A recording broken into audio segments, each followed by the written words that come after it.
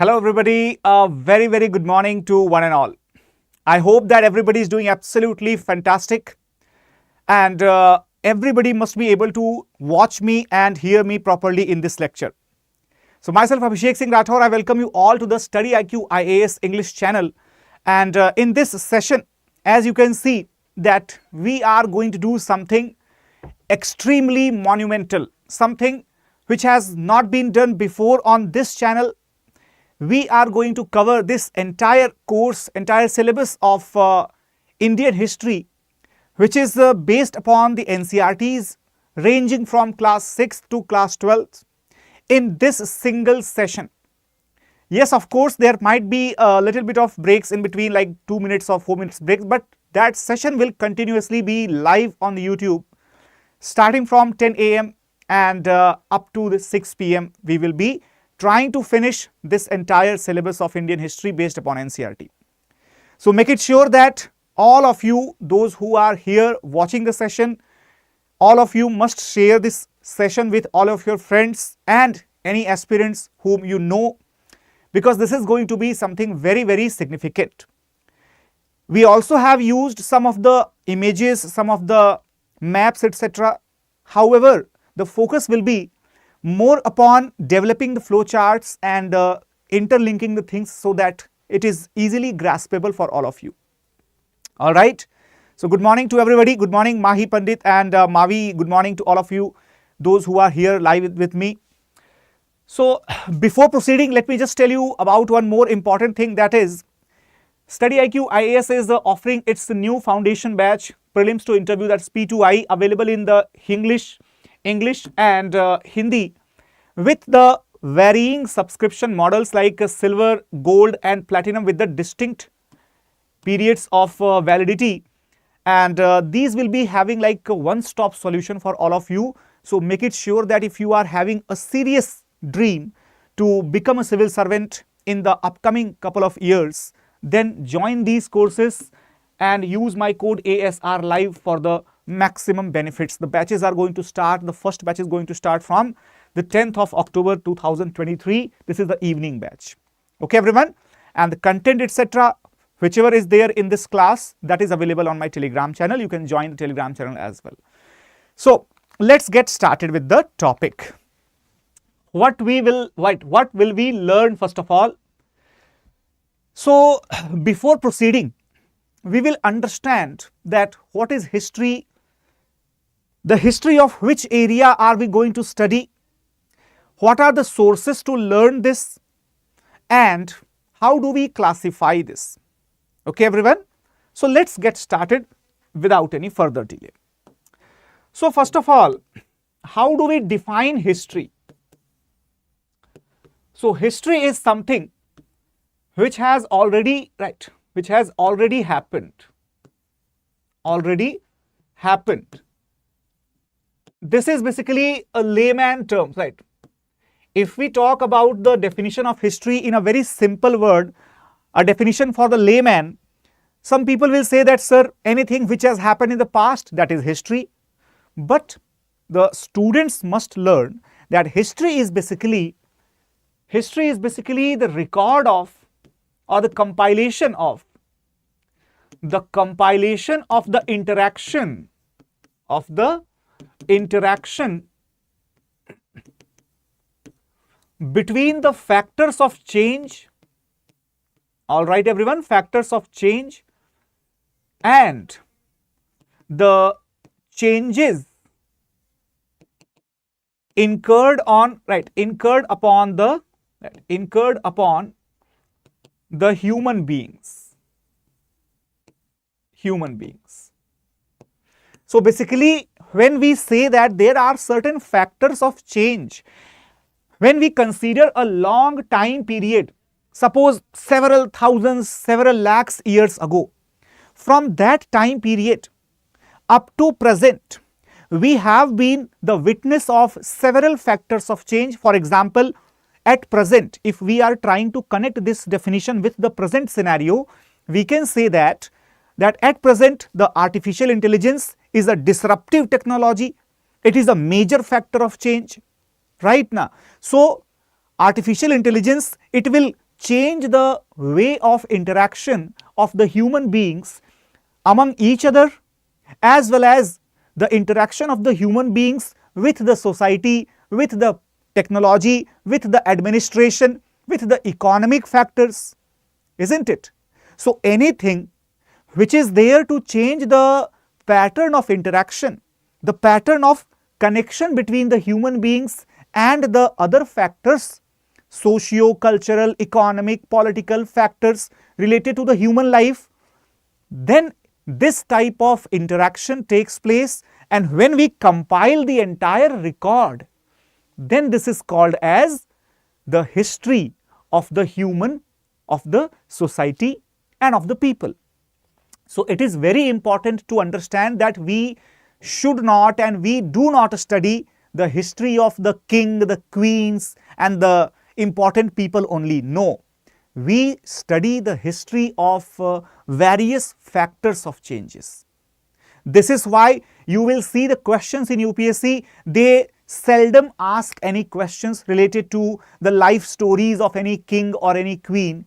They ask the questions related to certain significant features. For example, this year UPSC had asked a very simple, straightforward question in their mains examination. And let me tell you, that question in the mains examination, that was directly dependent upon the very first unit of class 6th NCERT.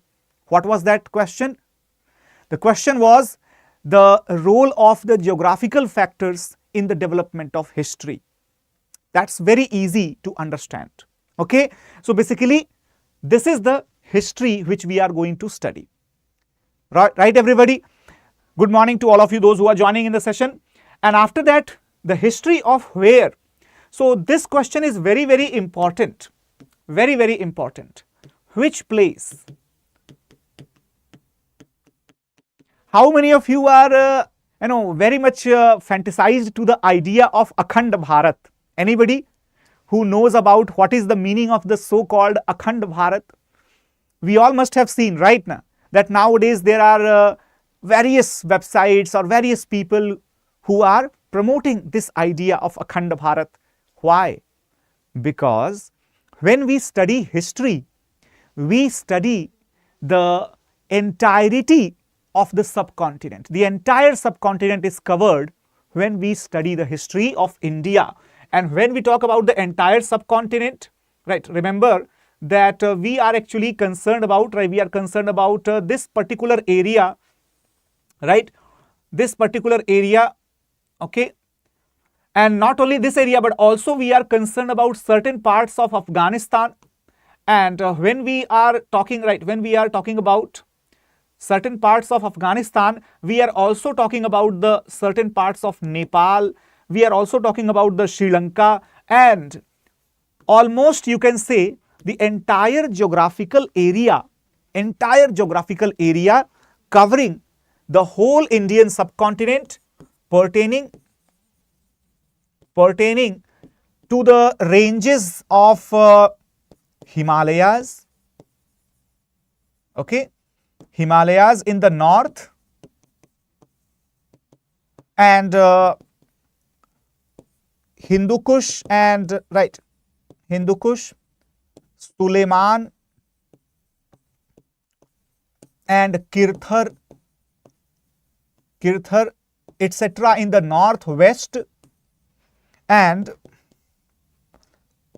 Tibetan, right, Tibetan hills or Tibetan plateau in the northeast, because several anecdotes related to the Indian culture, they are also found in the Tibetan plateau. For example, there are inscriptions written in the Sanskrit language, or there are inscriptions written in the Tibetan language related to the Buddhism, related to the Vedic culture. We have obtained such inscriptions or such records mentioned on the birch leaf, etc. on the Tibetan plateau also, right? So we can say that there are various locations apart from India which we can refer to understand the history of India. Not only in the Indian subcontinent, let me also tell you not about the Akhand Bharat only, but also about the Vrihattar Bharat. In Sanskrit, we call it as the Vrihattar Bharat, or in English, we say it as the Greater India. How many of you have studied about or even heard about this Greater India?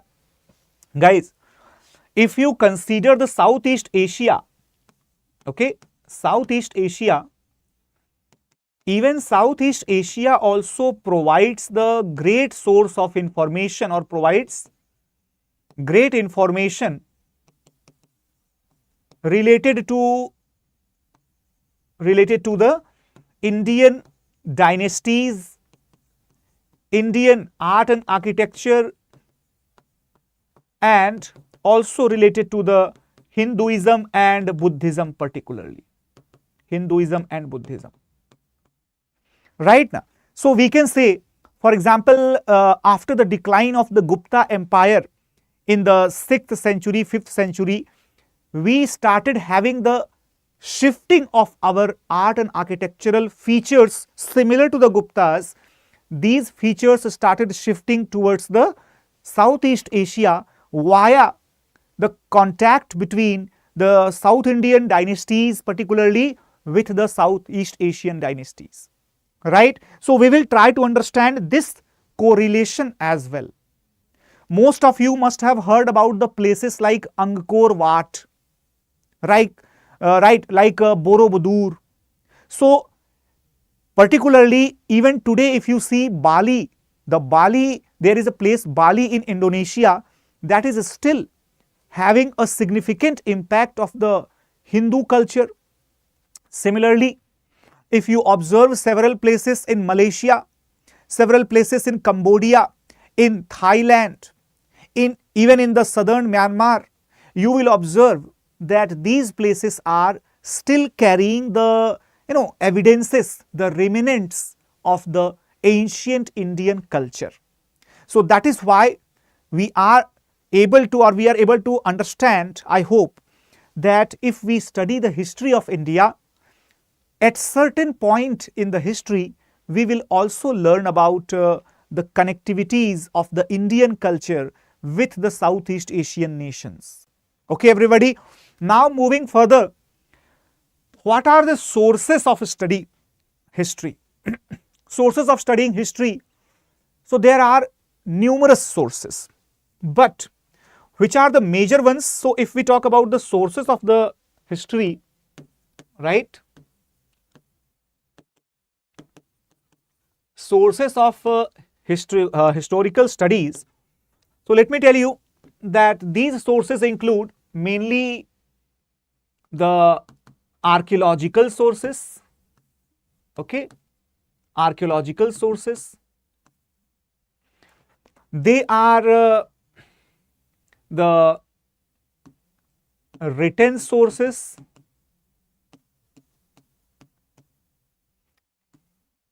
there are the verbal sources, okay, verbal sources, and there are the sources which are yet to be unearthed.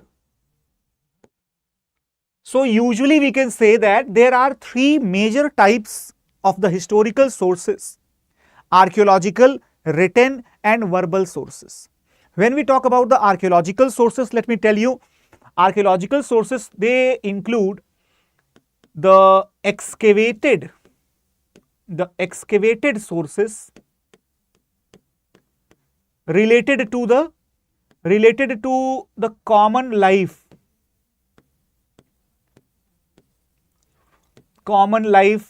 or royalties or animal remains, right? So anything which is basically related to the remains of, right, remains which are buried underground, right? So anything which we find which we find either buried underground or over the ground in the natural form. In the natural form, such resources or such sources of historical studies, they are called as the archaeological sources. And let me also tell you that these archaeological sources, they include so many things like the animal fossils are there, right? For example, we have the evidences, some of the tooth, some of the bones, right? These things might be that of the animals, might be that of the human beings, right? Some of the potteries, etc., the remains of the wheels, the remains of the toys, all these things, they are counted under the archaeological sources. Basically, archaeological sources means one thing, material source. Material source. Okay. So, this is in one line, material sources. And this is, what is this? This is basically the inscripted, okay, inscripted sources. Inscripted sources means what? Inscripted sources means that certain written documents, certain inscribed paleograph, certain edicts, all these things are the example of the written sources. For example, we can write down, there are the paleograph, okay, paleographs, there are the edicts, there are the inscriptions, all right, there are the manuscripts, okay, manuscripts.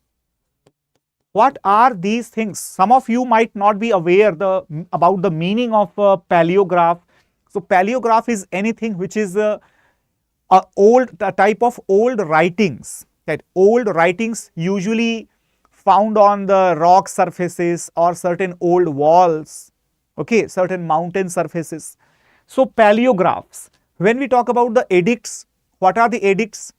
Edicts basically include the royal writings or the inscriptions made upon the natural surfaces like the rocks or the constructed surfaces like the pillars, okay. So, rocks or the pillars or any type of stone or the solid surface that could be the basis of inscribing the edict. For example, Ashoka's edict. Ashoka's edict are the example of that. Similarly, we have the inscriptions. What is the meaning of inscription and how is it different from the edict?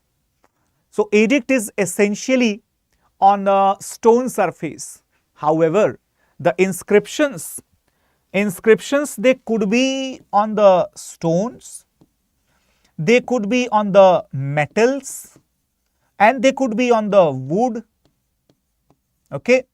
So, anything which is having a hard surface, either a metallic surface or a wooden surface or a you can say stone surface, anything which is used to inscribe the orders of the royal authorities, they are called as the inscriptions.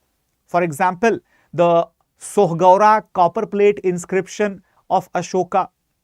For example, the Paharpur copper plate inscription or Aaron stone inscription. So, these are certain examples of the copper plate, stone and different types of inscriptions. Then we have the manuscripts. What is the meaning of the manuscript? Manuscript is basically when something is written down on the soft surface, perishable surfaces like the leaf of the birch, like the leaf of the palm date, okay, or even on the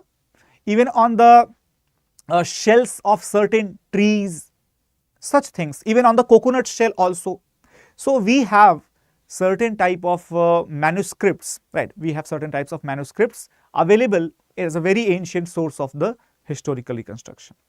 There is a question in the comments that, sir, is the rock painting a source of the archaeological evidence? Absolutely, yes.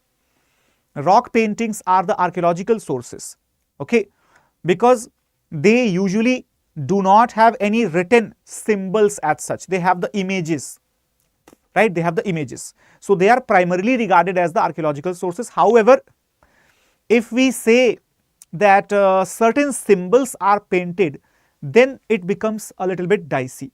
All right, everybody. Now moving to the third type of source of the historical reconstruction. How many of you have heard the stories about the local rulers? Nowadays it is very popular source. The people, they come across certain stories about their favorite ruler. For example, mostly in Uttar Pradesh, we come across the stories of Alha and Udal.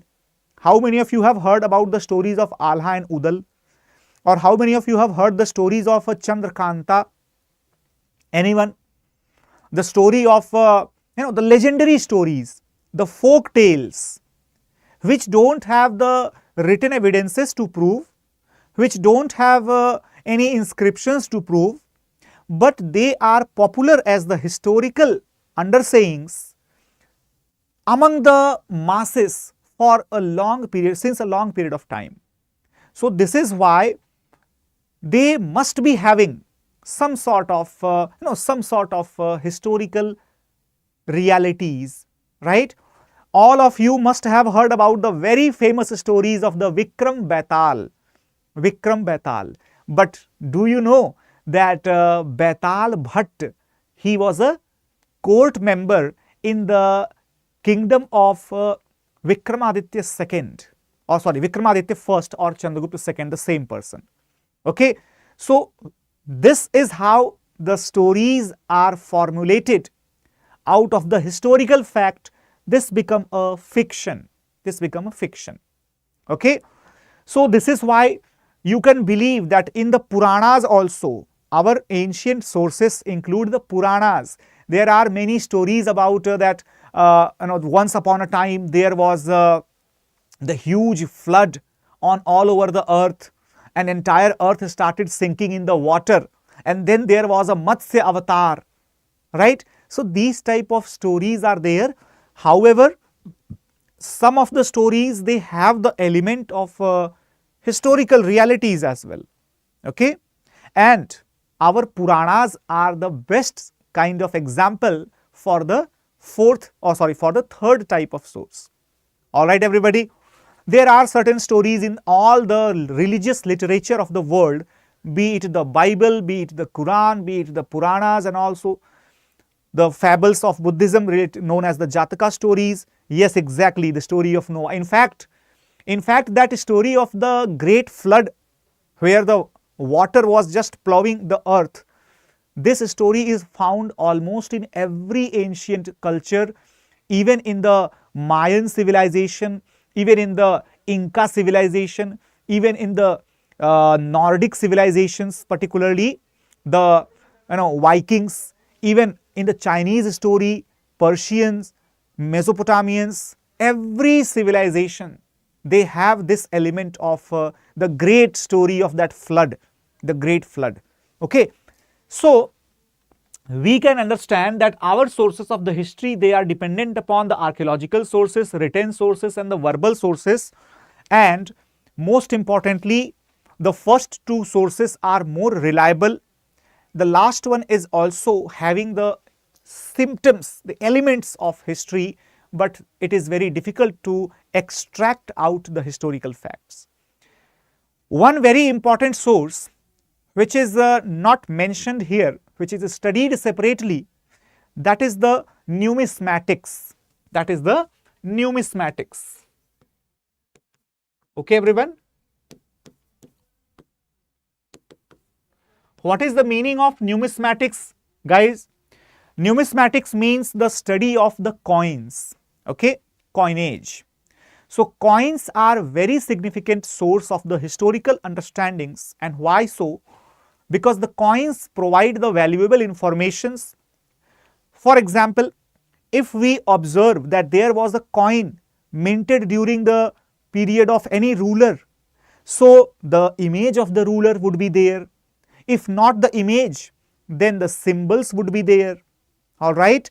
And if we talk about the metal which is used in making that coin, So you can very easily understand, you can very easily understand the intrinsic value, right? Intrinsic value as well as the extrinsic images or the informations.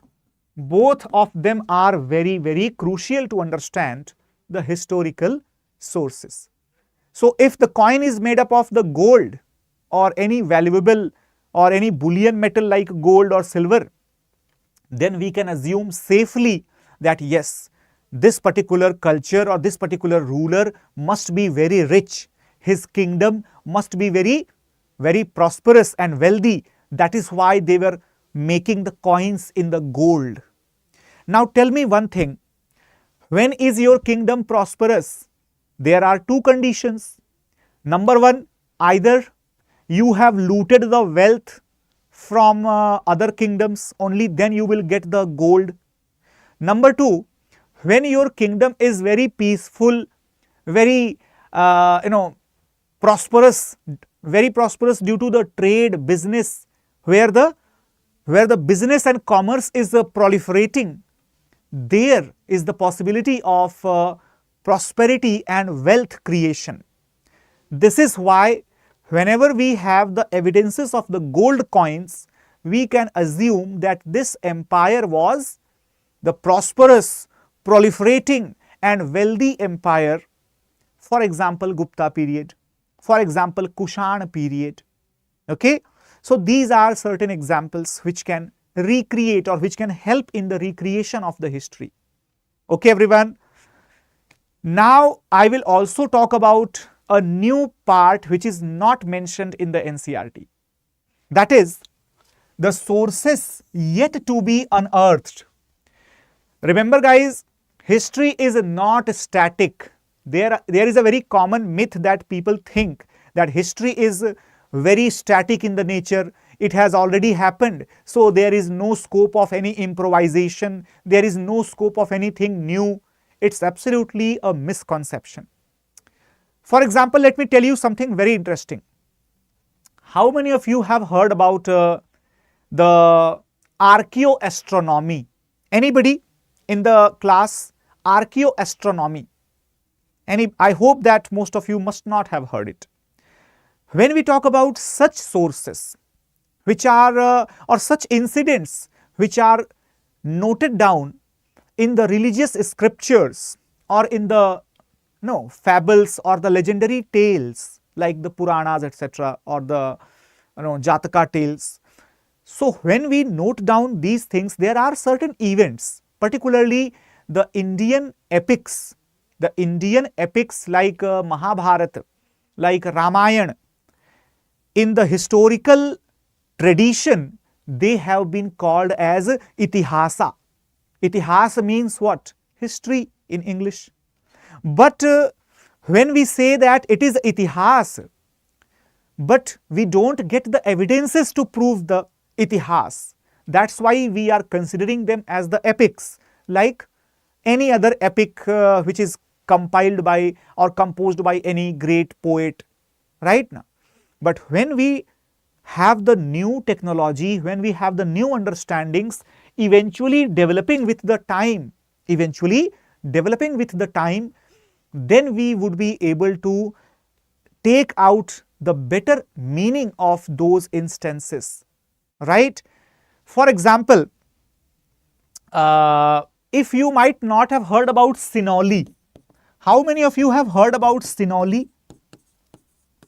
Anyone who has heard about Sinoli, or anyone who has heard about Vaigai? Anyone? These two places. Whosoever has heard about Sinoli and Vaigai civilization. Good morning, Sunny and Neeraj, right? Sinoli and Vaigai civilizations, or these are the places which have been recently unearthed, recently excavated. Not only Sinoli and Vaigai, even Rakhigadhi is also giving us the new evidences every year, right? So when we talk about Vaigai, which is located in Tamil Nadu, near near Madurai, or when we talk about Sinauli, located in Uttar Pradesh, right, located in Uttar Pradesh.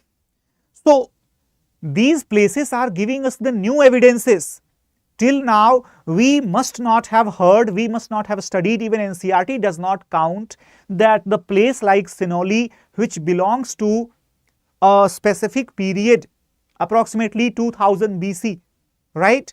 So that place is having the antenna swords, is having the wheel based chariots, right? It is having the joint burial, it is having the women warriors buried in the ground. So what does it tell us?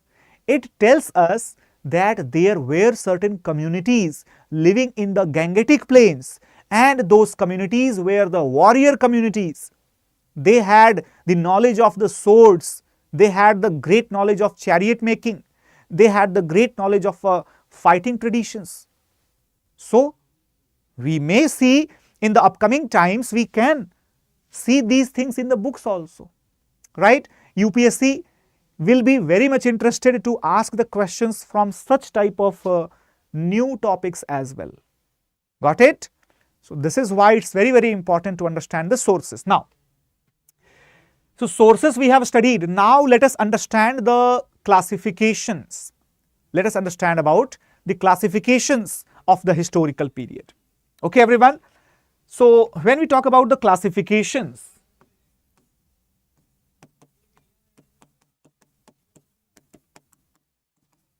classification of the history, all right, everybody, then there are multiple criteria. There are multiple criteria to classify or to categorize the history. For example, if we take the old criteria, old methodology, that is prominently followed by the colonial historians.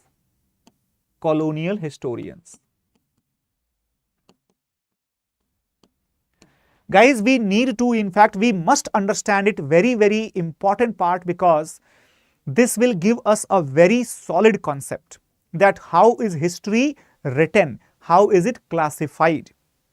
You all must have heard about the people like J.S. Mill, the people like Alexander Cunningham, right? Alexander Cunningham, or the people like even William Jones,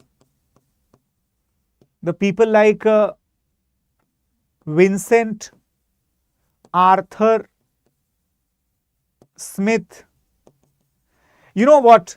These people, they are basically related to the colonial historical writings, particularly J.S. Mill. In fact, the entire Mill family, the father and son both, they are considered as the pioneer figures in the Indian historiography. What is the meaning of historiography? Historiography means the writing of the history, okay, the methods of compilations or understanding the history. Okay, everybody. So he was the one who was trying to categorize the Indian history, and which rule did he follow? He followed the very basic, and I would say very unscientific rule. He categorized the Indian history into three parts: the Hindu, the Muslim, and the British. Okay. So according to them, it was the ancient period which was Hindu, medieval period that was Muslim, and modern period that was British. This was the ridiculously unscientific and highly misleading type of categorization of the history or the classification of the history. Okay, but when we talk about the new method or when we talk about new methodology,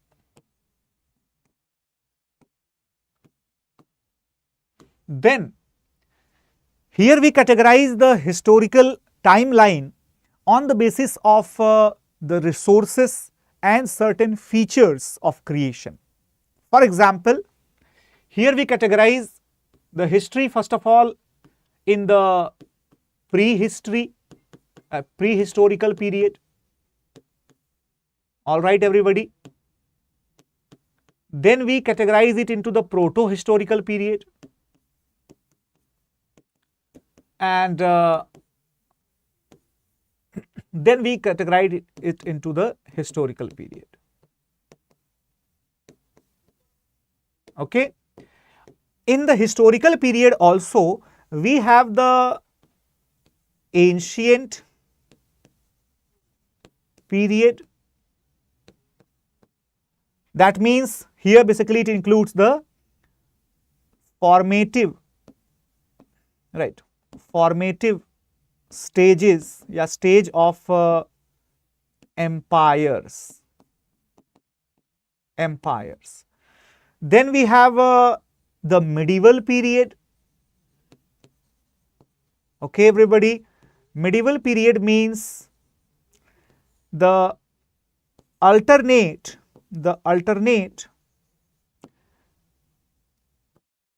disintegration, alternate disintegration and reintegration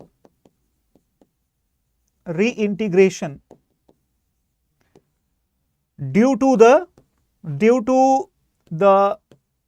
feudal system,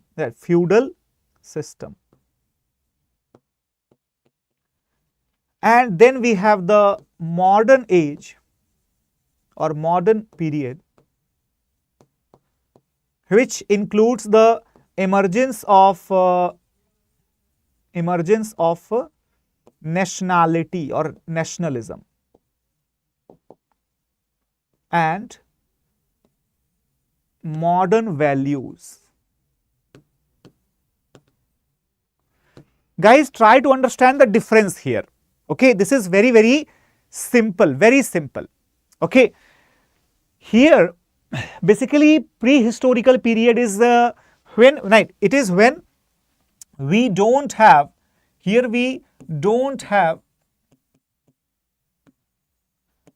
any written evidence. We don't have anything like that. Here, proto-historical period, we have the written, we have the written evidences, but we can't understand it, can't decode. Okay, so both of these periods, they primarily rely upon the archaeological sources. Okay, archaeological sources. Got it, everybody? I hope it's clear to all of you. Primarily rely upon the archaeological sources, have the written but can't understand. Proto-historical, we don't have the written evidence. Prehistorical. Then here we come across the historical period. Historical period is something which is, it is that particular period where all the verifiable resources are there. Okay. So we have all the verifiable resources. Okay, everybody. Example, Stone Age is the prehistoric period. Example, Harappan civilization is the proto-historic period. Example, Buddhist or Jainism or Mahajanapad or Guptas, Mauryas, Harshavardhan, any particular dynasty, British period, everything, that is the example of the historical period. That is historical period. All right, everybody. So I hope that you don't have any doubts related to this categorization. Okay, everyone. So in the historical period, we have the ancient. Why? What is the difference between ancient and the medieval and the modern? What is the difference? So basically, when we say ancient period, there we are not having the evidences of the decentralization. Whenever there was an empire formed, that empire had a largely centralized structure of administration. Example, Mauryan Empire. Vast empire, but centralized administration. Even in the world history also, Roman Empire, huge empire, but centralized structure. Okay. So usually the centralized empires, they give us the impact that there was less awareness among the common people about the administration, about the tax collection, about the development of art and architecture. The common people were not that much aware about these things, which includes the empire of Mauryas also. So when we say that Maurya Empire was a huge empire, then also understand that common people were not bothered about this huge empire. Only the central authority and their administrative officers were aware that there is something called empire. Okay.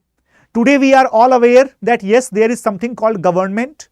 Today we are all having the interaction with the government. Ancient periods, the common people, they had the least interaction with the government, with the empire. Okay. But as the history goes along with the time, there must be the increasing awareness about the ruling authorities, increasing awareness about the administrative mechanisms. Yes or no? Tell me, guys. After certain period of time, you all are there who are able to understand that how is this working. Suppose the mobile phone technology that was introduced, the elderly people did not understand how to operate mobile initially. But later on, after spending some years, after seeing the working of that technology, even the elderlies also got to understand that yes, this is how the mobile phone works, this is how the video call happens. They all got to understand it. Similarly, the common people, when they were living under the empire was continuously expanding and inculcating the new areas. Then those common people, they got to understand that yes, there is certain method of ruling. Okay. And not only that, even the expansion of agriculture that resulted into the rising prosperity among the common folks, and they started ruling the local areas. So guys, what will happen? Then we will enter into the medieval period where the centralized empire that will be disintegrated into several smaller kingdoms, because the local authorities, they will be capable enough to rule their small areas. And this is why this age will be called as the age of decentralization and the age of feudalism. What is the meaning of the feudal system or feudalism? Where the central authority is just nominal for the name's sake, but the real power that is shared by several stakeholders who are fighting constantly among themselves to establish their dominance. Example, Rajput period.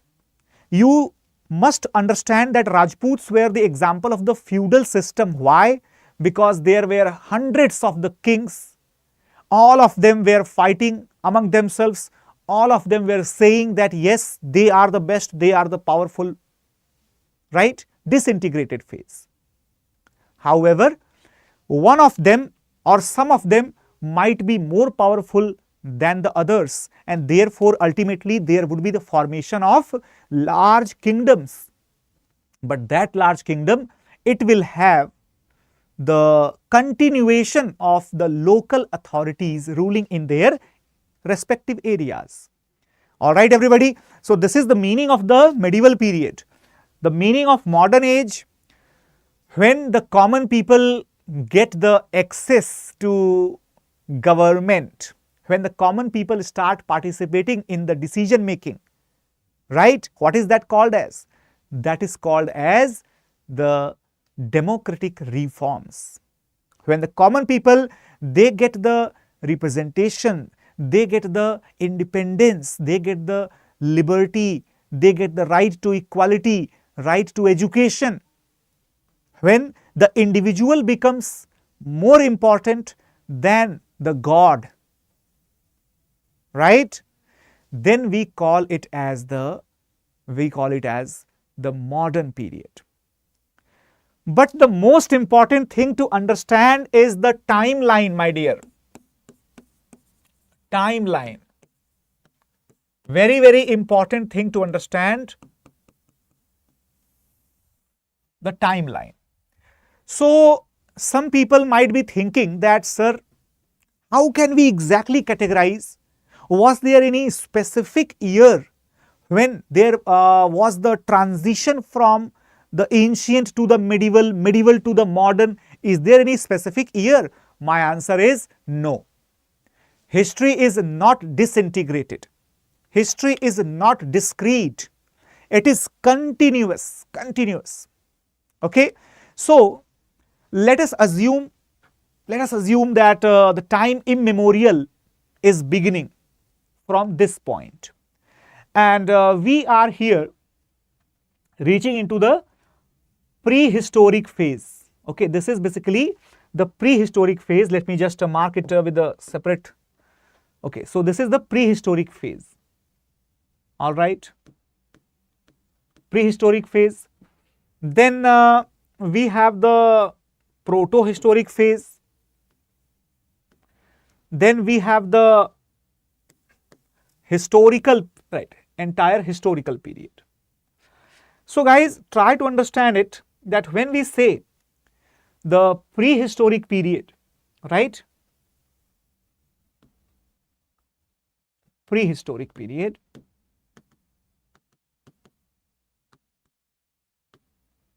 prehistorical age, here we have the Paleolithic, we have Mesolithic, we have Neolithic, and we have Chalcolithic, we have a Megalithic,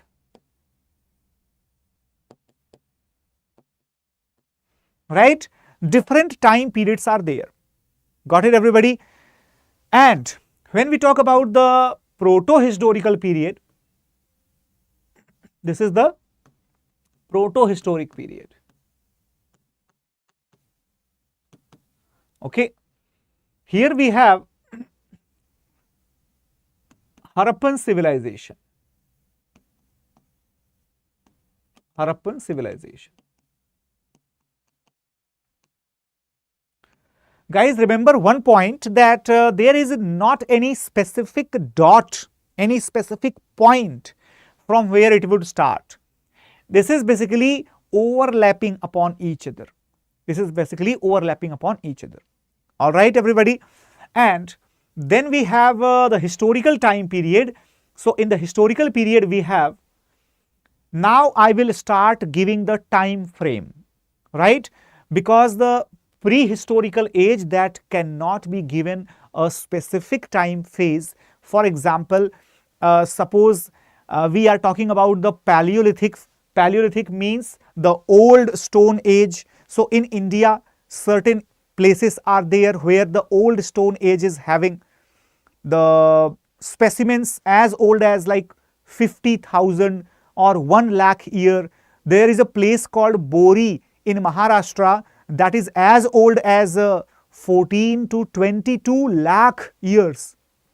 14 lakh years up to 22 lakh years. This much of antiquity is possible, okay, from Bori. Similarly, there are certain places in the Shivalik ranges, There are the places in there is a place in Madhya Pradesh called as Hathnora, right? Hathnora, Adamgarh. So these are certain areas or certain places which are giving us the remains from lakhs of years old specimen. So for the sake of convenience, we can categorize them like 50,000 years to 5 million years. But I should say one thing, that we must not try to give the exact time in the pointed form, because that is not a scientific way to study that. However, beginning from the Harappan period, from where we start getting the proper evidences, the proper verifiable, understandable evidences. But yes, written evidences are not studied yet, of course, but we can categorize the time period. So Harappan civilization that existed from 3300 BC up to 1300 BC. All right, everybody.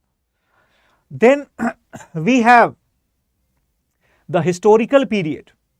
So this historical period, this is basically a huge, right. In the historical period, we have the Vedic culture, okay, Vedic culture. We have Mahajanapad, we have the Mauryas, we have post-Mauryas, we have the Guptas, right. Here we have later Guptas, and here we have tripartite, and here we have the Cholas and Rajputs. Okay. So up to this point, I think everybody should get a basic idea about the timeline. So when we talk about the Vedic culture, try to understand one thing, right? Just a second, everybody. Now, when we talk about the timeline, so Vedic culture is basically having 1500 to 500 BC. And Mahajanapad age is approximately 600, right, 600 to 300 BC. Mauryas they are from 321 BC to 180, right, 5 BC. And Guptas, we are having this one, right. Post-Mauryas, they are from 185 BC to 275 CE. Guptas are from 275 CE to 550 CE. Later Guptas, they are from 500 CE up to 750, right, 750 CE. And then after that we have tripartite, 750 to 950. Cholas and Rajputs, 950 to 1200. And after that we have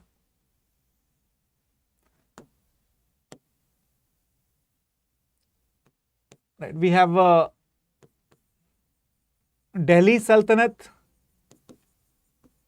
All right.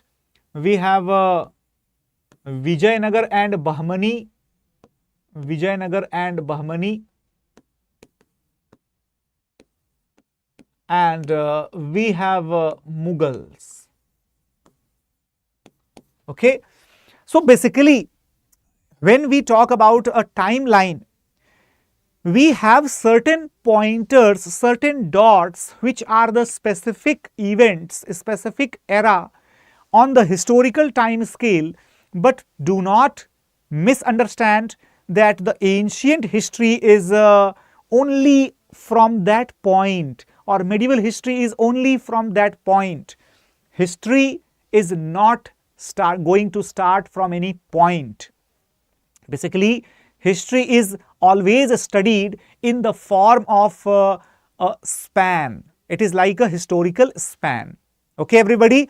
So, usually when we talk about the ancient, we study up to here. This is ancient. When we talk about the medieval, we study up to here, right? Medieval. And when we talk about the modern, we study modern later on. Okay, everyone?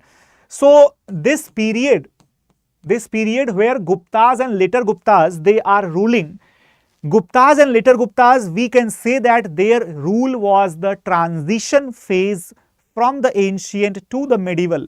Later Guptas, particularly like Harshavardhan, like Pallavas, rule that was the era of transition from the ancient to the medieval.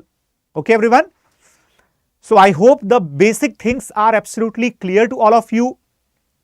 Now, let us move to the meaning of these terminologies.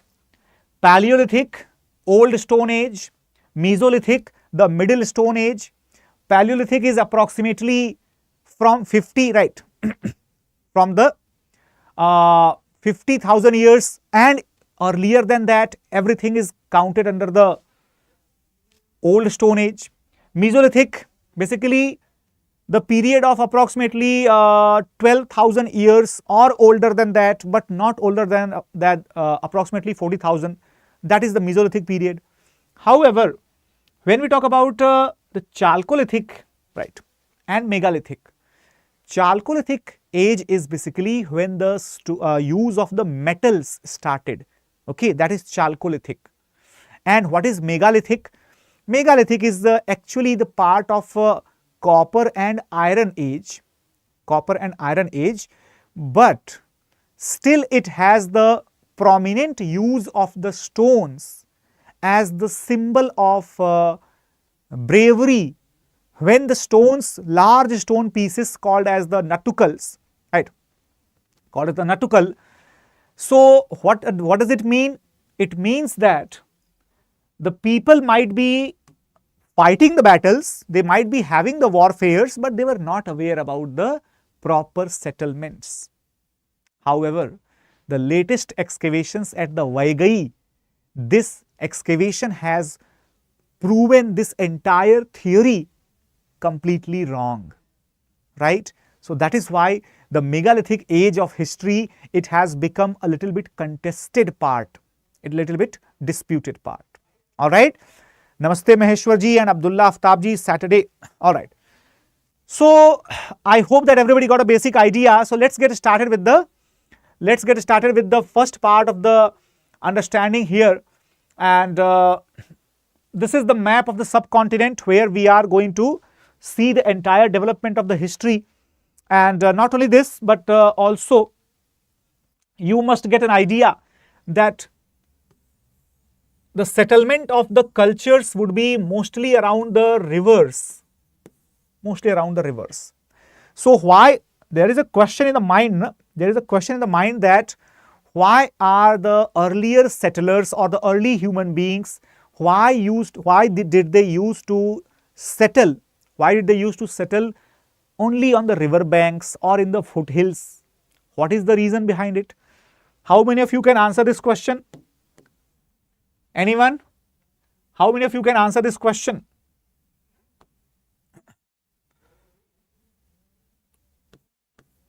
Prehistory. Okay, prehistory. Old Stone Age. Okay, Middle Stone Age or Mid Stone Age. and New Stone Age.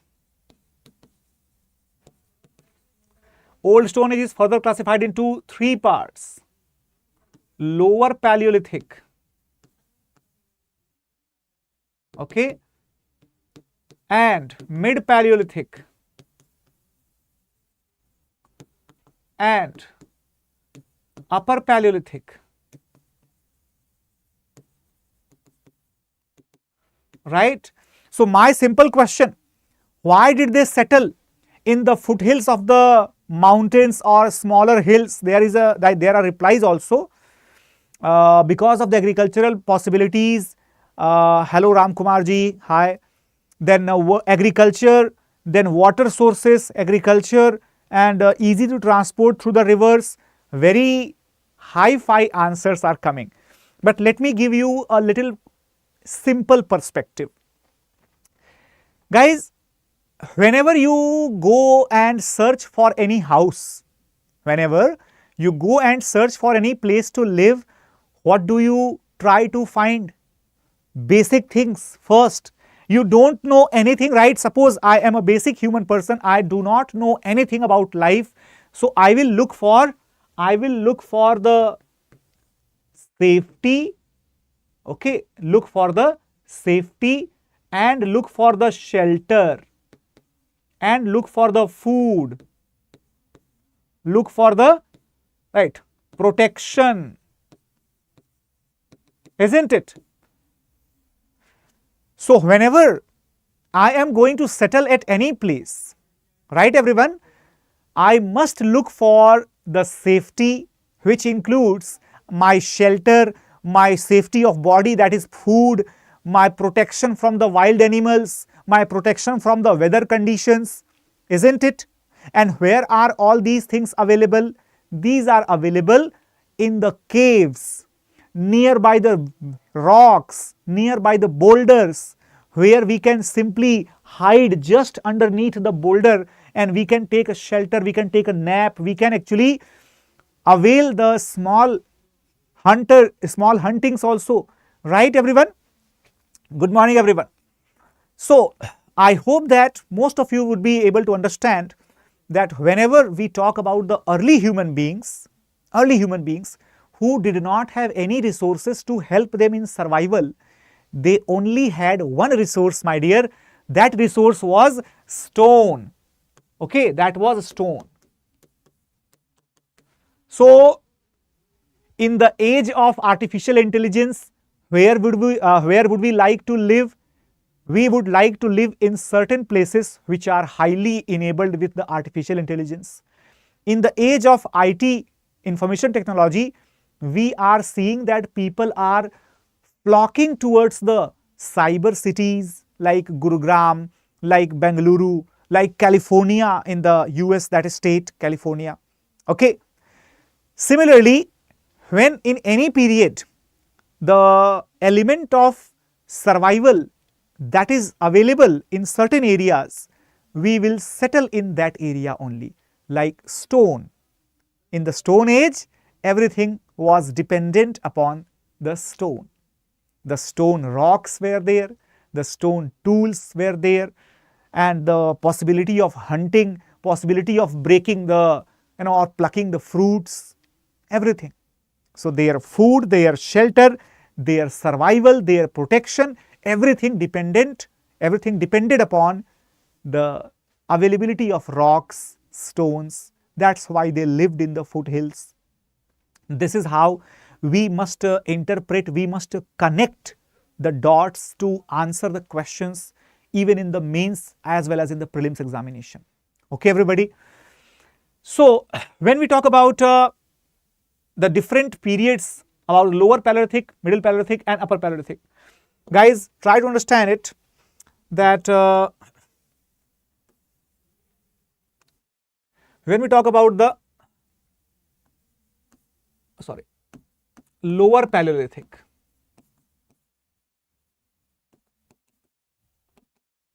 or mid or upper, we usually categorize on the basis of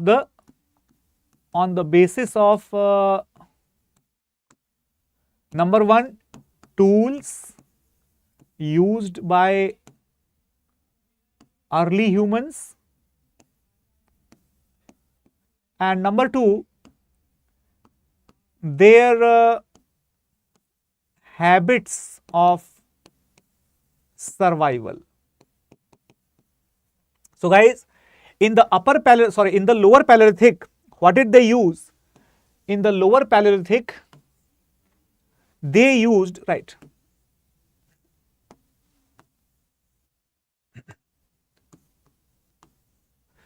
so in the lower, they used the undressed and irregular shaped tools, where they lived dependent upon, they were depending upon food gathering and hunting. Here also their tools, they got changed. Now they had partially made to work tools, sharpened and thin, and here they again still hunting and food gathering. Then when we talk about upper Paleolithic age, here their tools became sophisticated, okay, and hunting became prominent.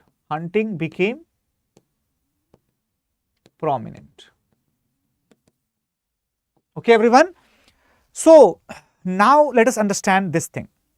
Got it, everybody? Shailendra ji, very good morning. When I am saying that they used to live nearby the foothills of the mountains, they had the access to the tools or the stones, particularly they used to make certain tools out of the stone. So initially they used the large boulders, and they did not make it very sharp. They just used it and tried to sharpen, or they tried to make the regular forms just on the one side of the tool, and that is when they used it in the hunting and primarily for breaking the fruits. However, after certain period, certain time in the mid Paleolithic age, what happened? Mid Paleolithic age, they started making their tools little bit sharp, little bit flaky. So you can take the very simple example. I think most of you must be having the clear understanding that whenever we see, try to understand, how does a potato look like? How does a potato look like? A potato, suppose if you are just giving a sharp cut underneath, and the potato becomes like that, something like that. For example, this. Okay, this is a thick, irregular and rounded shape of the tool, having a natural flow because this portion was broken down. Okay, it was separated. After that, when we talk about the mid Paleolithic age, okay, Shailendra ji, so mid Paleolithic age is basically, here we are having the flake. That means the entire stone tool that is hammered, and we get the thin flakes. It is like making the chips out of a potato.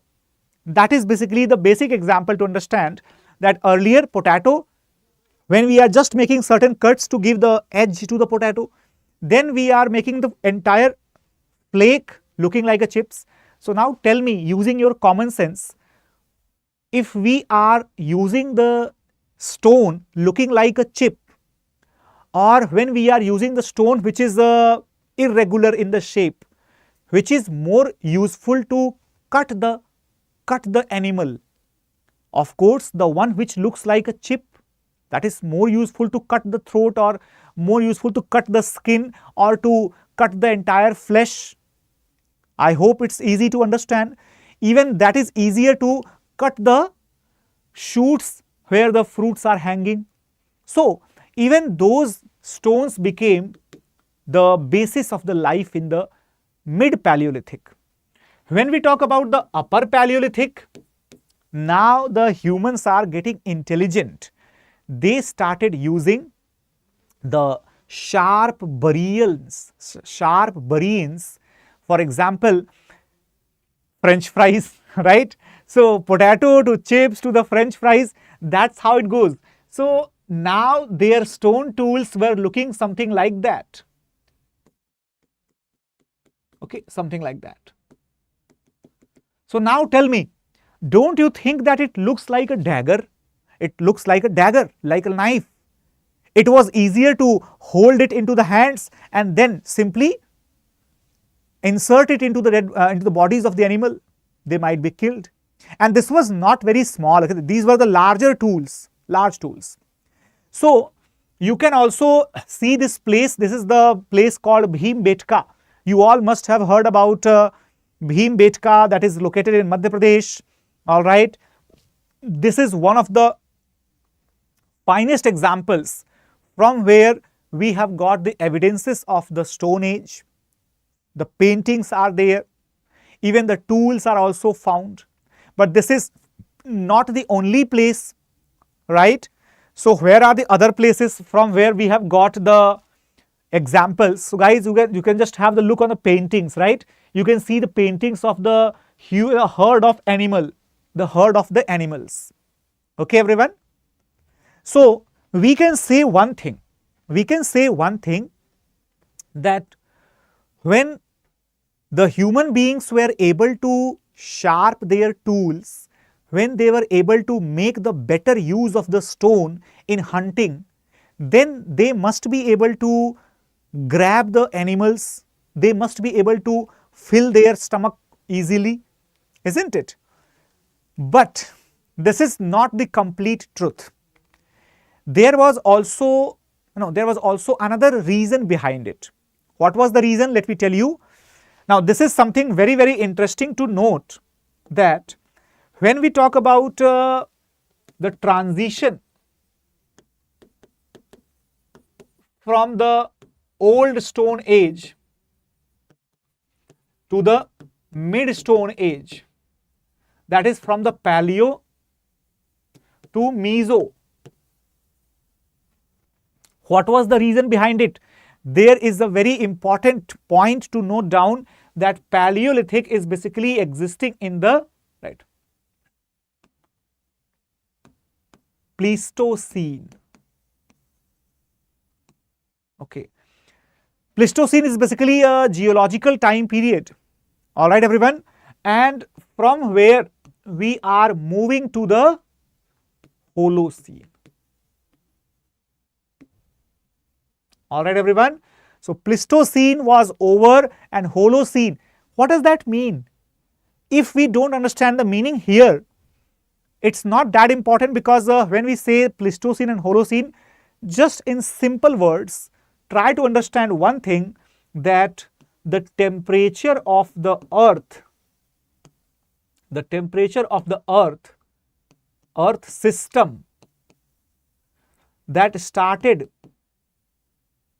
rising due to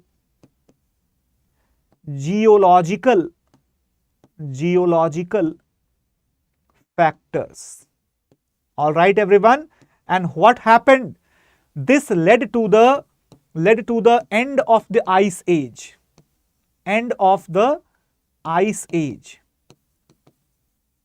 Around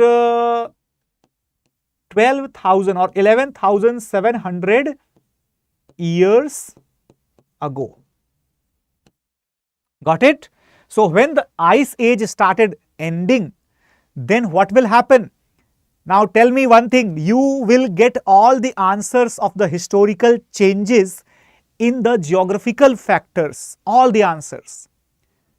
So What is the time period? Approximately 11,700 years ago. So now answer my question. Answer my question. When would when was the agriculture started? Agriculture start, or when did, you can simply write it down. When was the agriculture started? Agriculture started around 11,000 years ago. When did the domestication of the animals, domestication of the animals start?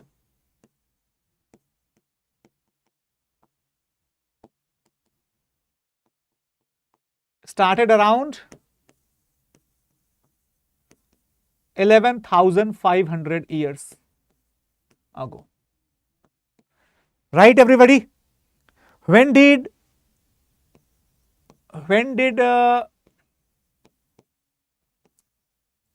initial group huntings, group activities start? Yes, simple question. When did the initial group activities start? Yes, you are right. Around 11,000 years ago. Okay. So why are these things starting or beginning during the same period? What could be the reason behind it? The reason behind it was the change in the geographical factor leading to the better availability of the plain lands, better availability of the and better climate suitability to support the agricultural growth, to support the growing of grasses, and to support the survival of the herbivores, the grazing animals. Grazing animals, they were not dangerous, they were not hunters, they did not pose any danger to the human. It was easier to tame those animals, and therefore, my dear, what happened?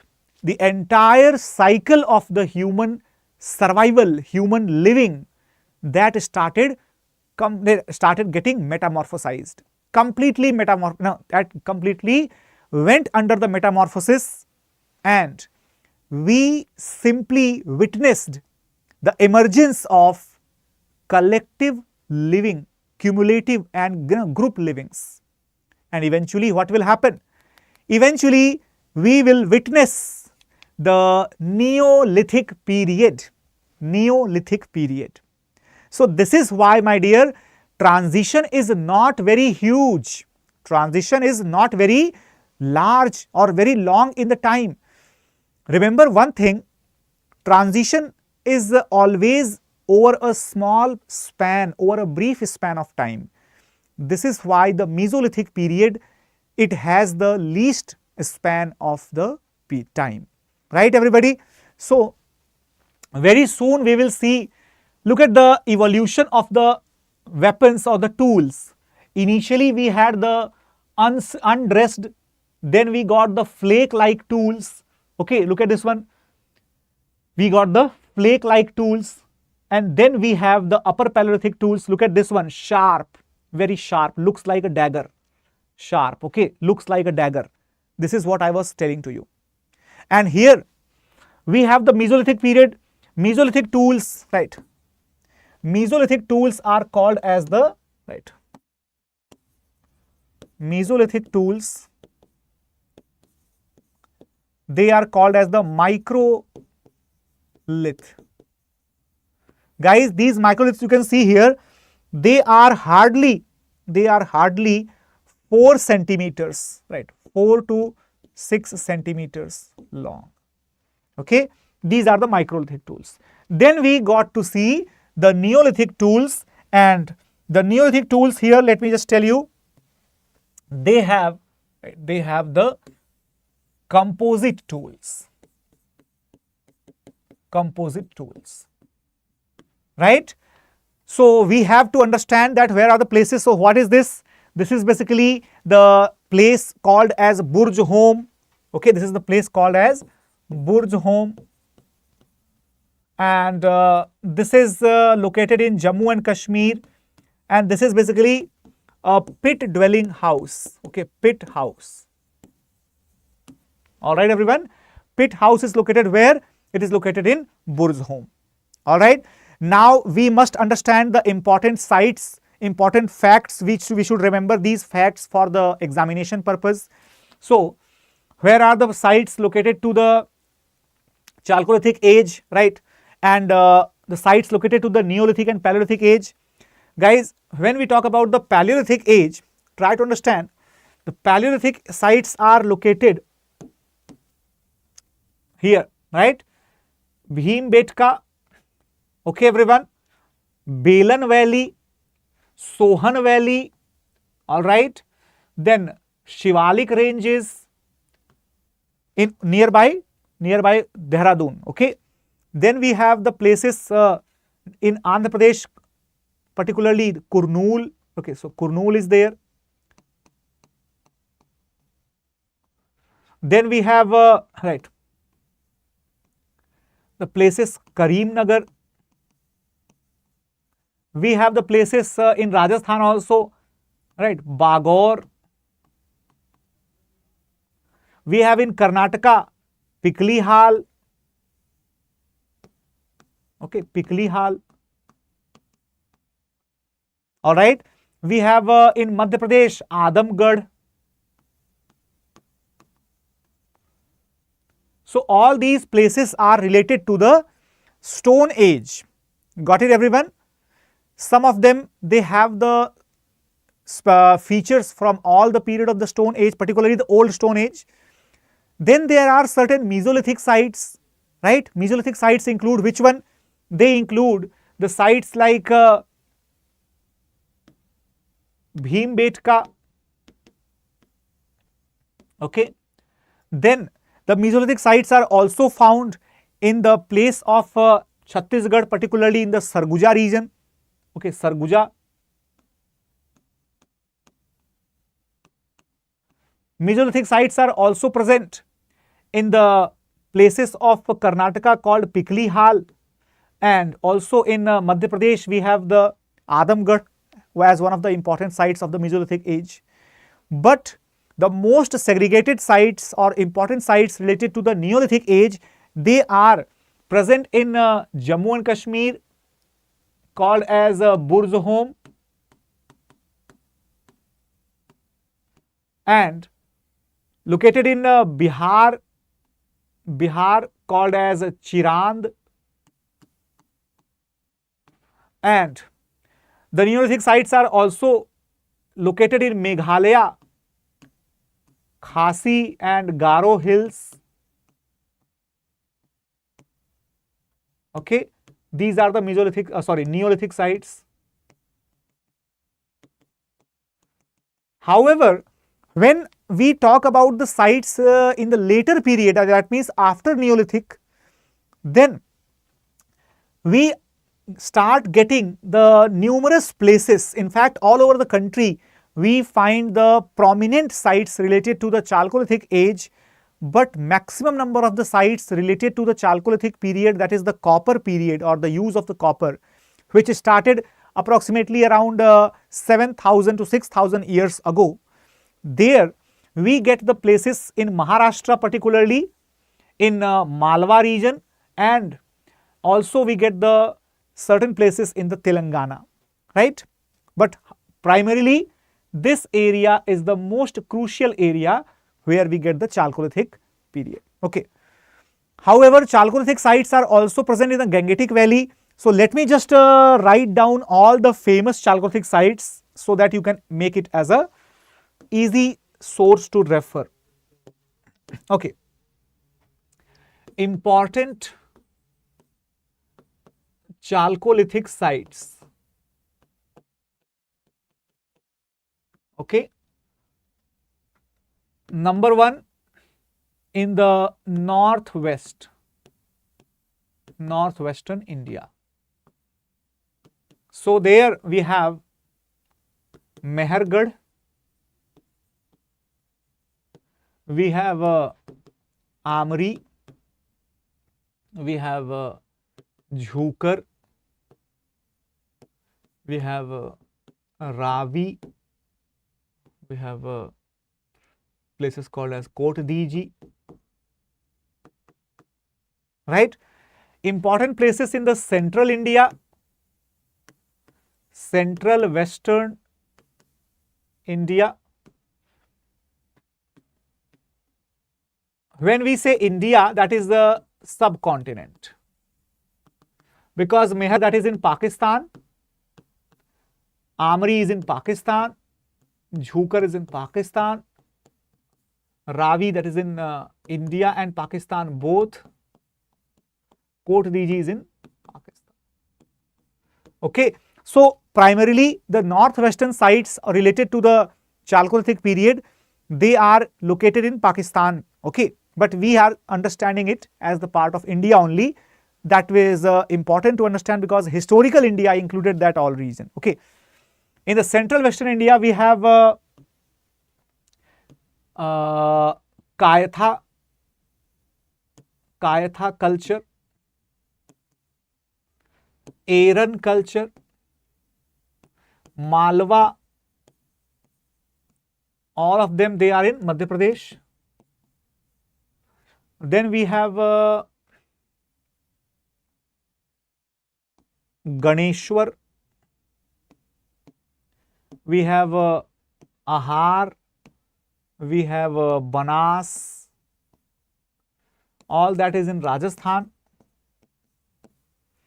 Then we have Zorve, Daimabad, and that is in the Maharashtra. There is a place called as the Navda Toli, right? Navda Toli, that is basically in the Maharashtra and Madhya Pradesh. Guys, the area of that particular culture is spreaded across the Maharashtra and Madhya Pradesh both. That is why I have connected both of them. All right. And we can also understand there are certain Chalcolithic sites in the Gangetic plains. In the Gangetic plains. We call them as the OCP or ochre colored, right? Ochre colored pottery culture. So these are basically present in the areas like Koshambi, right? Then Sarai Nahar, right? Then Hastinapur, Alamgirpur, etc. Okay. So all these things we should be able to recall, we should be able to understand it. All right, everyone. So now I hope that everybody got a basic idea. Now let us focus upon the earliest cities. All right, everyone, earliest cities. So earliest cities, that means the Harappan civilization. Got it? Up to here, I hope it is clear to all of you. And guys, those who have not liked the session, guys, must make sure that this session is going to be huge. This is going to be a one-stop solution for all your basic understandings. And after this session will become a successful session if you will be like making sure that there are at least, we are having certain targets, right? Still we are having a new channel, as we all might be aware that StudyIQ IAS English is comparatively a new channel. Comparatively we are trying to reach maximum number of people.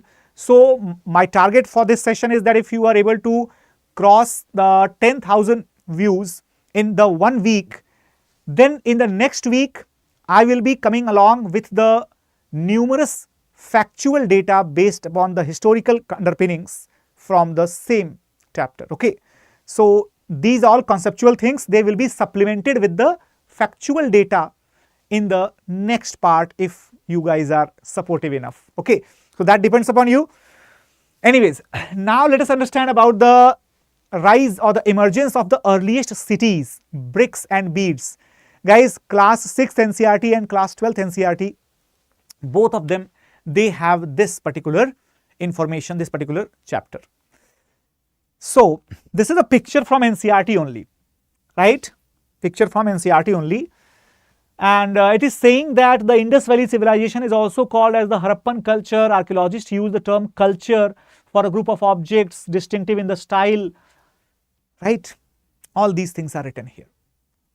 Now let us understand that what is the difference between a culture and a civilization. What is the difference between civilizational and cultural artifacts? Okay, Jai Hind Saudagar, how are you? So guys, let us understand, but before proceeding, all of you must understand that these are called as the bead. Okay, beads. These were basically used in, right, used in jewelry making. Now these are the weights, these are the measurements of the needles, so many things. Now let us understand about the Harappan civilization. Harappan civilization. So guys, one thing, when we talk about the Harappan civilization, have a look on this particular map. Early Harappan settlements. Early Harappan settlements. I told you one thing, that the Chalcolithic period, that is the period when the use of metals started. Okay, everyone. So in the Chalcolithic period, what happened? Chalcolithic period means the use of metals started. Use of metal, particularly copper. Okay, everyone. And this was approximately 7,000 years ago. All right, everyone. And from 7,000 years ago up to 3,000 years ago, the copper was very important. Very important. So usually what happens that this became the factor of change. Factor of change. And why so? Because when we compare it with the Neolithic period, try to understand it. Neolithic period, it led to the use of composite tools of the bones and stones. It led to the emergence of society, emergence of the housing,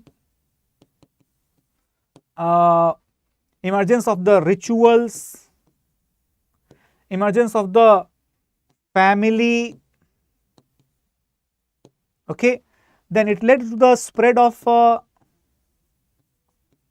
agriculture, settled life, and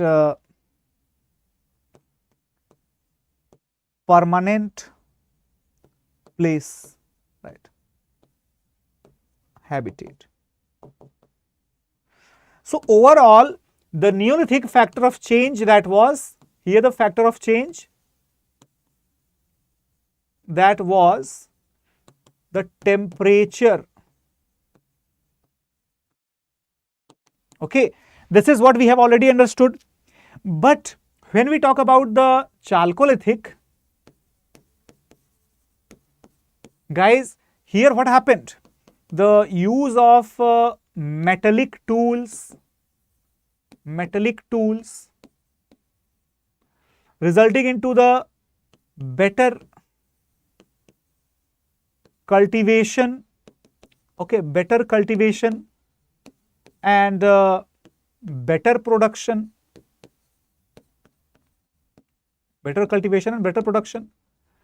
and that led to the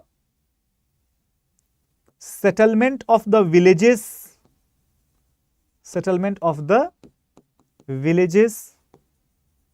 and occasional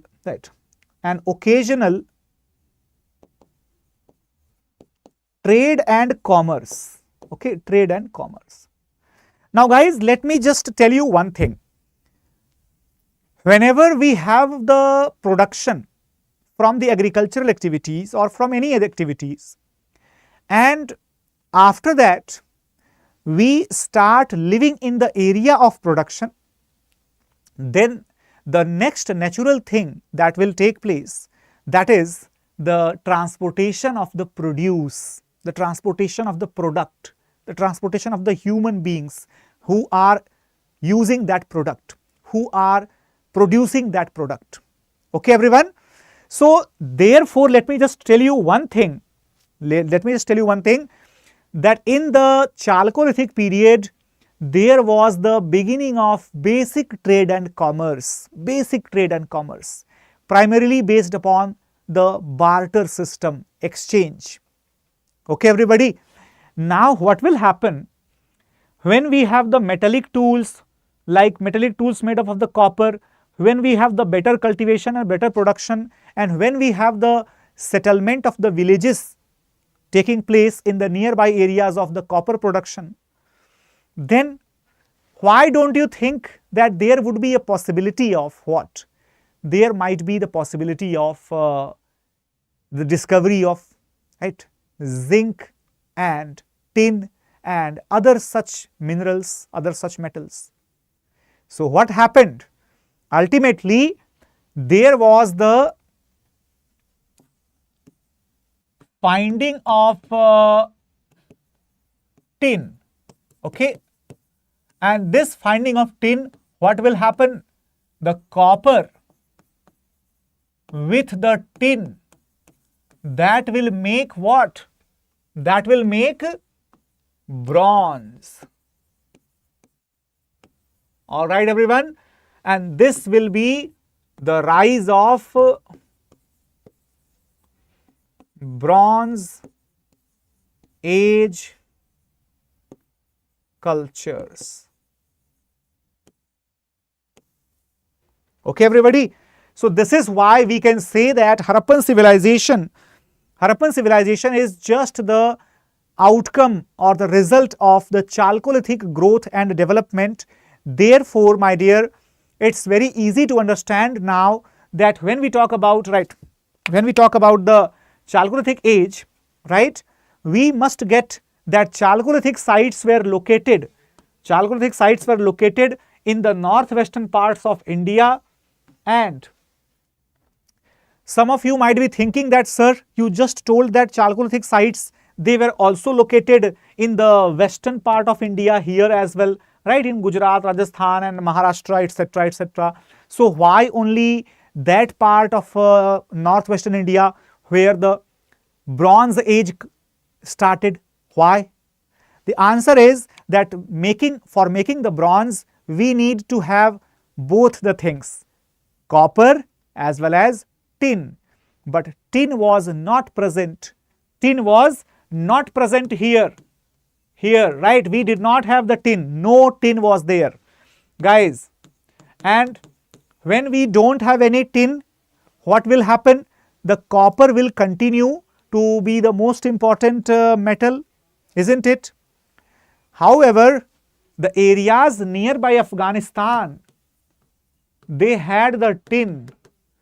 The areas nearby the Iranian hills, they had the tin. So Hindu Kush and Suleiman and Kirthar foothills, they had the availability of the tin, and this is why, my dear, what happened? slowly, the people living in this area,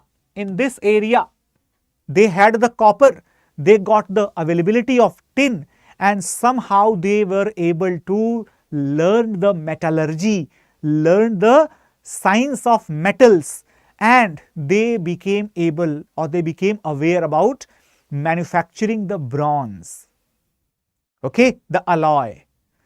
Now this was a huge change, huge factor of change, and this factor of change, it led to the emergence of so many consequences, so many side effects. All right, everyone. For example, if I am telling you that what were the impacts? What were the impacts of bronze on the development of civilization? Then guys, try to understand one thing, that bronze, it was harder and stronger, right? Harder and stronger than copper. Okay, therefore tool making, right? Tool making, that was more effective. Okay, digging of the ground,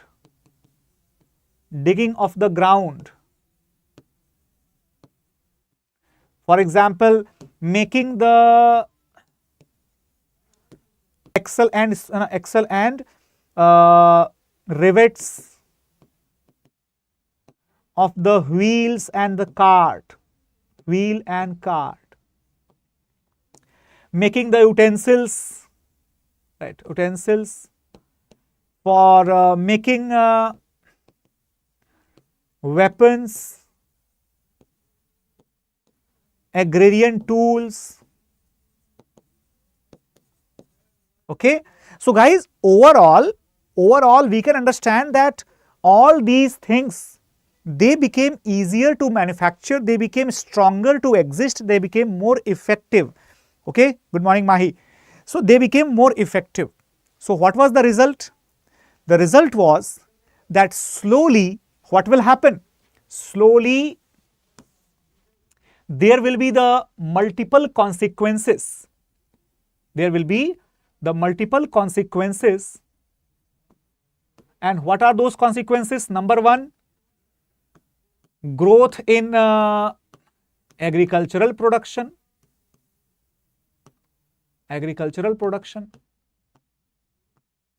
Okay. Number two, better and farther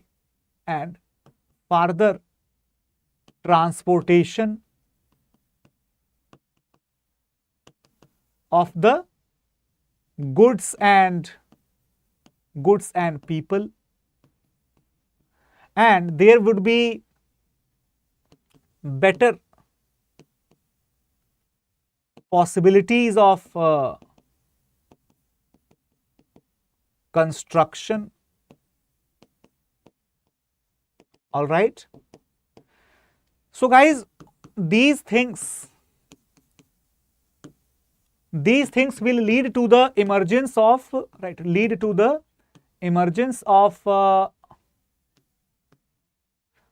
markets, and eventually emergence of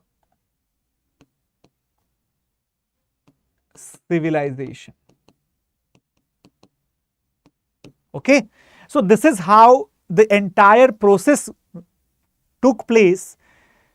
When we got the copper, we got the tin, we made the bronze helped in raising the standard of living, in raising the agricultural production, in raising the transportation possibilities. So what happened? When the transportation became easier because of the innovations in the wheel and cart formations, with the help of bronze, it became easier to shape the wheel, it became easier to make the axles, it became easier to use the rivets in the axles so that the wheels don't get out of the spokes and axles. So ultimately, the thing was that all these factors combined together, they resulted into the better resources for the people living upon the copper. All these tools made up of the bronze, they resulted into the better agrarian production. And when there is the production surplus, my dear, try to understand, when there is production surplus, what will happen? The additional production will be sold into the outward markets. When there will be the additional production sold in the markets, certain people from the outward markets, they will start coming to the base of production, to the area of production for getting better prices. Eventually, what will happen? This area of production, the people will get settled here itself. The area of production will also start to increase because the more and more profit will be possible if the production is increasing. And as the area of production will increase, the settlement, that will also expand proportionally. And eventually what will happen? We will have the large areas of settlement, we will have the large areas of trade and commerce, we will have the connected places where one thing was exported to and the second thing was imported from. Okay. So don't you think that all these features, they are the part and parcel of any civilization? And yes, they were the part and parcel of Harappan civilization also. Okay, everyone. So when we talk about the Harappan civilization, we come across the places. Look at these. The mature Harappan places or mature Harappan sites, they are located in the river valleys. Okay, everyone. They are located in the river valleys. For example, you can see this one, or here there are certain places. Here there is a place. Okay. All these places, river valleys, river valleys, river valleys. Okay. All right, everyone. So what is the reason behind it? What is the reason behind it? Why are the river valleys now more important as compared to the foothills of the mountains? What is the reason? The reason is that agriculture became the primary source of their livelihood. Okay. And agriculture, when it is the primary source of the livelihood, it is very, very crucial to live nearby the places which are plain, which are irrigated, and which are having the moisture in the soil. Okay. Also, the transportation with the help of the rivers, that was easier due to the boats, due to the boat formations. Okay. So guys, this is why Harappan civilization sites, they are mostly located at the banks of the rivers. All right. Which are the important sites in this civilization? The important sites include, some of the largest places are, for example, Mohenjo-daro. Okay. Then we have Harappa as one of the largest places. Then we have Rakhigarhi as one of the largest places. Then we have the Ganveriwala as one of the largest places. We have Dholavira as one of the largest places. All right. And we talk about important but not as large.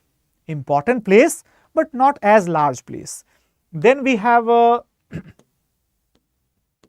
example, we have the Lothal, important but not as large. We have Rangpur, important but not as large. We have Banwali, important but not as large. We have Kalibanga. Kalibanga was, however, one of the largest places. All right, everyone. And apart from that, we have important places like Chandhudaro. We have the important places like Alamgirpur. It's not visible, I think. Yes, but here it is Alamgirpur. Okay. And we have Sutka Gandor, right? Sutka Gandor is there. We have Balakot. Okay, Mehergarh is not visible here, but Mehergarh is there. Right, this.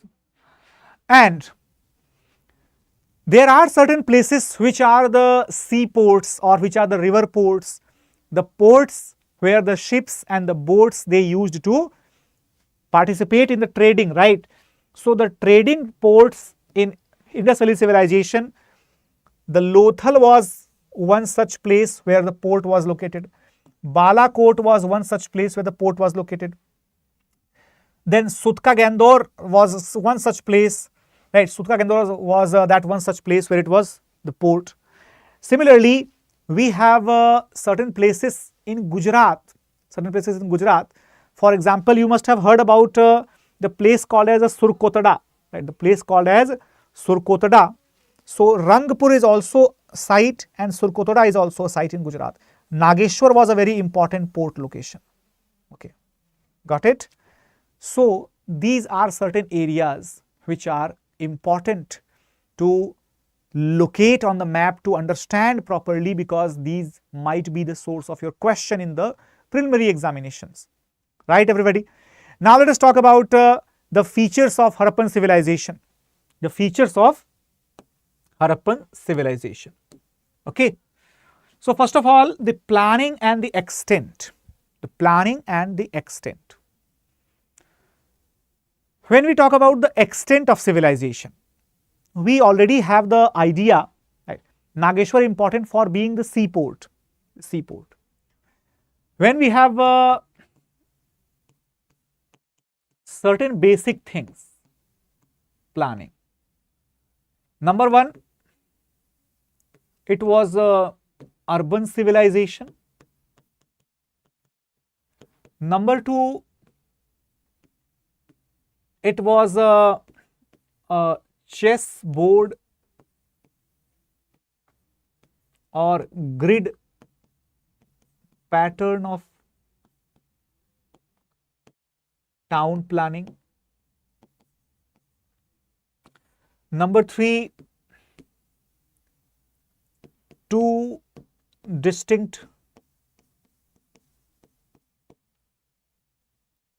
spaces in town. These two distinct spaces were called as the fortified citadel and unfortified lower town. We also have the exceptions, right? Exceptional cases. Okay, everyone. Exceptional cases like in Dholavira, right? In Dholavira, we have three parts, and we have complete fortification. Complete fortification.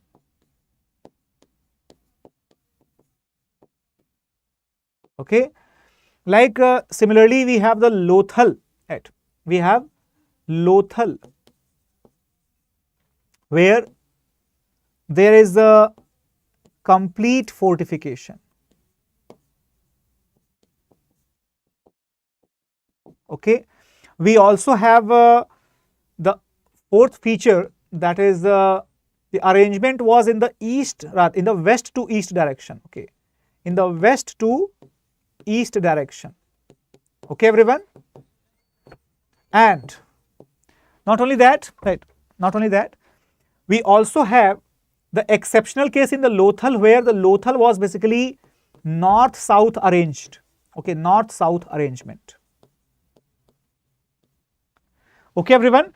So we can say that Lothal and Dholavira, they were quite exceptional towns in their settlement in various aspects. However, if we talk about particularly, there is a place called Kalibanga. Okay, so Kalibanga is also the part of the exceptional case, because the Kalibanga Kalibanga.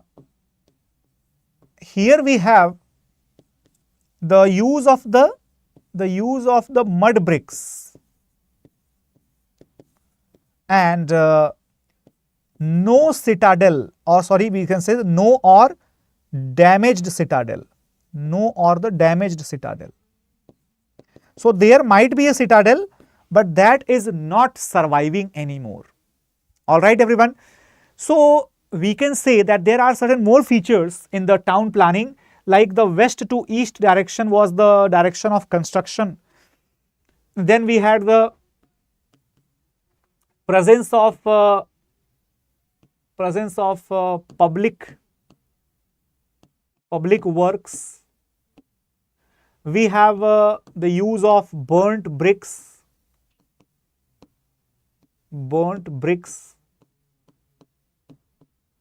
We have a proper drainage system.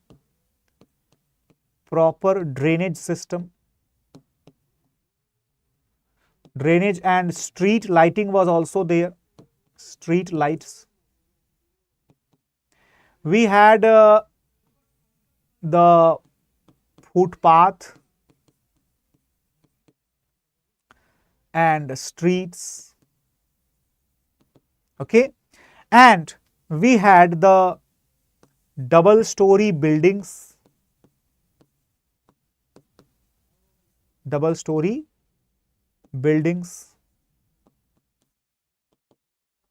Right. We also had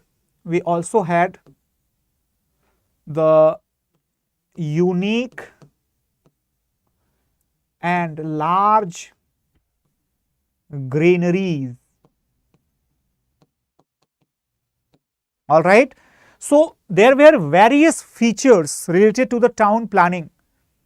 We can say that Harappan cities were quite well planned cities, and they had probably every amenity which was necessary for any citizen to survive, for any person to live in that city peacefully and with the prosperity.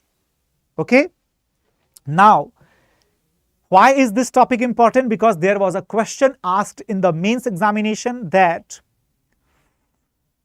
the Harappan town planning can be the source of inspiration for the modern urban architecture. How? Discuss. Okay. So this question particularly it was asked, I think in 2018 or something, right? That question was asking to express that how is it inspirational for the modern cities that a city as old as 5,000 years plus had all these features. Okay. Now, moving to the next part, but before that you can see the features, right? The features of the society and the culture. So, society and culture particularly. So, let us now understand about the society and culture. All right. But before that, we will also cover complete this. One diagram just I wanted to tell you so that you can understand this. This is how it was constructed. Okay. So this is basically the direction of north, west, east and south. So this is basically the citadel. All right, everyone. Here the fortification is there, and this is the citadel, and here unfortified part is the lower town. And in citadel we had a granary, we had a great bath, we had palaces and halls. Okay, we had double-story houses,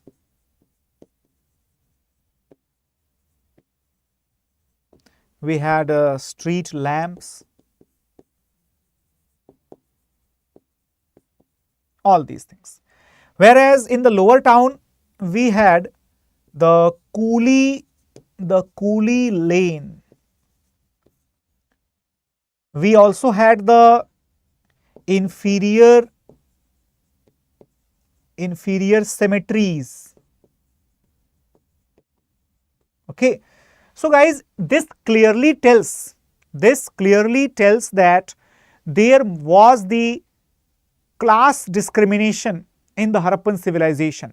But when we talk about the class discrimination, we must learn about the society of the Harappan people. Okay, so society and culture of Harappa, if we talk about that, then have a look on this one. Just a second, let me select some other color.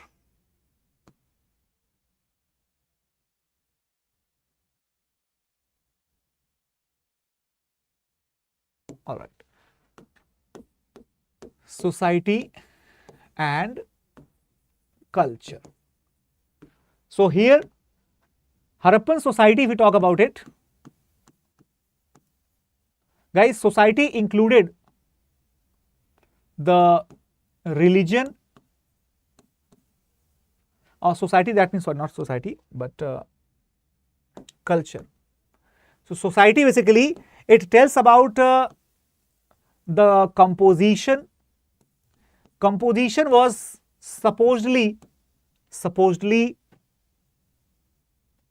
dominated by, it was supposedly by women due to the presence of a large number of female statues. Right. Then it was largely egalitarian, but class discrimination or class distinction that was present. How? Because lower town was quite vast and alike, but upper town was visibly distinct. Okay, everyone. So I hope that it's absolutely clear to all of you that why am I making a point whenever I am saying that what is the composition, then I am giving a reason behind it. I am saying that this is largely egalitarian, that means largely treating equally with each other, but still the discrimination was present. So why am I saying that? Because I am giving the reason that even though the lower town had the larger population, it had the larger areas, but whatever area was occupied by the citadel, that was distinctively different from the lower town people, be it their burial, be it their potteries which they used or their houses which they constructed. Everything was completely different, right, everyone? So that is why I am saying that the society had the discrimination as the primary part. Now, society was also celebrative in the nature. Celebrative in the nature. What is the meaning of the celebrative in the nature? Guys, celebrative means they used to love the festivals and the fun. And why am I saying that? What is the reason? They basically loved the fun and frolic because we have the large number of the toys, we have the large number of the artifacts, we have the large number of jewelries. Okay, jewelries. designer potteries are there. Okay, designer potteries are there. We have the liquor making, right? Liquor making potteries. Okay, liquor making potteries are also there. Not only that, but also we have the evidences of the makeup products. Makeup products are there. For example, the vermilion. Okay, vermilion, that is the sindoor, that's found. Lipstick is found. That is kohal or kajal, that is found. All these things they have been using, right? So we can say that they were properly enjoying their life, Okay. So if we talk about, or if we understood about the society, then we can also understand largely about their culture. Okay, everyone. Now, when we talk about their culture, what do we understand?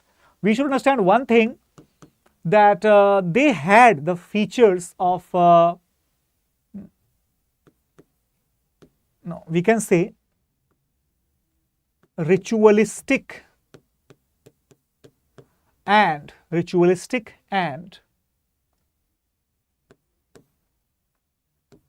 naturalist culture. Their religion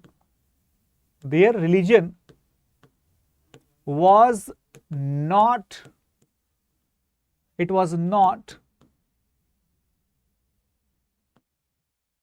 described by any temples or any monuments. So that means we can say that they had no temples. Okay, everyone. So we can say that in the modern context, could they be called as the secular civilization? Yes, everybody. Could they be called as a secular civilization? The answer, UPSC says yes. UPSC had asked a question in the preliminary examination, and they gave that statement that Harappans were having the large palaces and the temples. They were secular civilization, they were non-religious, right? So the statement was like, the religion though present, but it did not dominate the scene of the society. Absolutely true. Religion was present, but it did not dominate the scene of the society during the Harappan civilization. Yes or no, everybody? I hope you got the point properly. Then, if the religion was there, right, but it was not described by any monuments, so no temples were there, but large number of the statues and symbols like the shivling, okay, like shivling, or simply the lingams, not shivling, but the lingams.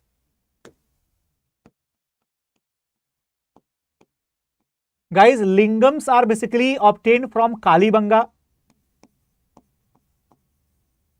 Alright, and the statite seals are basically obtained from all over the civilizations, having the representation of, representation of the various animals. Animals are either singular or they are also composite. Guys, this is a very unique feature of the Harappan civilization. When I say composite animals, you will be shocked to see that there are the animals like with the three heads are there. The animals which have the body of the suppose one bull and the neck of the horse, or neck, not horse, sorry, neck of the antelopes like the deer or the stag. So eventually they probably believed in some sort of black magic or something, because we usually don't get any justification for that why did they make such things. There are the several events which are depicted on the seals. For example, if you see that even their burials were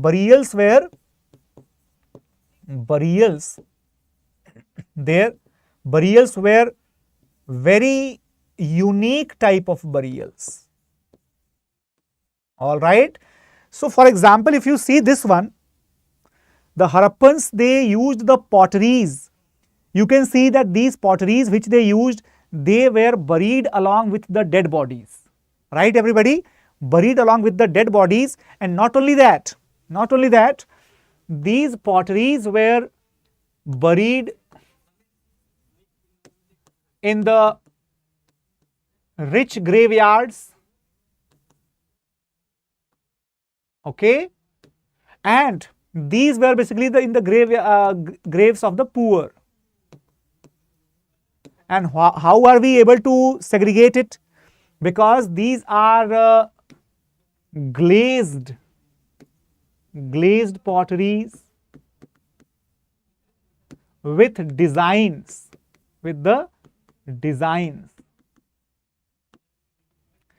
These are called as the black on red. Okay, everybody? So these are more important. Then we have a simply red pottery. Okay, they are the plain potteries. We don't have any designs. Okay, everyone, we don't have any designs, and they are made from the simple clay. Okay, everybody. So this is why we can say that. Then look at this one. Numerous potteries are found, but they were buried along with the dead bodies of the poor people because they were simple, not very decorated, not very shiny, right? That is why. Even the graveyards, right? Even the graves also tell us the story of discrimination, because even today also we can easily find out when there is the cremation of a person belonging to the rich families. The cremation is it is having a lot of expenses along with. But when there is the death of any poor person, the cremation does not involve much expenditure. The people try to save the money even in the last place, because that will take the unnecessary burden, that will give the unnecessary burden on the poor family. So this is why burials are a very important measurement of the social prosperity in the historical understandings. Then we have this unique example of the black on the red pottery, where let me tell you that this pottery is the replication of Harappan pottery. It is not obtained from Harappa. Okay, it is just a replica of that, copy of that.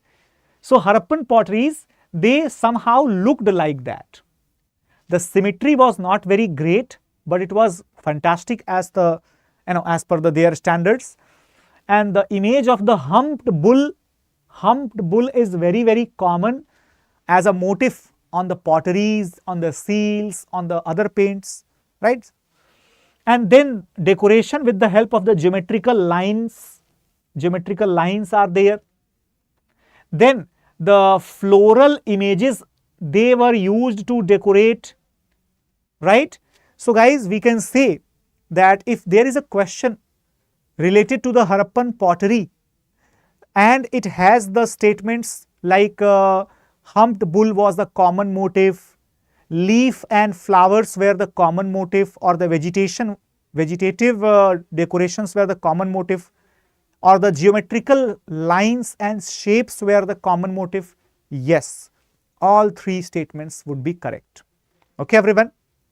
Now, when we say about the life about the culture and society, a life and culture and society that is easily understood, right, by the use of these precious jewelries the Harappans they used, right?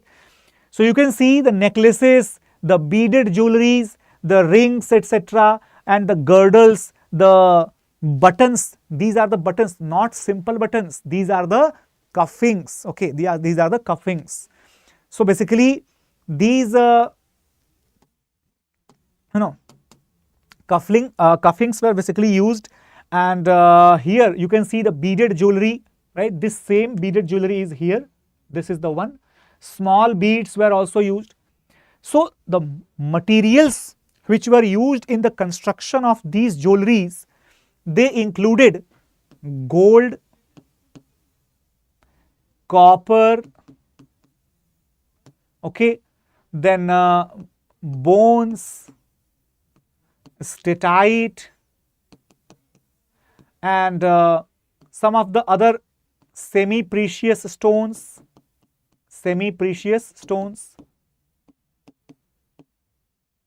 like jasper, right, like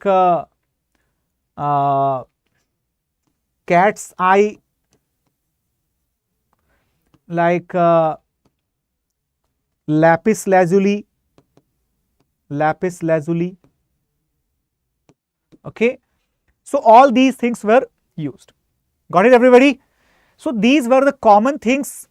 However, the most common thing that was the bones, the stones, and the beads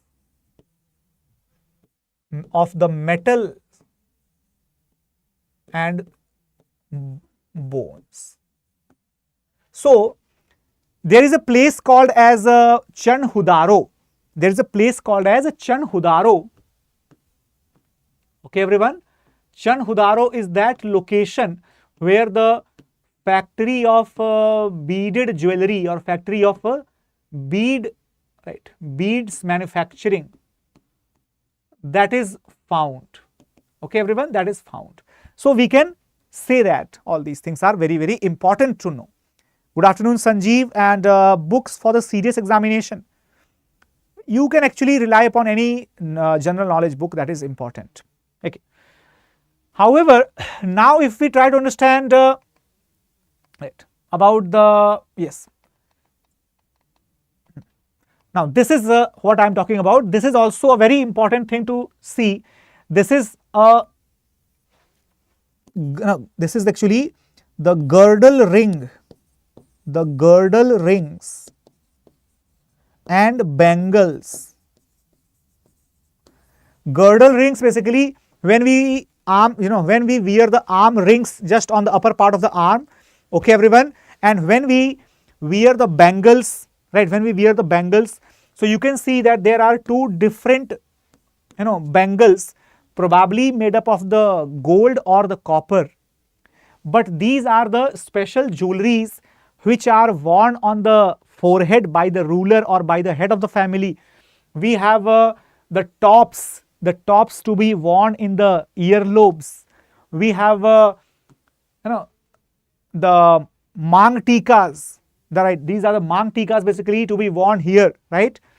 Then we have the closets. The closets are basically the special type of necklaces. Then we have the beaded necklaces, so many types of beaded necklaces. We have the nose pins, right, nose pins, and simply the pins or ear pins, right? Guys, nose pins and ear pins, so many jewelries. So don't you have the sense basically to understand that this is a very common thing to understand, that Harappans were extremely fond of the jewelries. They were mad after it. The men and the women both used to wear these precious and semi-precious jewelries. All right, everyone. Different type of the necklaces, different types of the ornaments they used to carry. Got it? Now, when we talk about the other aspect of the Harappan civilization, the one aspect which is very special about Harappan culture and people and society, it is the seals which the Harappans used. All right, everyone. Now, I hope everybody is able to see this picture and everybody is able to see this symbol also. These symbols, everyone, yes or no? Are these symbols visible to all of you? Yes. These are the symbols which provide us the hint about the Harappan script. Harappan script.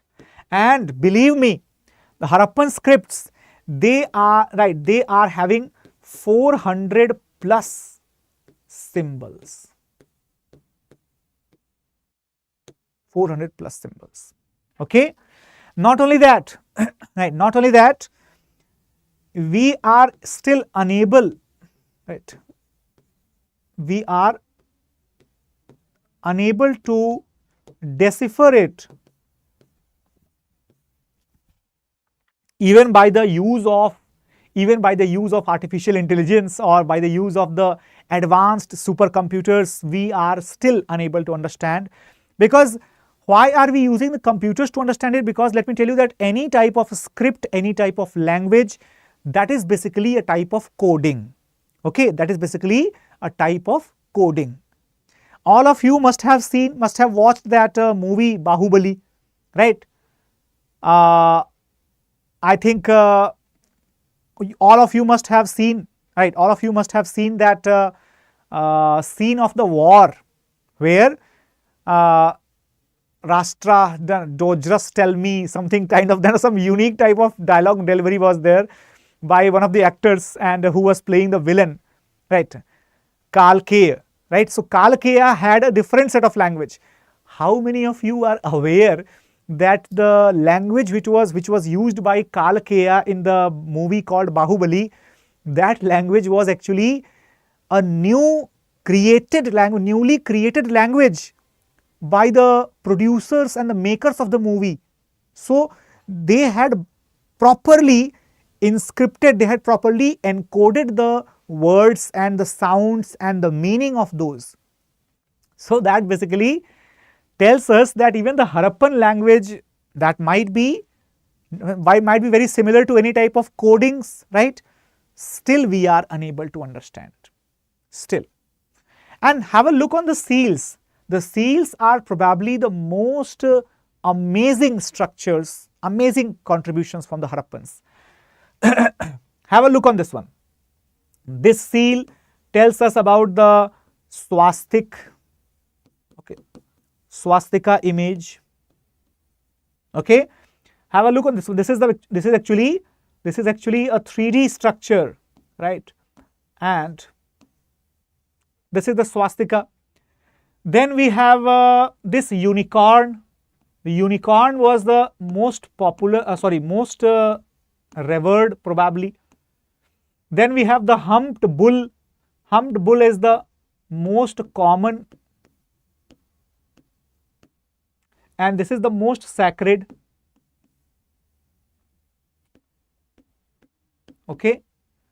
Then we have this Proto-Shiva, right? Proto-Shiva or Pashupati, right? Pashupati seal. Then we have this unique seal where the unicorn is there. But you will observe one thing, you will always observe one thing, that wherever we have the image of unicorn, what is that? What is this special symbol? What is this special symbol? Wherever we have the unicorn, we have this special symbol. What is the meaning of that?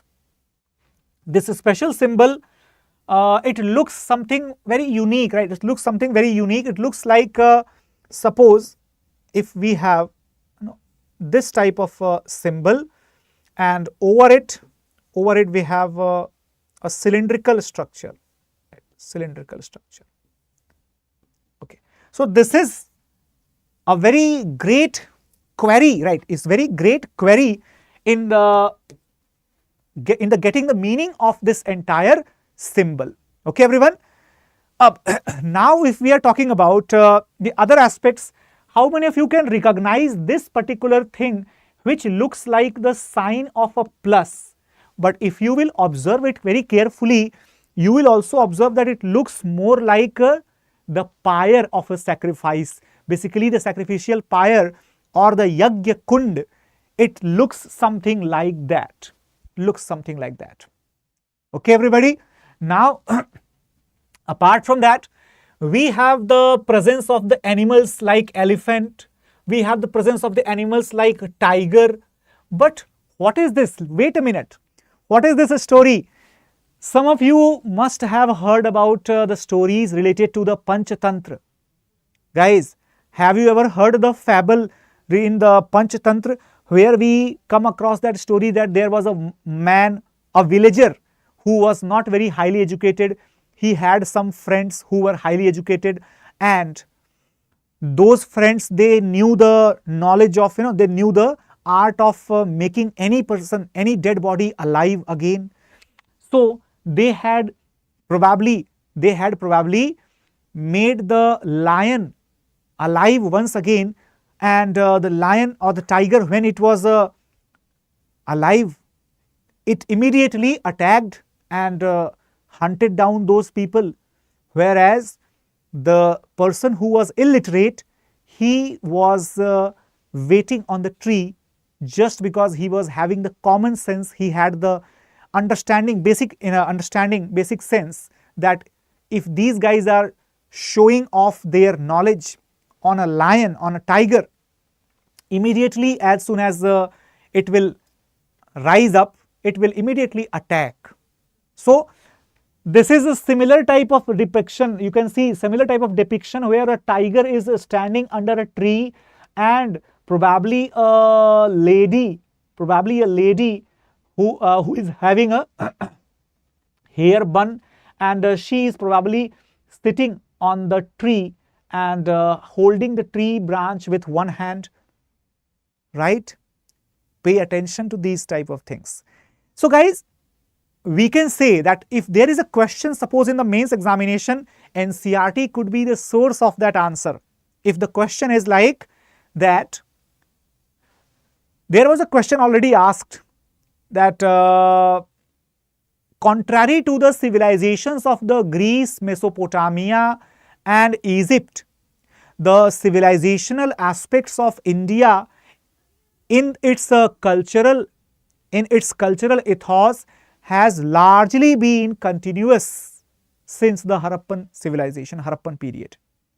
So yes, the stories probably they are as old as Harappan civilization. Similarly, dear, you can see that this person, probably a lady, is fighting against the two tigers. How many of you are aware that in Chhattisgarh, we have a celebration, a tribal celebration in the Bastar area, where the people, they wear the mask of the tigers and they simply mimic the fight of certain folk tales that a person is fighting against two tigers. This is a very common scene, right? So I am not actually giving you any explanation based upon the whataboutery. This is how we can correlate the Harappan evidences, and this is how we can answer the questions like once asked in UPSC, that how are we still seeing the cultural continuation. In 1 year they had asked about the cultural continuity since the Harappan period, and in 2023 they asked the similar questions for the Vedic culture, right everybody? So you can see very well the scenes from the Gujarat are quite diverse as well. You can see that in Gujarat, I just talked about the composite animals. Look at this, composite animals having two different heads, one animal, two heads. Similarly, you can see circular and composite. So there is a circular seal and two distinct animals are there. Okay. Then bison or the wild buffalo is depicted but on a circular seal. Then rectangular seal In Gujarat, we have Desalpur and Lothal. We have the example of the rectangular seals also, rectangular seals. This is from Dholavira. This is from Dholavira. We have the place called Somnath, where two distinct animals are depicted on a single seal. Got it? So guys, we can say, and one more thing, how many of you are aware about the impact of the climate change on the Harappan culture, on the present scenario? Look at the seals. Seals can be the source of the great information. History is, that's why, very, very interesting. Look at this picture. The seal is obtained from Dholavira. Seal is obtained from Dholavira. But what is it showing, my dear? It is showing a tiger. Showing a tiger. So now tell me, do you find any tiger in Gujarat at the moment? There are no such tigers. Tigers usually prefer the dense forests or the marshlands or such areas with little bit of more rainfall and little bit of cool temperatures, right? So any of these conditions must be fulfilled. Dense forests or marshlands or little bit cool temperature or heavy rainfalls. Gujarat today, it has none of them. None of them. That's why we have the lions, but we don't have the tigers in Gujarat. But Harappan civilization tells us that Dholavira was aware about the tiger, the people in Dholavira. So guys, that's why we can clearly underline that yes, the people in Harappan culture, they must have been largely affected by the changes in the climatic conditions. Got it, everyone? Now moving further, and let us understand about the political and economic conditions of the Harappan civilization. All right, everyone? Political and economic conditions.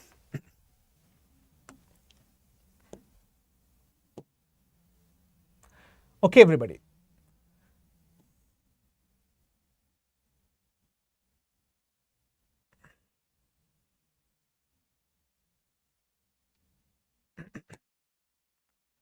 So, political and economic conditions. Now, guys, have a look here. Have a look at this one. Suppose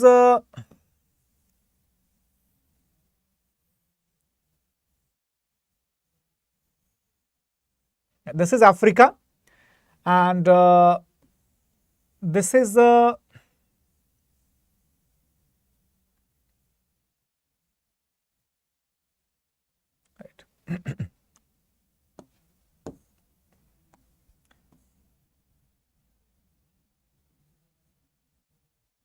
All right. Now, this is basically the place. Now, here there was the location of Harappan civilization. Here is the Harappan civilization. All right, everybody. This is the place of Harappan civilization. And when we talk about the Harappan civilization, we must understand one thing properly, that this is the place. This is the place where the location of Lothal and Sutka Gandor, Balakot, okay, Desalpur, all these locations, all these port cities, they are present where? They are present in the in the coast of Gujarat. All right, everyone. And the Harappans used to establish the trade relations via ocean, right? Via ocean. Okay. They used to trade as long as up to the areas of Egyptian civilization, up to the areas of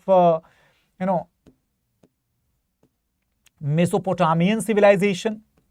All right, Mesopotamian civilization, and also along with the areas located at the coastal banks. Okay, so guys, we can say that Harappans, they used to They used to practice both the oceanic trades as well as the territorial trades. For example, they used to have the trade relations with the Afghanistan and Central Asia, the trade relation with the Malwa and southern India. So overall, we can say that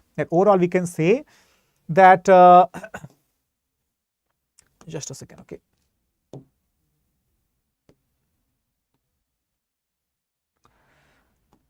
Now, we can say one thing, for example, that Harappans, they used to have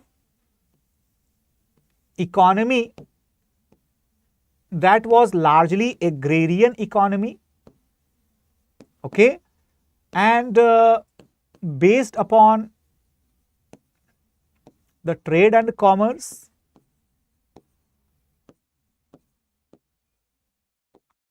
They used to export extensively, right? Extensively,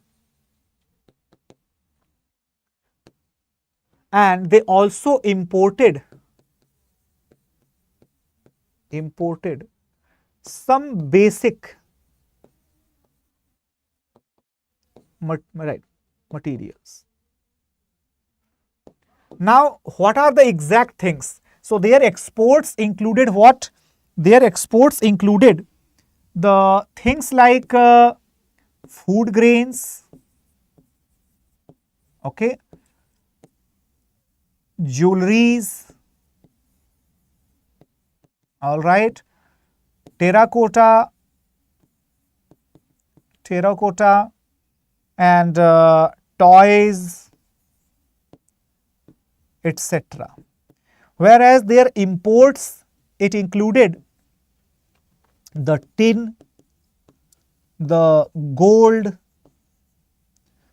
and semi-precious stones.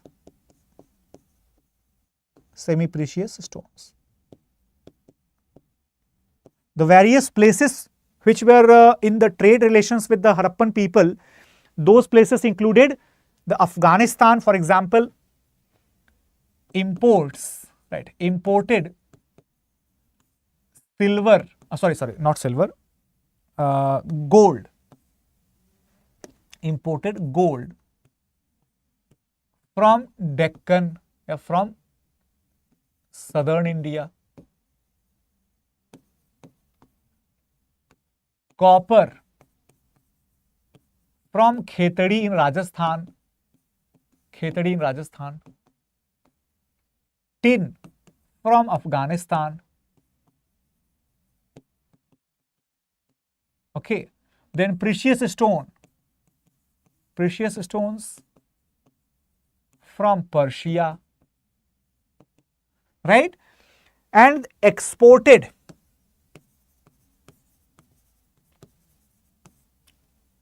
the grains or the food grains to the Mesopotamia and to Egyptian culture and to contemporary Central India, right, and toys and terracotta primarily to the Western Asian cultures. All right, everybody. So that means all these things were taking place in the form of economy. Agriculture was the most important part, and their economy was also based upon the trade and commerce. However, the primary activities were more significant. Got it, everyone? And I hope that it's absolutely well understood to all of you. But talking about their administration was right, not exactly understood, but appears to be centrally administered, as there are the common weights and measurement standards, measurement standards. Okay, everyone. Common town planning was also there. Okay, common town planning was also there. Even the brick sizes were common. Even the brick sizes were common. All right. Even the pattern of civic construction, that was also common. So that means what?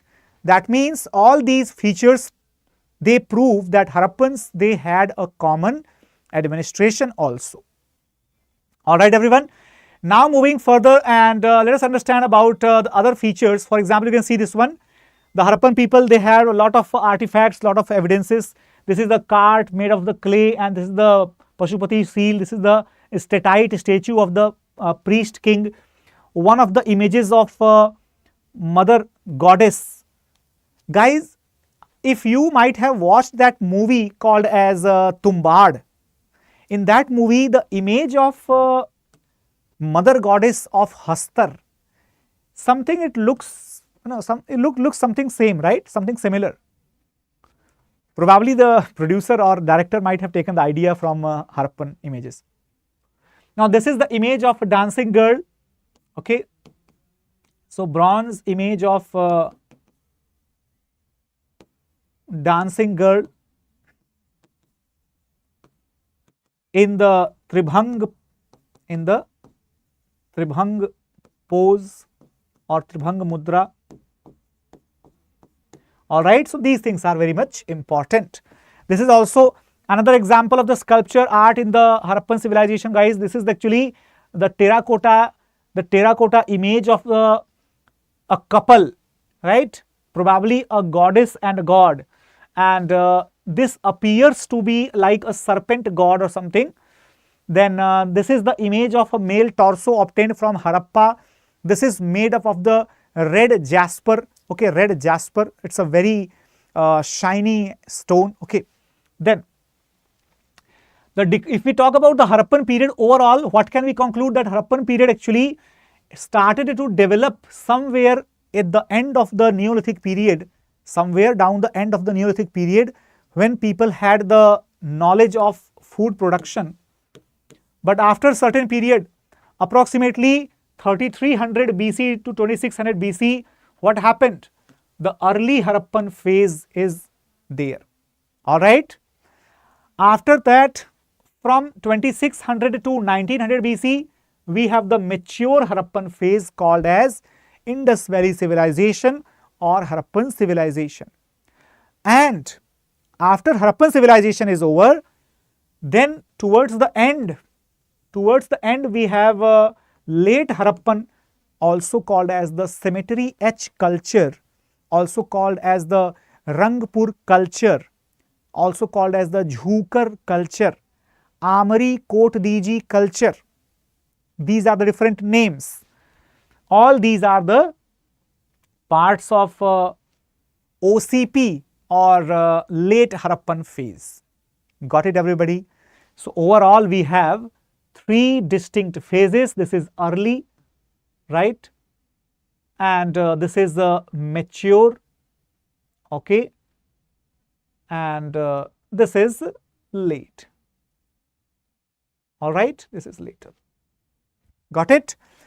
So these are the three phases of the Harappan civilization. Now, once we have understood the basic elements of the history in ancient period, we have also understood the basic progress of the historical development in the very beginning of the lecture itself. So it is very easy now to correlate. Now it remains largely right.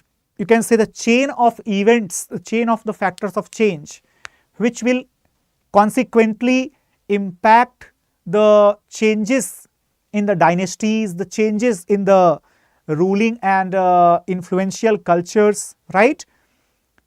Hello everyone, those who are joining here, hi, good afternoon once again and welcome to the class. So guys, This class is continuously running since 10 a.m. So make it sure that you just share this class with so many people as you can, because that's a really important part. If more and more people will be there to continuously see and understand it, this class will become, it is going to become more fantastic, right? Now, the map is showing the phases of the late Harappan culture. As I told you, certain names you might be able to remember this: Cemetery H culture, Rangpur culture, Jhukar culture, and OCP culture. Okay, in Jhukar we have Amri, Kotdiji, and Jhukar. In Cemetery H we have the Harappa, Ropad, and Rakhigarhi. And in the OCP culture we have the Gangetic Plain sites, and in the Rangpur culture we have the Gujarat area particularly. All right, now just behind me, are you able to see something here? Hello everyone, are you able to see something? This is the dead body. This is the dead body, the remain, the skeletal remain of a dead body, which is shown. Now let me tell you a very important thing, very important thing. What is the direction? Guys, north and south. North and okay. Even today in our culture, the dead bodies, they are burned, they are actually cremated. They are cremated like this only. We always keep the head towards the north and the feet towards the south. Same arrangement. Look at the potteries which I had shown to you quite a little bit earlier, right? So here just let me tell you that the potteries are just kept under the grave nearby the head side of the, right, nearby the head side of this. All right everyone, not only this one, even there are certain other types of the graves. For example, let me just tell you, there are, for example, complete burial. All right, there is a urn burial. Okay, there is a cremation and ash burial.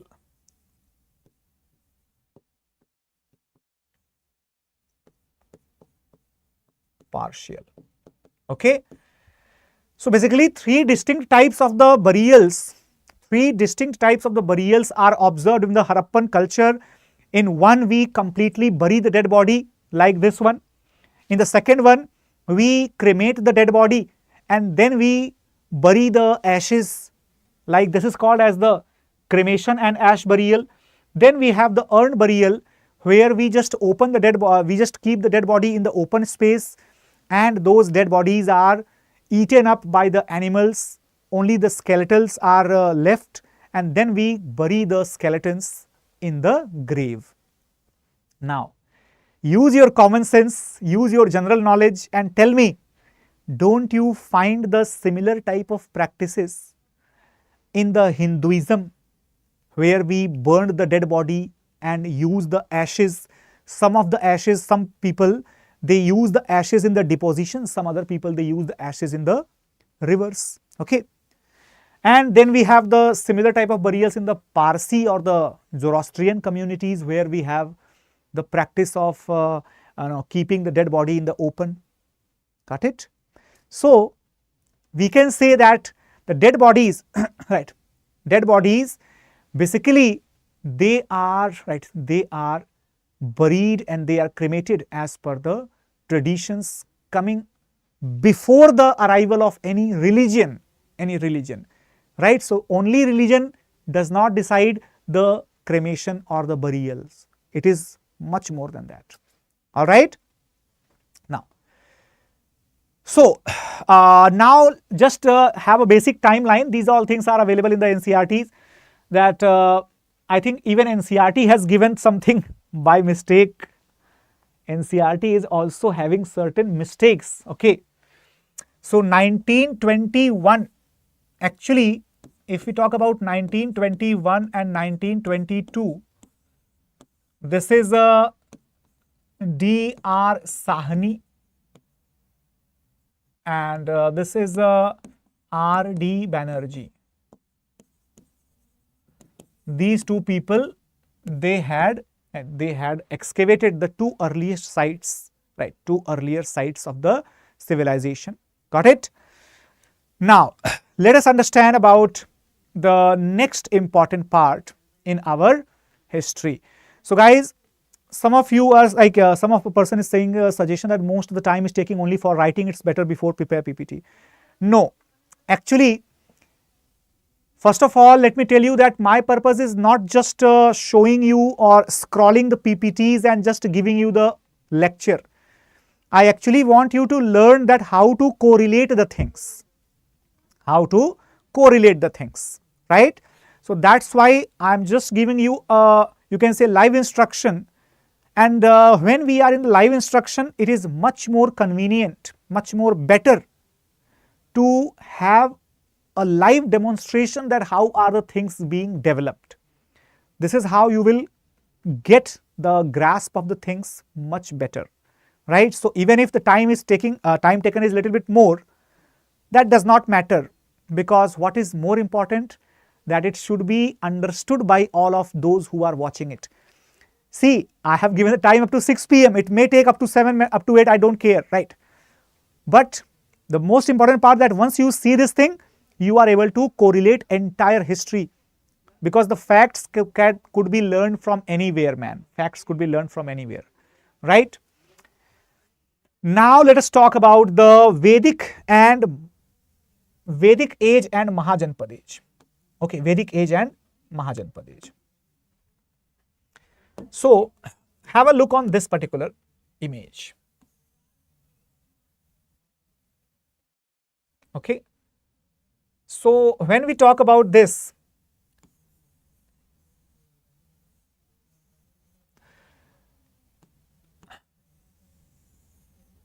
now just pay attention to this part, and here, if suppose I am telling you that there are certain group of people, right, you might be able to understand. Okay, so this is the Central Asia. This is the Central Asia. Largely, we have the we have the Caspian and we have the Aral. Right, these seas are there. Okay, Central Asia. Central Asia, and this is having the Himalayas. Okay, the Himalayas. Then we have the Hindu Kush, we have the Suleiman, and we have the Kirthar. Now, guys, let me just ask you one thing. Let me just ask you one thing, that what is the relevance of India's geographical structure, right? India's geographical structure for our historical development? Is there any better example than the advent of Aryans? No. So now when we talk about the next historical period, this is the Vedic culture. Vedic culture. It is from 1500 BC up to 500 BC. Basically, Vedic culture, why it is called Vedic? Because the information of the people and their lives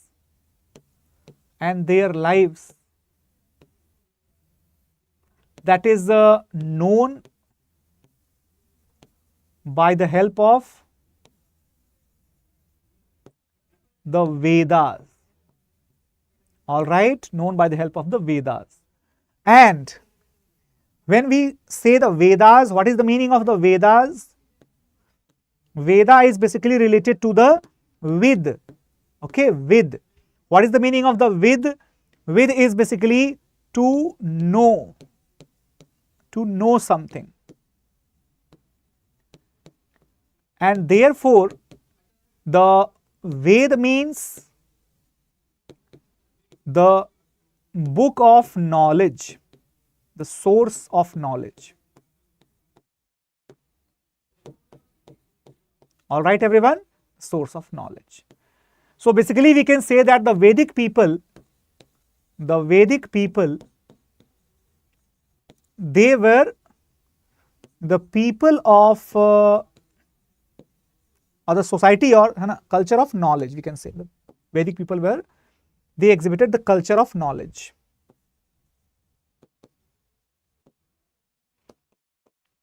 All right. Now when I'm talking about the people of knowledge or the people of understandings, guys, remember that whatever information we have about the Harappan people, we get it from the archaeological evidences. We don't have any written evidences. Even if we have it, we don't understand it, what is written there. But whatever informations we have about the Vedic people, we have the information based upon the literary sources, based upon the written sources, right? And these written sources, they were written down quite late. This is a very special case to understand. Nowadays, there is a misconception that some people are actually spreading the propaganda that the Vedic culture is relatively very new. We don't have any evidences which are written. Come on. The Vedic culture, that was not based upon the writing. It was based upon the recensions. Recensions means what? The recensions means basically reciting the entire body of the text. For example, something that I am doing right now, I am not having any written thing, right? Both of my hands are just empty. Okay, I have not prepared any prerequisite PPTs for you, but I am telling you with whatever I have inside my mind. Okay, so this is how the Vedas were being transferred from one generation to the other generation. All right, everyone. This is how the Vedas used to get transferred. That's why I am telling you that this civilization was called as the civilization of knowledge. Okay, enormous literature, enormous. So first of all, let us understand about the Vedic timeline and Vedic literature. So Vedic timeline, guys, early Vedic and later Vedic. Okay, in the early Vedic we have the period of approximately 1500 BC to 1000 BC, and later Vedic we have the period of approximately 1000 BC to 600 or 500 BC. All right. Now we have the different theories which talk about the advent of the Aryans. Okay, advent of the Aryans or advent of Vedic people. Now guys, when we talk about the advent of the Vedic people, try to understand that why are we even saying this, that it is an advent or it is an arrival.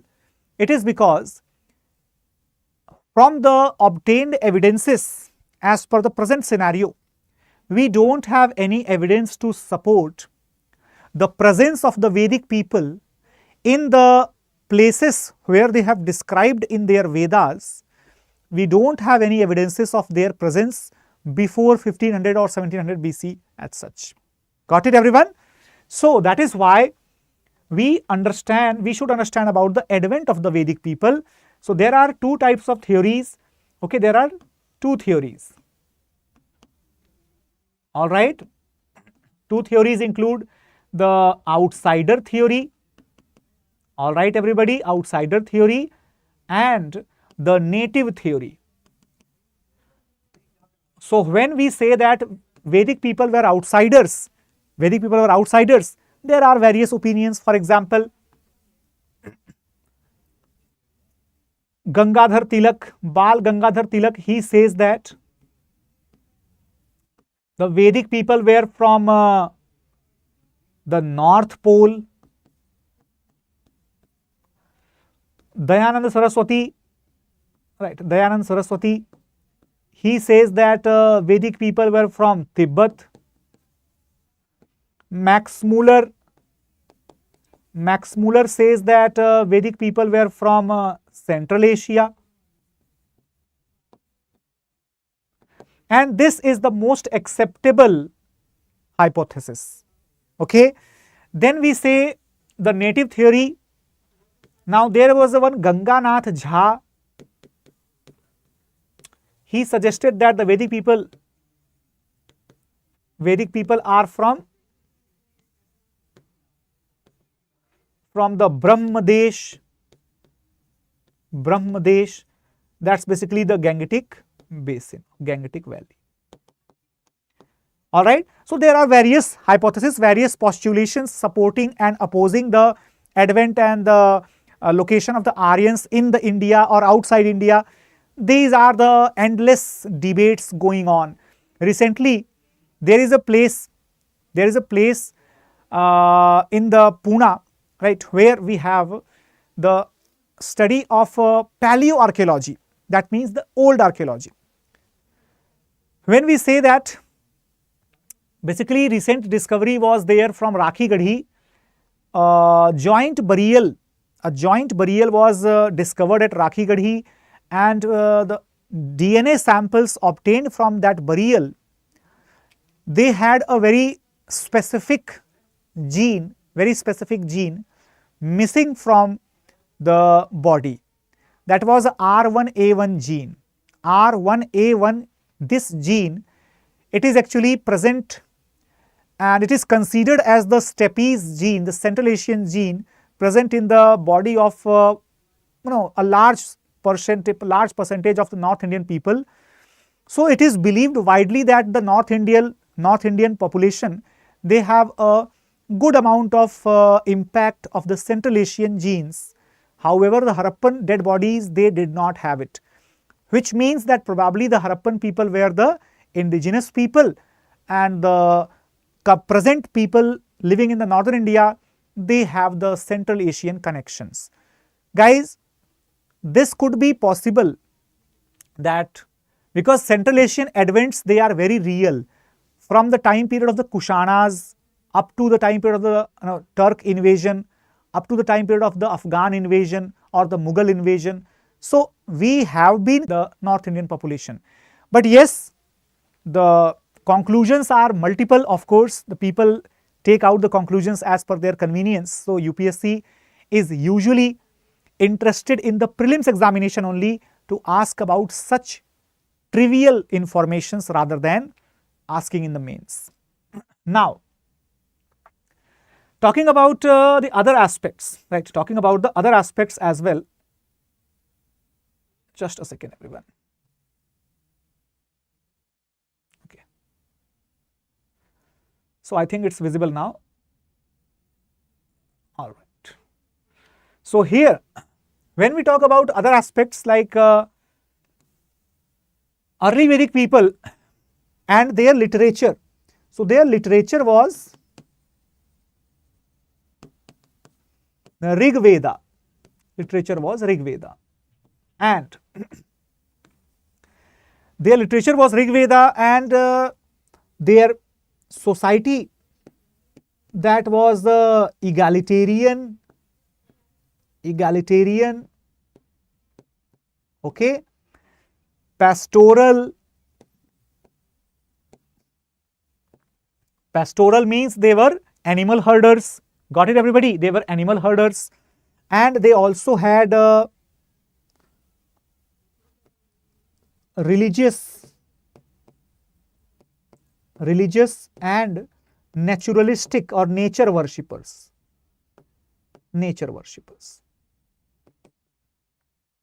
All right.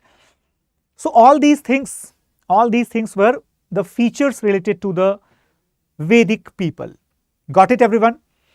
There are certain terms, right, which we should understand. So in the later Vedic people, right, they spread it out, right, from the Saptasandhav,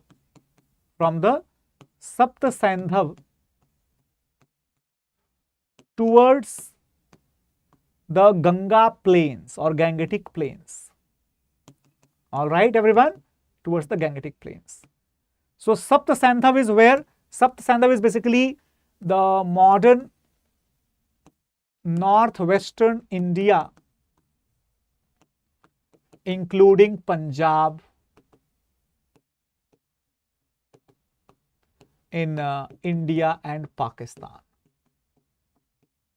Okay, and where is Gangetic Plains? Modern UP, right, and Bihar, etc. Okay, so this is how they expanded to the new areas. All right, everyone, and they composed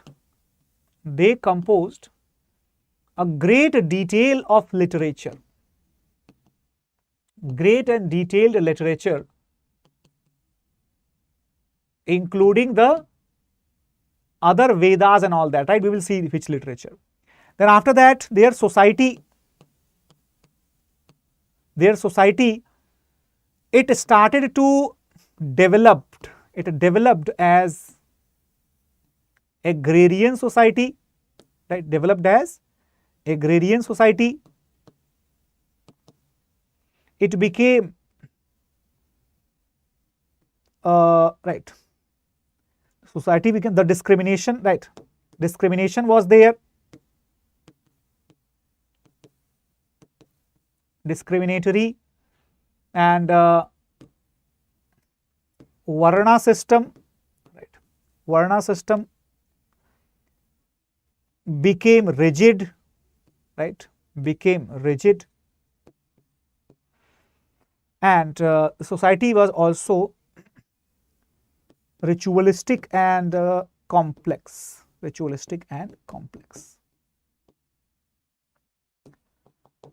So all these things are related to the Vedic culture. However, the important thing is to learn, to understand that if this was the feature, if that was the feature, then why was this the feature? Why was that the feature? If I am saying that society became rigid, society became complicated, society became, you can say, non-egalitarian, discriminatory and all that, your question should be that, sir, why? What happened? Right? What happened? What such things happened that led to this type of case? So here let me tell you one thing. Let me tell you one thing, that if the important factor of change, right, from the early Vedic to the later Vedic, the important factor of change that was, what is the factor of change? That is iron. Iron. All right, everyone. That is the most important thing to understand. If you are able to understand iron as the important factor of change, then you will be able to immediately correlate the later Vedic and Mahajanapad together simultaneously. Even the emergence of the Magadha and the rule of Mauryans, that will also be getting clubbed together. Got it, everyone? So that is why it is very, very important. We are not just here to make you cram the facts and all these things, because guys, I am telling you repeatedly, the factual data that is readily available everywhere. But if you are attending my class, there must be the benefit where you exactly understand how to grasp the essence of the history. Okay, even if suppose we are unable to finish the entire modern history today in the stipulated time period, don't worry, we will be able to be back in the next week also, right? But I am telling you, if the response is good, only then. Now, so here, early Vedic period. So let me tell you that iron became a factor of change. Why so? Because in the early Vedic society, we had the pastoralism, we had the egalitarian approach, even the Varna system. What is the Varna system? Varna system is basically the Arya means the gentleman and Anarya means the natives. So Arya and Anarya, these two were the basic categories. Later on, what happened? This led to the development of, right, the Varnas, right, Varna. means type. Okay, so basically there were the Varna systems, they developed on the basis of the obligations. So Brahm, right, or Brahman, Kshatri, Vaishya and Shudra. They had certain obligations, right, obligations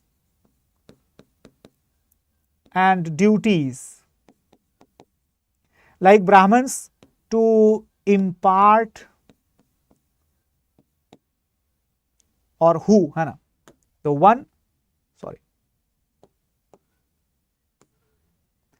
one who imparted the knowledge, the one who imparted the knowledge,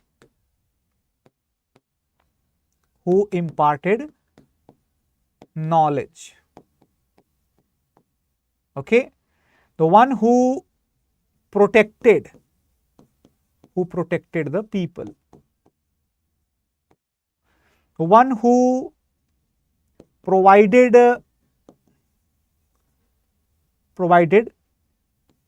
materials, and the one who served others. Okay, everyone. So this is how the society that was categorized very, you can say, egalitarianism, very egalitarianly, and very much, it was like immaculate. It was like the immaculate division which discarded any type of discrimination. Suppose I am teaching you, I am a Brahman as per the old Vedic tradition. However, later on, when the iron will be there, my dear, iron will be acting as the source of change, iron as a factor of change. So what will happen? The iron will be basically leading to agrarian production growth, due to which what will happen? Due to which the land will become, right, land will become precious, right, land will become precious. Okay, and this will lead to the fights over land grabbing, okay, land grabbing, and due to which the use of iron weapons, okay, and due to which the huge number of deaths, due to which what will happen? Due to which preference to male child, resulting into the gender discrimination with the woman, discrimination with woman. All right, the use of the iron weapons, that means the iron became the source of the strength, which means the emergence of Magadha and Avanti kingdoms. All right, we will understand every single thing from this point, so don't worry. We will first of all, I am just going to mention it and then we will explain it also. Now, so fights over the land grabbing, that means territorial expansion, right, territorial expansion, which means the emergence of the Mahajanapadas.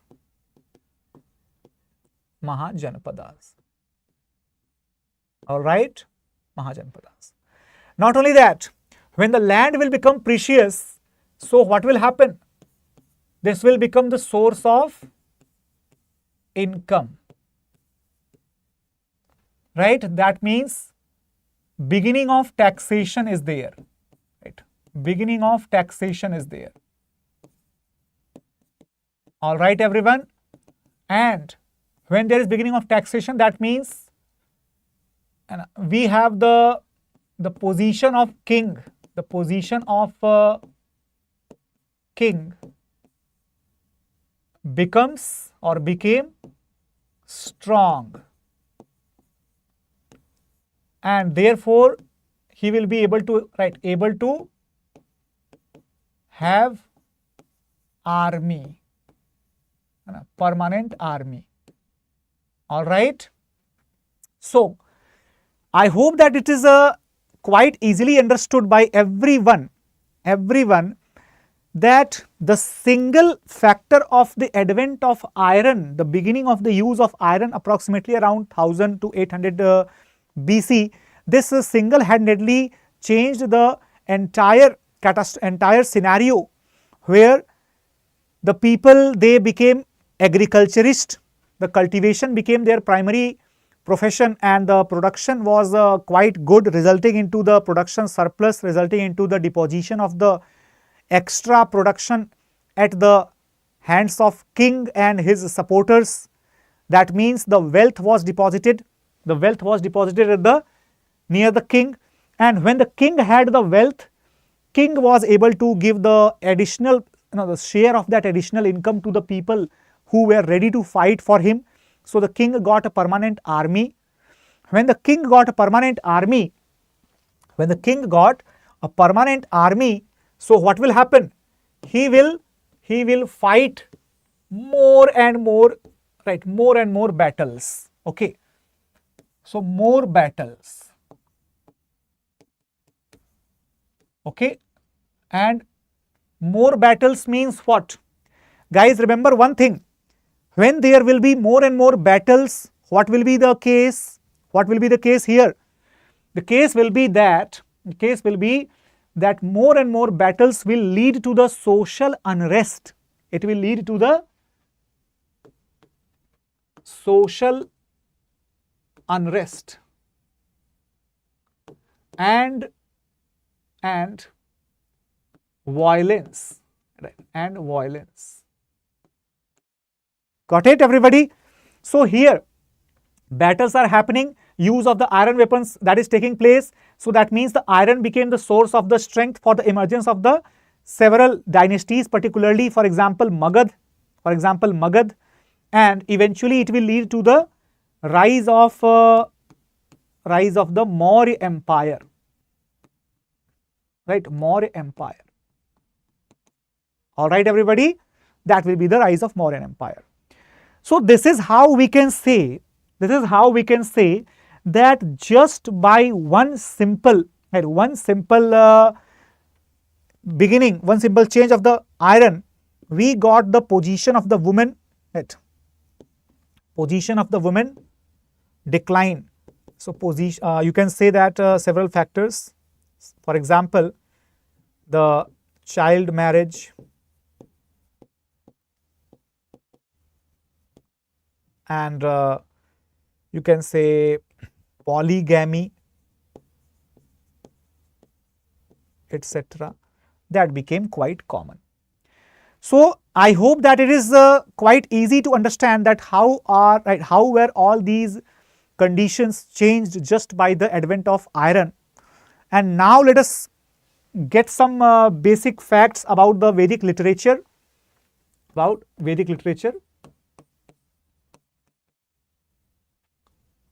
So guys, Vedic literature basically consists of the Vedas, which have the Samhitas, which have Brahmanas, which have Aranyakas, which have Upanishads. Okay. Then they also have Upavedas, and also have the Vedangas, right? So when we talk about the Vedic literature, we have two types of literature. The one is called as a Shruti literature and the other one is called as the Smriti literature. Okay, so guys, in the Shruti literature we have the Vedas and Upanishads, etc. And in the Smriti literature we have the Agamas, we have the Puranas, we have the Itihasa, right? Itihasa, etc. All right. So these are basically the different parts of the Vedic literature. Got it, everyone? Good afternoon, Rohit. Very good afternoon to all of you. So guys, when we talk about Samhitas, there are how many Samhitas? 4 Samhitas: Rig, Sam, Yajur, and Atharv. When we talk about the Brahmanas, there are various Brahmanas. For example, Aitareya and Kaushitaki.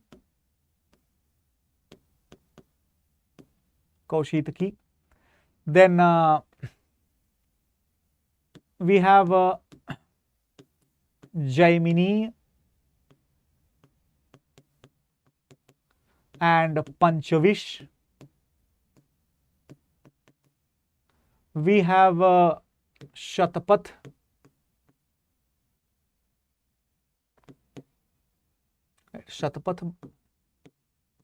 and Atharva we have the Gopath, right? Even Jaimini, Panchavish and Tatri, there are so many other Brahmanas, right? There are various others like Shadvish, like Tatri, right, etc., etc. Then we have the Aranyakas. The best example, Brihadaranya,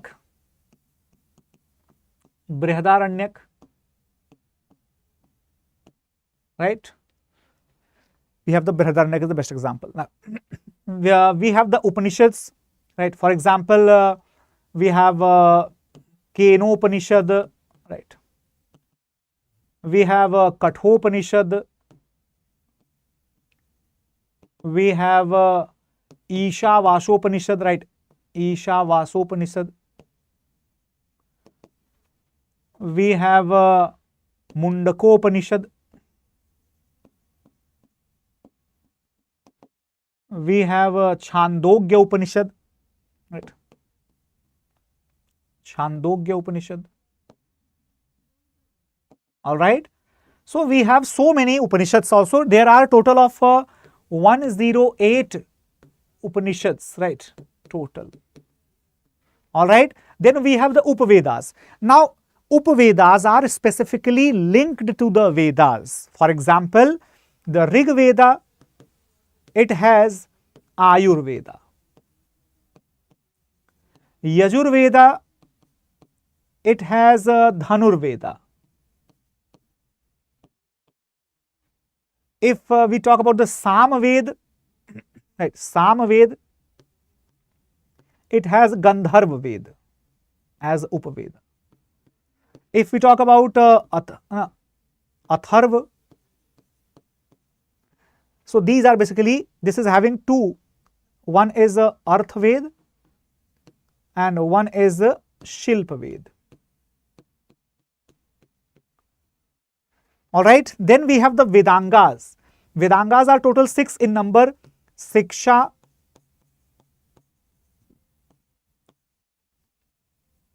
Chand, Kalpa, Nirukta,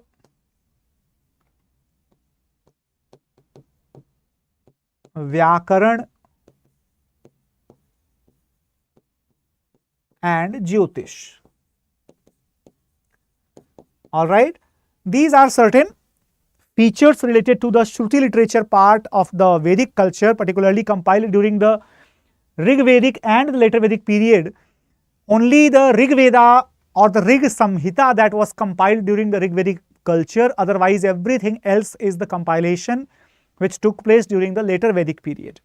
Alright everyone, now moving further, and I hope that all of you got a basic idea. There are certain terminologies also which are very important, but those terminologies are highly factual in the nature, so it's very difficult to cover each and every of them in this session. For example, the cows, when we talk about the economy of the Vedic people or the polity of the Vedic people, we must understand that economy and polity. So we must understand the economy was largely cow-centric, right? Cow-centric, and the cows were basically the units of wealth, right? Unit of wealth. Not only that, someone who was rich, he was called as Gomat. Alright.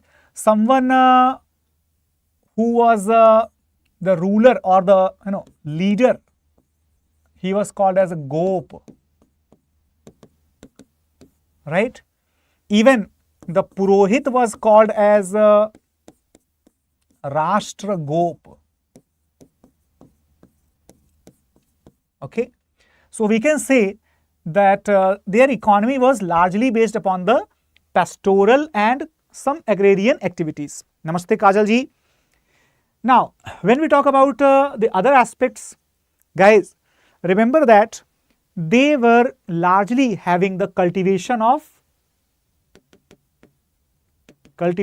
the barley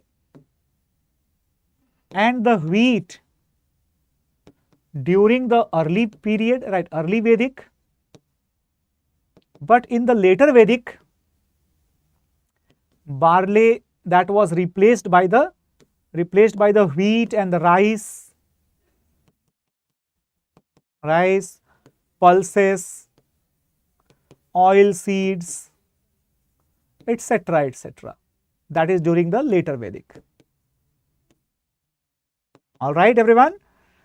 Similarly, when we talk about the other features such as trade and commerce and urbanization, these features emerged during the later Vedic period. All right, everybody. So, guys, remember one thing, that the later Vedic period is basically the Iron Age about which we are talking here, right? So, advent of the iron, I hope everybody remembers that the iron that was invented around 1000 to 800 BC approximately. All right. So, that overall resulted into the later Vedic culture. That is from 1000 to 500 BC. All right, everybody. Now, if we talk about other aspects, their polity and culture. So, their polity and culture, it was, yes, please Kajal, ask it. Their polity and culture, that was largely having the features. For example, if we talk about the polity, it is basically related to what? The composition of the tribals. So, they had the tribal polity, right? Because they did not have any monarchical, conditions. Okay, tribal polity, no monarchy. Got it, everyone? When we talk about, this is in the early.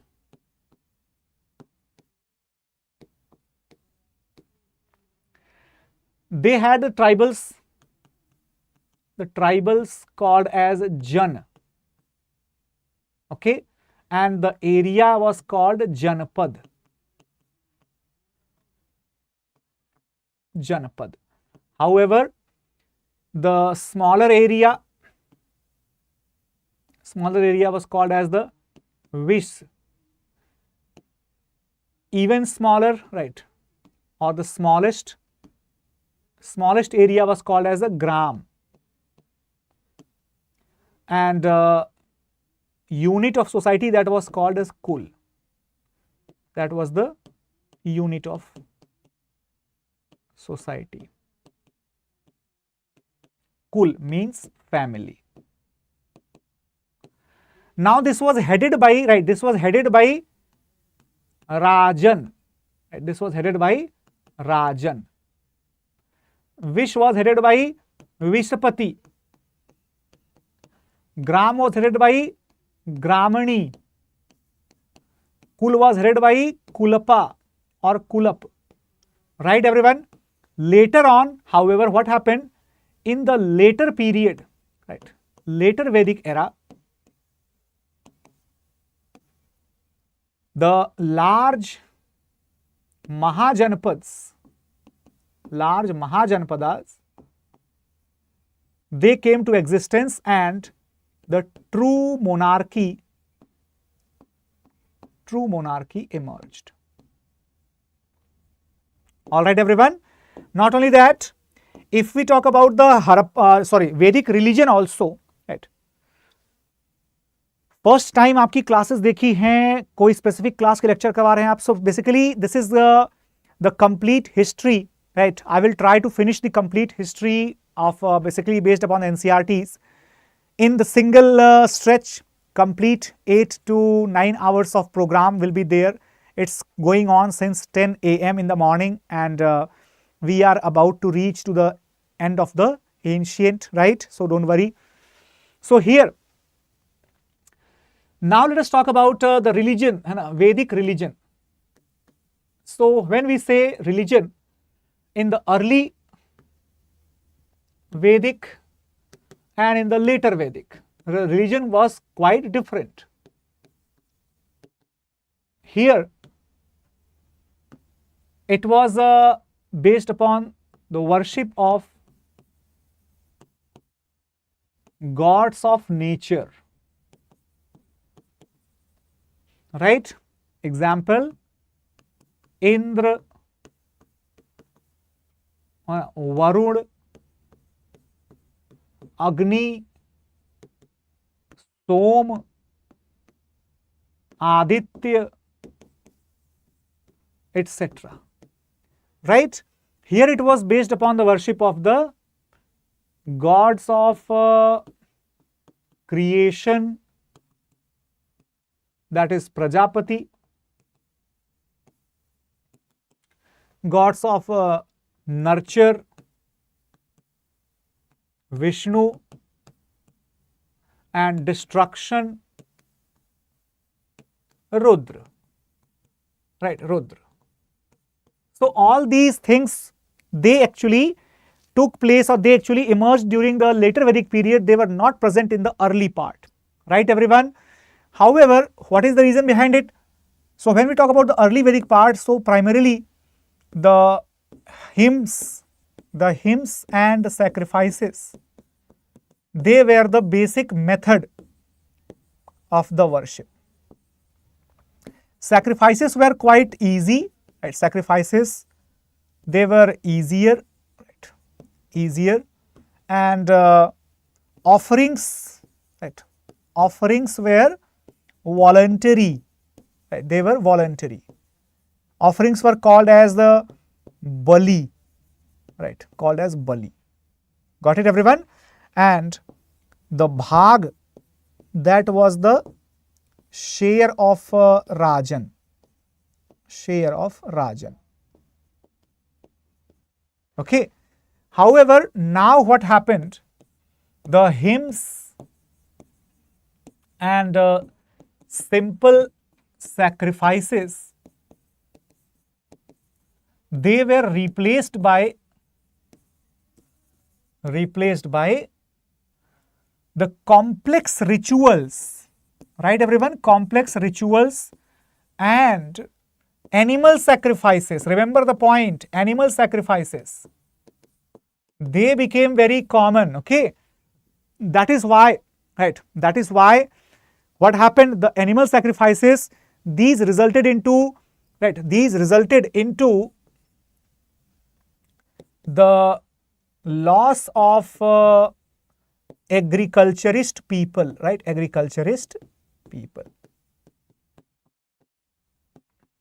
Okay, everyone. So they were not, right, they were not happy with Vedic religion. All right, everybody. So we can say that the complications, the complexes which existed in the Vedic period, the discrimination which was there in the Vedic period, the losses which were inflicted upon the merchants and the agriculturist people, all these things resulted into what? Resulted into the declining popularity of the Vedic culture and the emergence of, yes everyone, emergence of what? Emergence of the new religions called as the heterodox religions. The new religions called as the heterodox religions. Okay, everybody. So the emergence of heterodox religions. All right, emergence of heterodox religions. However, the NCERTs, they do not talk much about the emergence of the heterodox religion as such. Rather, they focus upon the very brief basics related to the simultaneous coexistence of the Mahajanapad age, in which we have the Mahajanapad age for the religion, we have the Mahajanapad age for the society, and Mahajanapad age for the polity. This is the complete ancient history. So we will exactly do like this only. We will exactly do like this only. So approximately up to 230, right, up to 230, we will be starting the medieval period. Around 230, we will begin the medieval period. All right. Yes, Bobby, I told you that. Got it? Now we will be understanding the Mahajanapad age and the emergence of Jainism, Buddhism, as well as the formation of the empires like Mauryas. Got it, everybody? Have a look, have a focus. So as I told you that initially when the Aryans arrived, they lived in this particular area. They lived in this particular area, right? 7 rivers were there. We all are aware about the names of 7 rivers. I have not told in the class, but let me tell you. 7 rivers included Sindhu, Saraswati. Then there were Shatudri, Vipasha, and Ashkini, right? And there were so many other rivers. So let me just name it down. Okay. So old and new, right? Sindhu, Saraswati, then Vitasta,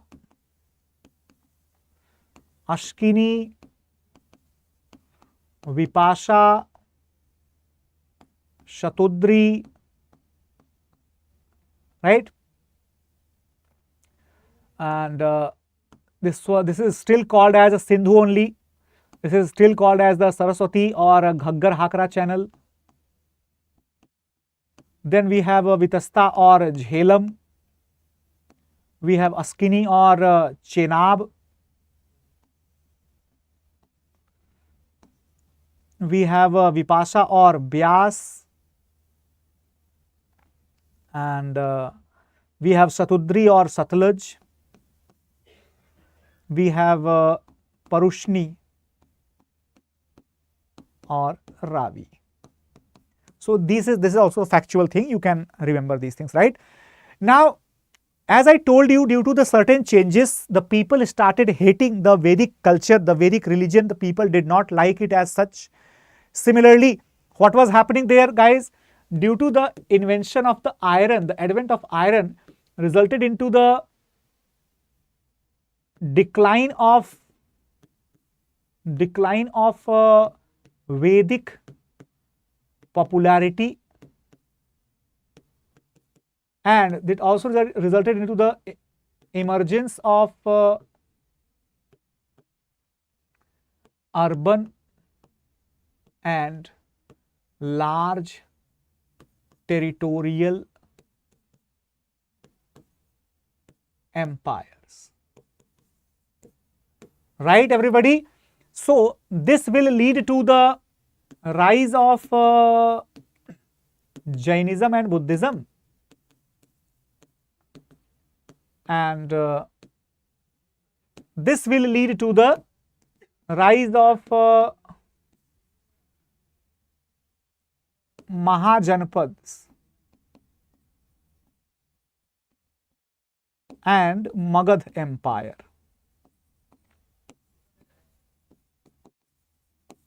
Now, there were a total of 16 Mahajanapadas. Let me tell you guys, there were a total of 16 Mahajanapadas which are mentioned in the Anguttara Nikaya of a Buddhist literature.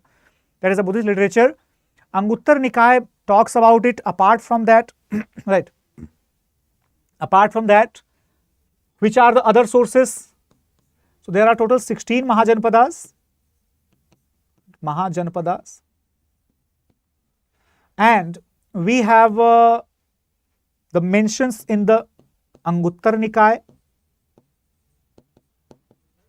Okay, Anguttara Nikaya. We have the mention in the Bhagavati Sutra.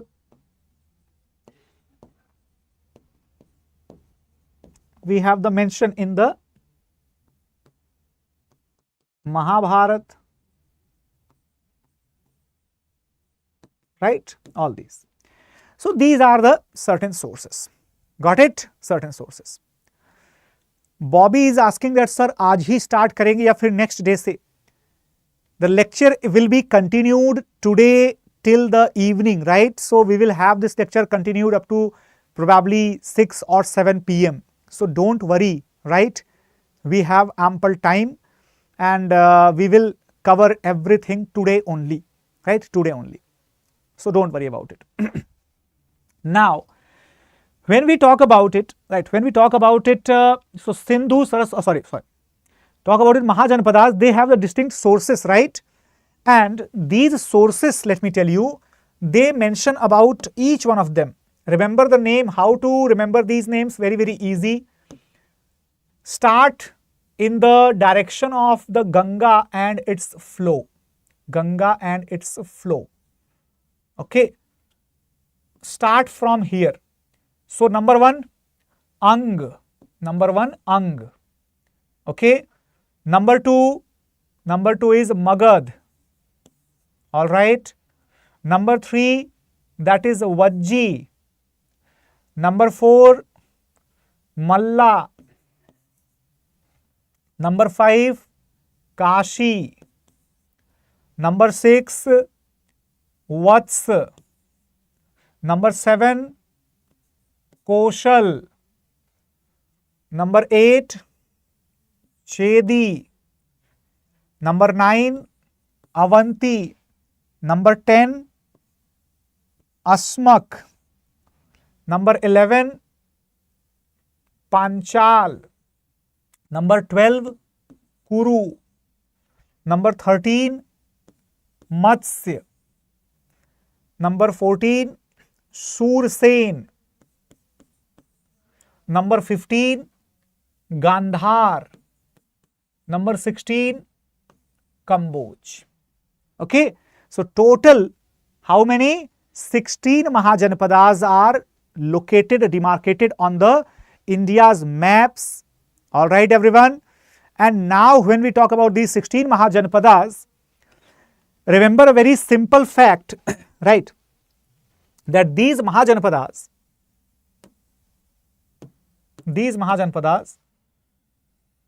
they Mahajanapadas, they had the coexistential struggle, all right, coexistential struggle, and ultimately out of 16, only the four Mahajanapadas, which had the iron and agrarian advantages, all right everyone, they included number 1 Magad, number 2 Koshal, number 3 Avanti, and number 4 that is Vats.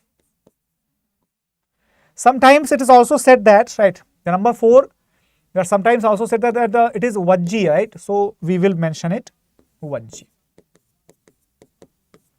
All right. So Magad, Koshal, Avanti and Vajji, these were the 4 remaining Mahajanapadas which were powerful and which were still struggling against each other, and later on one of them will emerge as the most powerful, that will be Magad. So this Magad will be having the different dynasties. For example, it will have the Haryanka dynasty, all right everyone. It will have the Shishunag dynasty. It will have the Nanda dynasty, and it will have the Maurya dynasty. Got it everybody? Maurya dynasty. So the question arises that what are the reasons of the emergence of Magad? Why did Magad emerge as the most powerful? Got it everybody? Why did Magad emerge as the most powerful kingdom? So the reasons are basically, number 1, the powerful and ambitious rulers.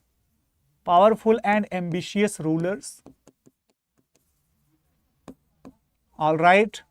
Number 2, the use of iron and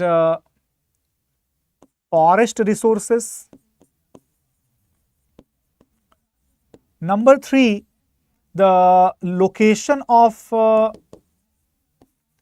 capital cities, like for example Rajgir, that was a hill fortress, right,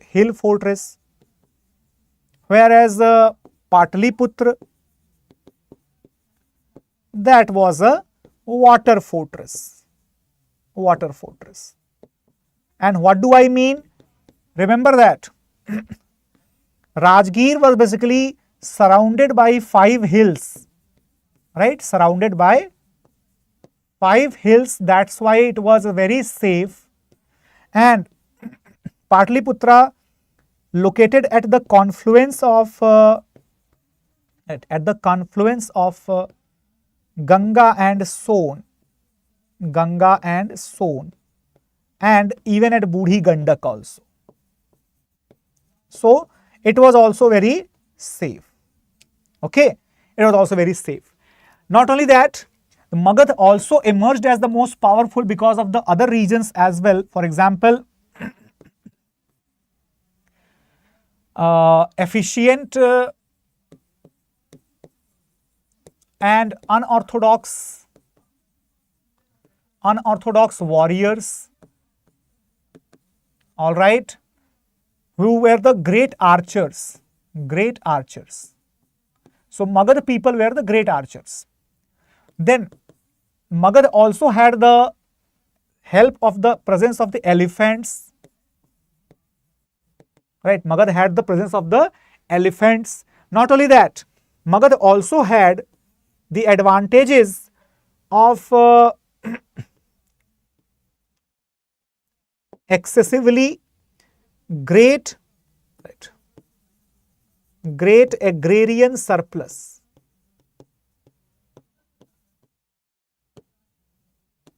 All right, everybody. So all these features together led to the emergence of the Magad as a very powerful Mahajanapad, which established itself as the leading power and emerged as an empire under the Maurya dynasty. Under the Maurya dynasty. Got it, everybody? Now let us understand about the another part, that is the emergence of Jainism and Buddhism. Got it, everyone? So Jainism and Buddhism, it's very, very crucial to understand it. UPSC's favorite part, Jainism and Buddhism. Now, so here let us see Jainism and Buddhism.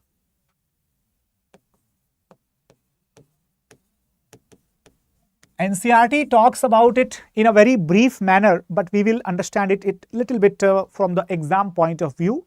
That's why we will see it very relaxed. Now, so Jainism is basically, and Buddhism, both of them, let me tell you, both of them are the result of the hatred, or I would say the anger against the pre-existing Vedic culture. All right. So here, first of all, I would tell you about the similarities. So guys, let us understand the differences first and then we will see the similarities. So differences in the Jainism and Buddhism. Number one, Jainism, propagated by Mahavir Swami. Okay, Mahavir Swami. And who was the propagator of the Buddhism, everyone? Gautam Buddha. Gautam Buddha. Right? What was the basic teaching of Mahavir Swami about the Jainism? It was about the restraint. Right? Restraints. Which type of restraints? Restraints and extremities of penance. So basically, Jainism told us about controlling ourselves and about practicing the very difficult meditation, very difficult penance. Okay. So living a tough life, that is the basic idea of the Jainism. Whereas the Buddhism had a basic idea where it provided for the balanced middle path. Middle path philosophy. What is the meaning of the middle path philosophy? Middle path philosophy means that here you will be having opportunity, neither for extreme austerity nor for the extreme luxury. So neither extreme austerity and nor extreme leisure. Right. All right.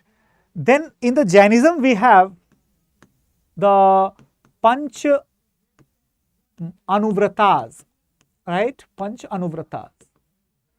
In the Buddhism we have Panchashil. Panchashil. In the Jainism, these Anuvratas, they have the inclusion of Satya, Ahimsa, Asteya, Aparigraha and Brahmacharya. However, the Panchashil does not include any Brahmacharya. So it has no Brahmacharya for the followers. All right, everyone. Not only that, Jainism, it talks about the philosophy of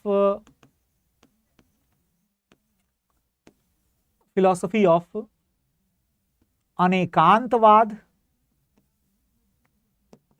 right? Anekantvad, philosophy of Syadvad, philosophy of Nayavad, right? Philosophy of eternalism, right? Eternalism, right? Whereas the Buddhism, it does not talk about any such thing. It talks about the philosophy of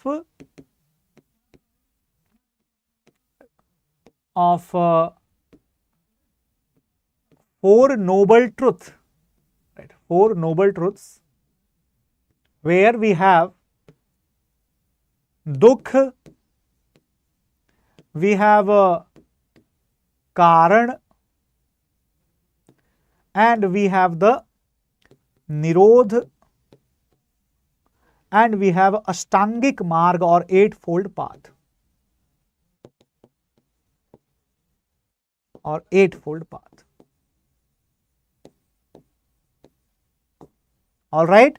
And later on, these philosophies will lead to the emergence of new philosophies. For example, later on, when the Jainism will be divided into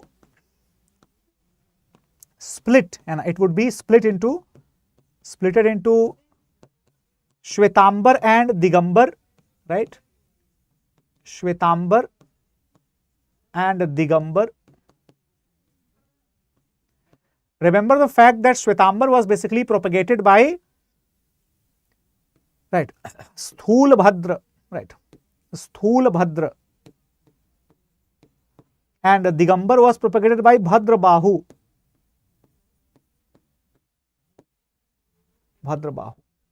Whereas this will be having the Hinayan and Mahayan, right, Hinayan and Mahayan, right. In the Jainism, we do not have the evidences of more than 2 great councils, whereas in Buddhism, we have the evidences of the 4 great councils. Particularly, if you remember, it's easy to remember, the Buddhism basically has the great councils held at Rajgir, then second one at Vaishali, the third one at Patliputra, and fourth one at Kashmir Kundalvan. Okay. So these councils resulted into the great contributions to the expansion of Buddhism, particularly the compilation of the Buddhist literature in the first one, which included the Sutta Pitak and Vinay Pitak. Third Pitak, called as Abhidhamma Pitak, was compiled during the third council under Ashoka's rule, and the last, that was held under the rule of Kanishk. In that particular council, what happened? In that particular council, the bifurcation of the Buddhism into the Hinayan and Mahayan, that took place. That is about the Buddhism. Later on, Hinayan and Mahayan, they also would be splitting further, but NCERT does not cover that. So we should be only knowing the names like Yogachar, Vigyanavad, Shunyavad. All these were the philosophies emerging later on from the Buddhism.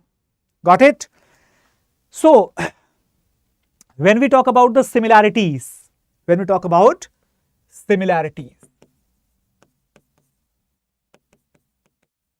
right, what are the similarities?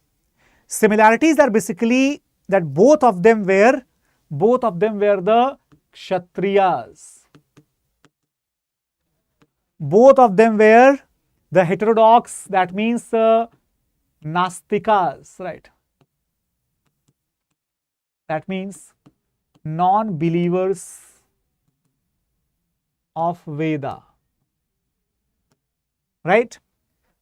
Both of them, they were against the social discrimination.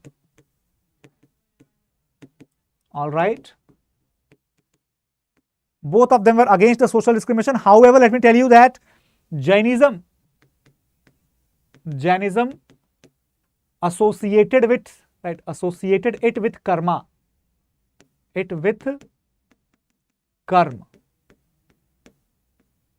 So according to Jainism, your present griefs or present sorrowings are the result of your past karma, whereas Buddhism Right? Buddha totally opposed it. Okay, then both did not, right, both did not regard the God as supreme creator. All right, so here also Buddhism, he was agnostic. Buddha was agnostic about God. All right, everyone, agnostic about God. And Mahavir acknowledged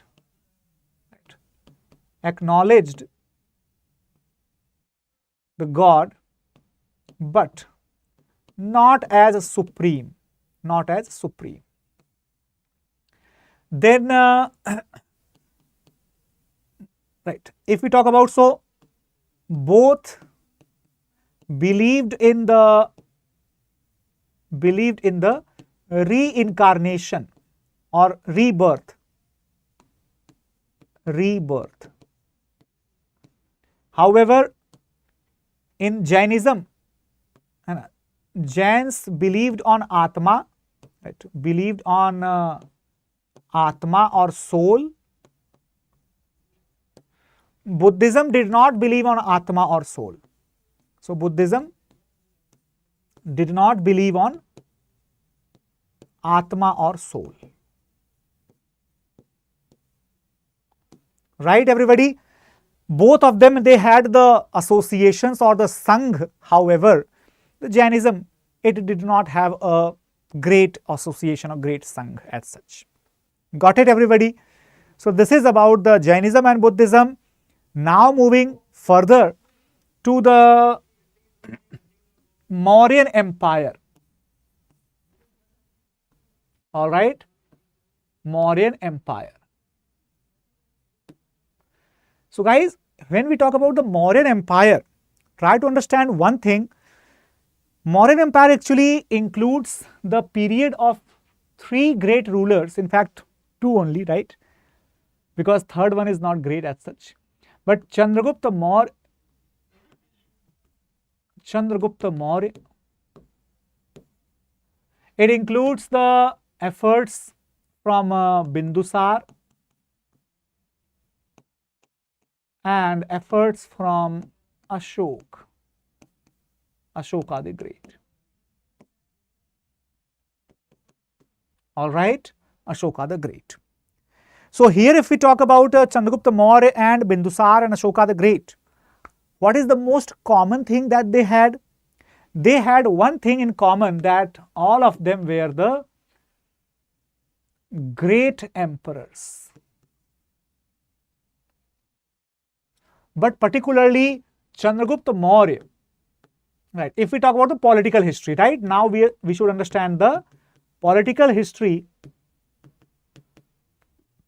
So Chandragupta Maurya, he probably belonged to, probably, not sure, but probably belonged to the community of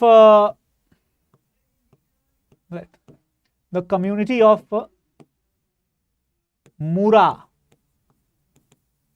or Maurya, right? So this is basically, this is basically speculation, because no proper historical evidences are there that Chandragupta Maurya belonged to which community, which clan or which locality. But one thing is absolutely clear, that he did not belong to any royal house. That is sure. That is sure. All right. So therefore, what happened? He became ruler with the support of Chanakya. All right. And what was the year approximately? 322, 321 BC. Got it, everyone? Not only that, when he became the ruler, he also had a great opportunity to expand his kingdom, and he did that very well. Why? Because he fought a great war,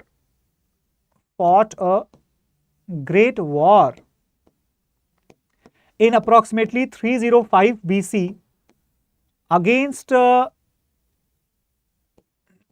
Seleucus Nicator, right? So against Seleucus Nicator, he fought a great war and he got the areas, right? Chandragupta Maurya, he won and got the areas of Balochistan, areas of modern Afghanistan, and some parts of Iran.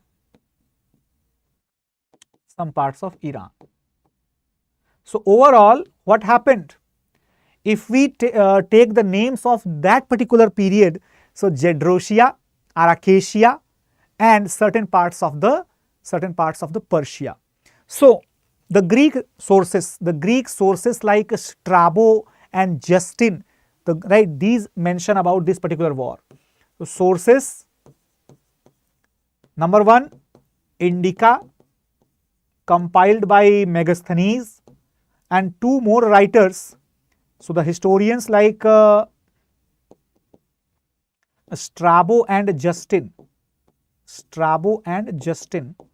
they talk about this Seleucid war of the Chandragupta Maurya. So this is his achievement. Talking about the achievement of Bindusara, right? So Bindusara, what was his achievement? Guys, we all must ignore the fact that Chandragupta Maurya also married with the daughter of Seleucus, because that's not very sure that the daughter was married to Chandragupta Maurya or was she married to Bindusara. One more thing is important, that Chandragupta Maurya had gifted 500 elephants to the army of Seleucus, with the help of which Seleucus had captured the areas in Central Asia. Bindusara, he was contributed for victory in South India, So southern India was won by Bindusara. Then coming to the Ashoka. Ashoka. He is regarded as the greatest, and he contributed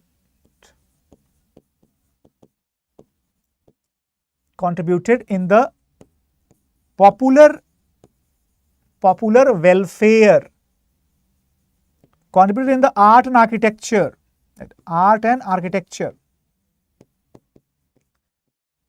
and contributed in the establishment of peaceful empire. So that's why he is regarded as the greatest. So that is his achievement. In the war field, he won over the Kaling. Alright, won over the Kaling. Now after that, what is the next important thing to understand? Next important thing to understand is the Dhamma of Ashoka.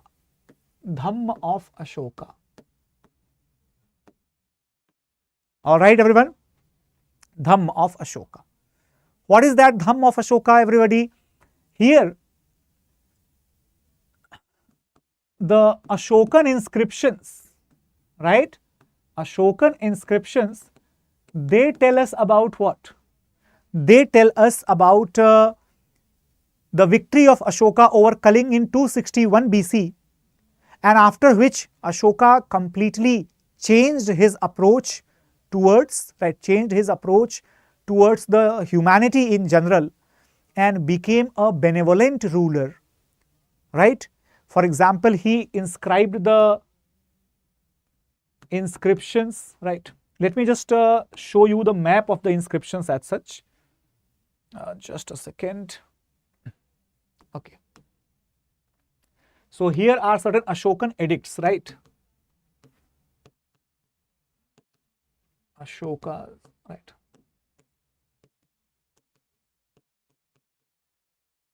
Okay. So it will be very easy to understand if we are able to see the images of Ashoka's edicts. All right. Now,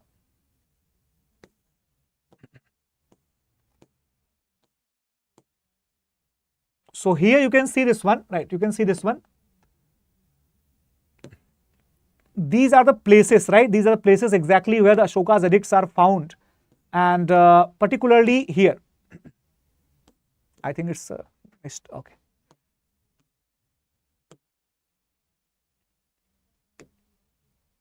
Here, right? So you can see this one. This place is that this map is clearly showing that the places like here, just a second.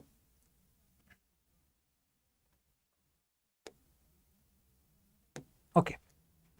The places like Mansehra, right, or Kandahar, or Shahbazgarhi, right? These Dhauli, Jaugada, all these have the places related to the Ashoka's edicts. However, I think this map is not very helpful because it's not visible to all of you very clearly. So just let me draw it for you. Right, I'll just draw it for you, don't worry. Okay. So here, suppose if we are using this particular, right, if we are using this particular map here,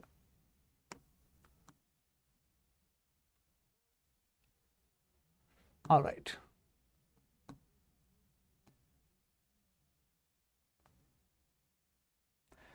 And so most of the Ashoka's edicts, they are actually located, right, located in the northwestern parts of the country and also in the southern parts of the country as well. So here we have Mansehra, right, Shahbazgarhi, right, Shahbazgarhi, Mansehra. We have Kandahar, right, we have the Kandahar. It is in Afghanistan, sorry. Kandahar. Then we also have the locations of the Ashokan pillar at Saurashtra in Junagadh. We have at Sopara near Bombay. Okay, Saurashtra or Junagadh. Junagadh is also known as Girnar. We have Sopara. We have Yerragudi. Right, we have Bannihatti. Right, we also have Dhauli and Jaugada.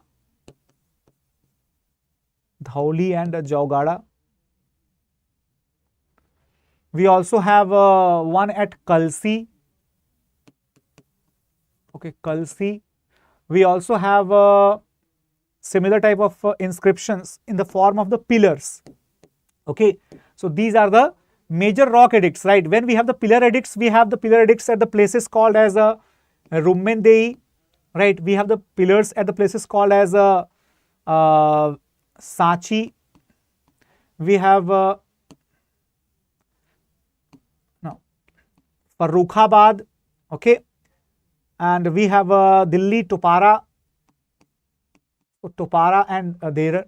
Then we have at Kaushambi, Sarnath, then Vaishali, then right, Nandangarh, etc. Then we also have the pillars located in the right, Mansehra. So overall, the Ashokan pillars, these are the names. Let me just write the names. Rummendei. This is Lauria, Araraj and Ariraj and Nandangarh. This is Vaishali. This is Sarnath. This is Kaushambi. This is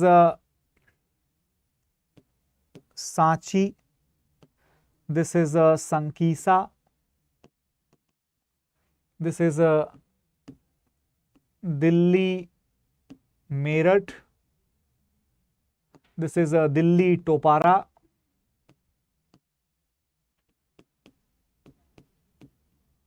Then we also have the minor rock edicts at some places. Minor rock edicts are basically located at the Bhabru Bairat. Okay, Bhabru Bairat. And here they are located at the Yerragudi. They are located at the Kanganhalli, right? And so many other places are also there, right? So overall we can say that Ashoka's pillars and Ashoka's rocks, they are present where? They are present at certain places which indicate the limits of his kingdom or his authority. Got it?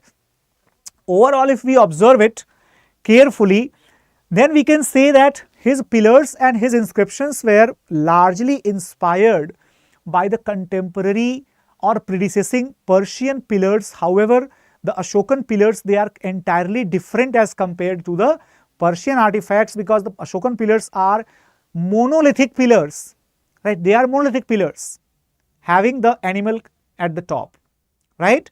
So this is why they are having little bit different identity as such. Consequences or the significance of these pillars, very, very important to understand. Basically, these pillars are the evidences that Ashoka ruled over these areas with authority and provided instructions to the people, number one. Number two, these pillars provide the hint of his ideology, which promoted the welfare and the general administration was implemented. Number three, it tells us about the various events in his kingdom, like Ashoka's visit to the place of birth of Tathagat Buddha, okay, Lumbini, or Ashoka's queen and his son.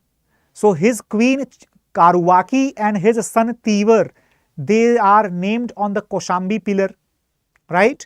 Similarly, the 14 major instructions, they are inscribed upon the rocks, which tell us about the various beliefs and thought processes of Ashoka. For example, it also tells us about the neighboring kingdoms. That is, in the third major rock edict, we have the name of neighboring kingdoms, as well as in the 13th we also have the same, right? Kalinga war is also described in the 13th major rock edict. Similarly, the 12th major rock edict, it has the information related to the Dhamm. Similarly, the 9th major rock edict, it has got the declaration of the Dhamma Ghosh. Overall, we can say that whatever informations we have about Ashoka's rule, we are largely dependent upon the pillars as well as the rock edicts. Got it? Similarly, guys, there was another dynasty. If we try to understand about them, what happened when we talk about the administration, right? Talk about the administration of the Mauryas.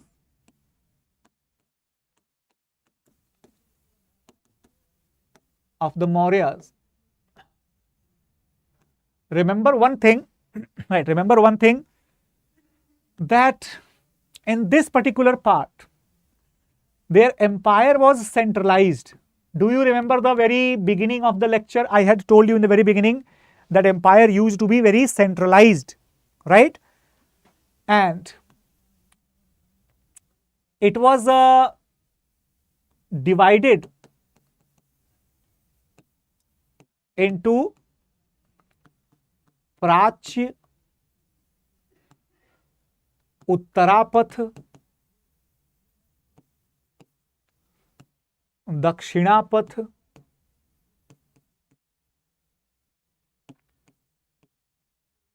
and Kaling.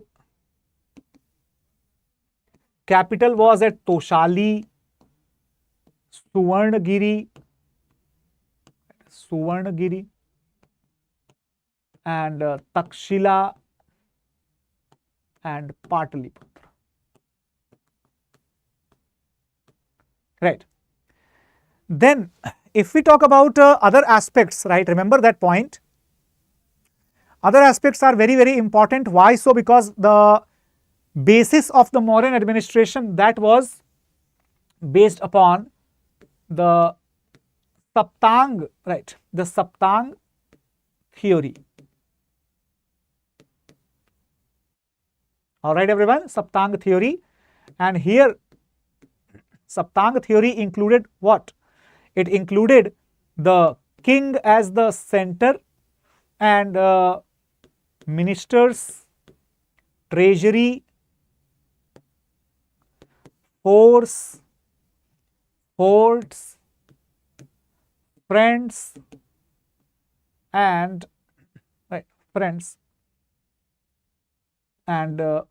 public as the 7 distinct organs of any particular state. Got it? So that is why it's very, very important to understand. There used to be the ministers, right, ministers who were called as Amatya.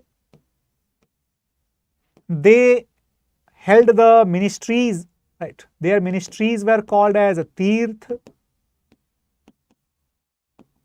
and their deputies, they were called as Adhyaksh. Their departments were called as Vibhag. Okay.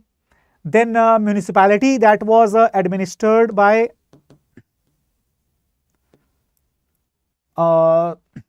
6 committees of 5 members each. And similarly, the army, that was also by 6 committees of 5 members each. All right. So overall, we can say that their administration was quite extensive, very, very extensive. However, the certain officials were very important, particularly if we talk about the states, etc. So their divisions were like that. The kingdom was established and ruled by Samrat. Then we had Kumar. Then we had right, Pradeshikas, and we had then Rajukas, and we had the Gram Bhojas, Gram Bhojak. All right. So Rajukas were basically the in charge of the rural district, whereas the Pradeshikas were the in charge of the complete district, and the Kumar were the governors. Samrat was the head of the nation. Okay. So this is how their administration was taking place. But very soon, what will happen? Very soon, the empire will be over, because the last Mauryan ruler, whose name will be Brihadat, right? He will be killed by Pushyamitra Shunga, right? Killed by Pushyamitra Shunga.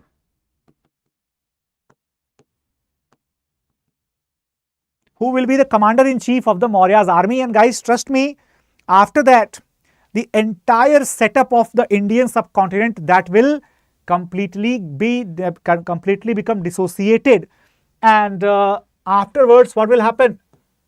In the post-Mauryan period, there will be the complete disintegration in the northern India and the southern India.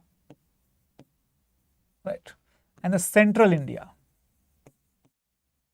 So here we can say in the north, who were the rulers? They were the Indo-Greeks, they were the Shakas, Kushanas, and there were the Parthians. In fact, here, Parthians and Kushanas. All right. Then in the central India, we had towards the east, right? Towards the east, we had Shung and we had Kanv, and in the west, we had the Satavahans, and we also had the, in Kaling, Meghvahan. Meghvahan. Then in the southern India, we had Cholas, Cheras, and Pandyas. All right. So these dynasties were the transitional dynasties between the two great empires. One was the Maurya and the other one would be the Gupta age. Now, we are going to cover the Gupta kingdom, and why so? Because in that period, once again, the people will get the different type of opportunity for the further evolution from the ancient into the medieval period. All right, everybody. So now, when we talk about the Gupta period, right now, when we talk about the Gupta period, we must understand one thing.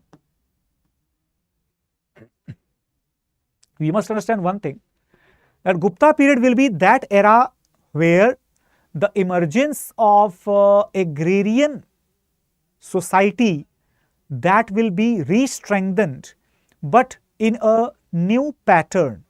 For example, here the beginning of the decentralization,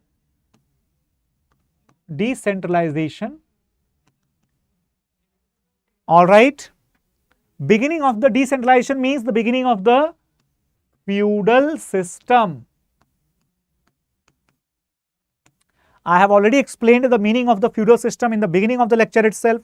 So I hope that you all would be having the idea that what is the meaning of it. Okay. Then we will also see the emergence of trade and agriculture driven prosperity. All right, everybody. What is the meaning of the prosperity here? Prosperity means that now in the period of Guptas, the people will start gaining the richness, the people will start gaining the prosperity in the matters of culture. Even the literature will be greatly developing in this period. So overall, we can say that the Gupta period will emerge as a great era of literary and cultural prosperity. Literary and cultural prosperity. It will also have the economic prosperity. Got it? And this is basically known for the impact, I would say, the impact of local chieftains during later stages. All right, everyone, during later stages. So here, let us understand it one by one. First of all, let me give you a brief timeline about the Gupta dynasty. That is very, very important to understand. Then we will learn about the society and the polity society and the culture and the economy. These three things. And when we will learn about these three things, got it? Then why is this important to learn? Because this will be the continuous feature going directly into the medieval period, right everybody? And also let me tell you one more thing. When we study the history, ancient and medieval particularly, after the Gupta period, we don't get much weightage in the examination. Nowadays, I think the questions are still getting asked from the topics like Rashtrakutas, etc., or the topics like Chalukyas, etc., but they are only important in a very selective manner. All right, so that's why we have to be very much concise into this. So whatever things I have explained it in the very detail, trust me, that will help you to understand the Sultanate and Mughal also, right now. In fact, we will understand Sultanate and Mughal simultaneously. Got it? Now, here, so beginning of the feudal system, but before that, let us get a basic idea about the chronology. So, chronology.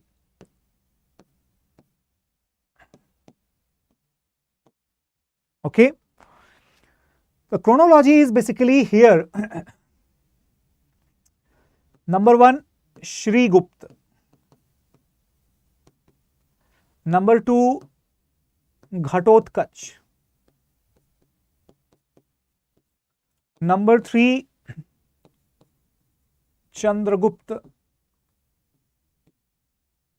1. Number 4, Samudragupta. Number 5, Chandragupta 2nd. Number 6, Kumargupta. And number 7, Skandagupta. All right. So only that, because after that there will be the insignificant rulers, so they are not important. So these particular rulers, which things did they have in the common?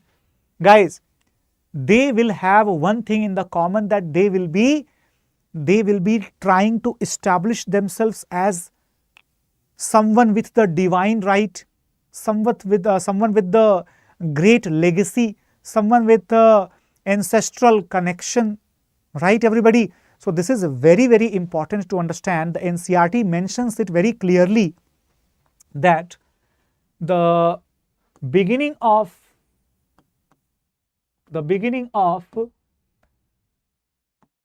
divine titles, okay, divine titles and superlatives, right, superlatives, that will be the common feature emerging since the Gupta period.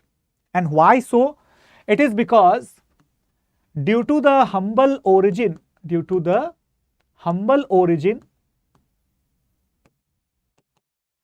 it was very important to draw the right to rule under a divine title. All right.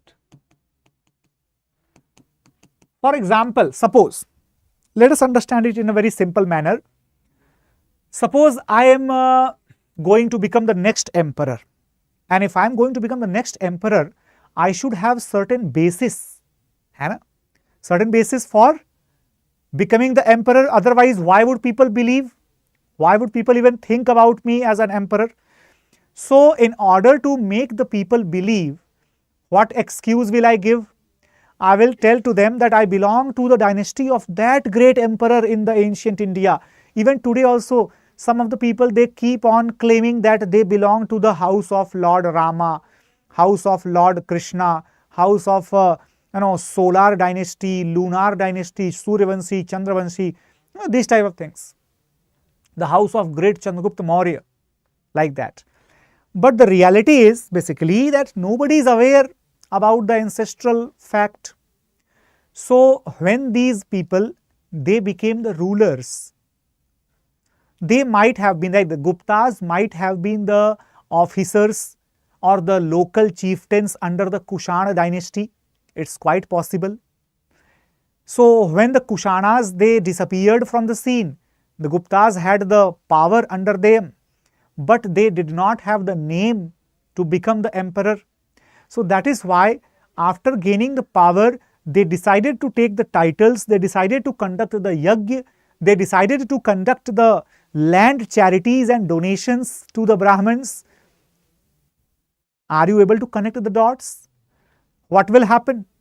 Guys, the divine rights or divine titles granted by the Brahmins, and number 2, land grants made by these rulers to the Brahmins. Number 3, ceremonies or ceremonial sacrifices.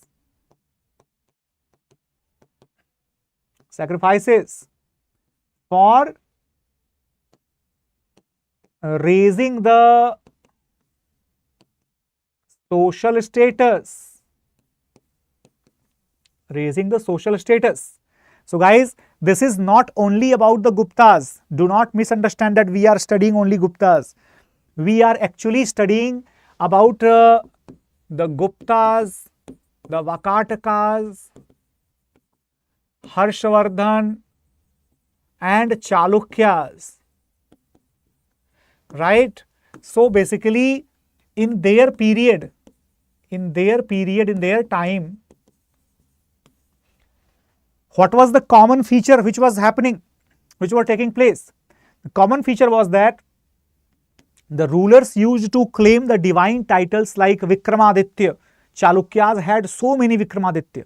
Even the Guptas had Chandragupta Vikramaditya, Skandagupta Vikramaditya.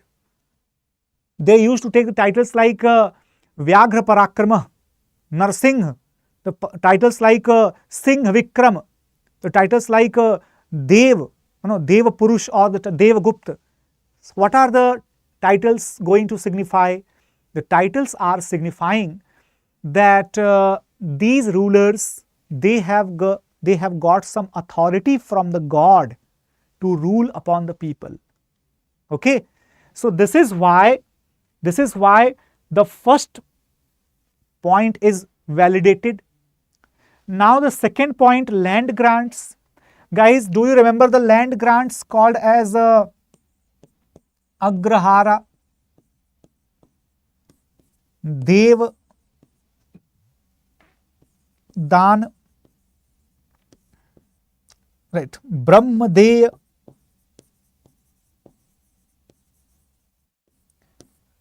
right?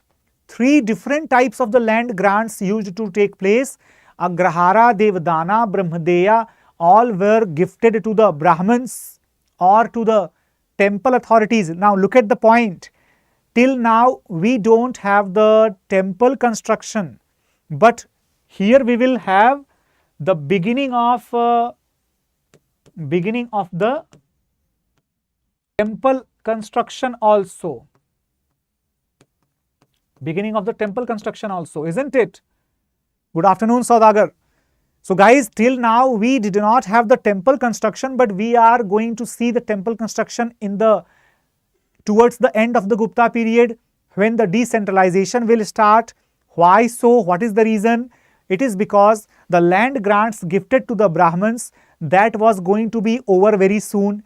The Brahmins could not get the land grants individually in the large quantities. So when the temple authorities will be there, they would be serving as the religious as well as the social and cultural center. This is why, in order to become acceptable as the great ancestral rulers, now remember the prestige and the divine right was very, very necessary for the rulers to rule. Otherwise, they would lose the claim over the throne.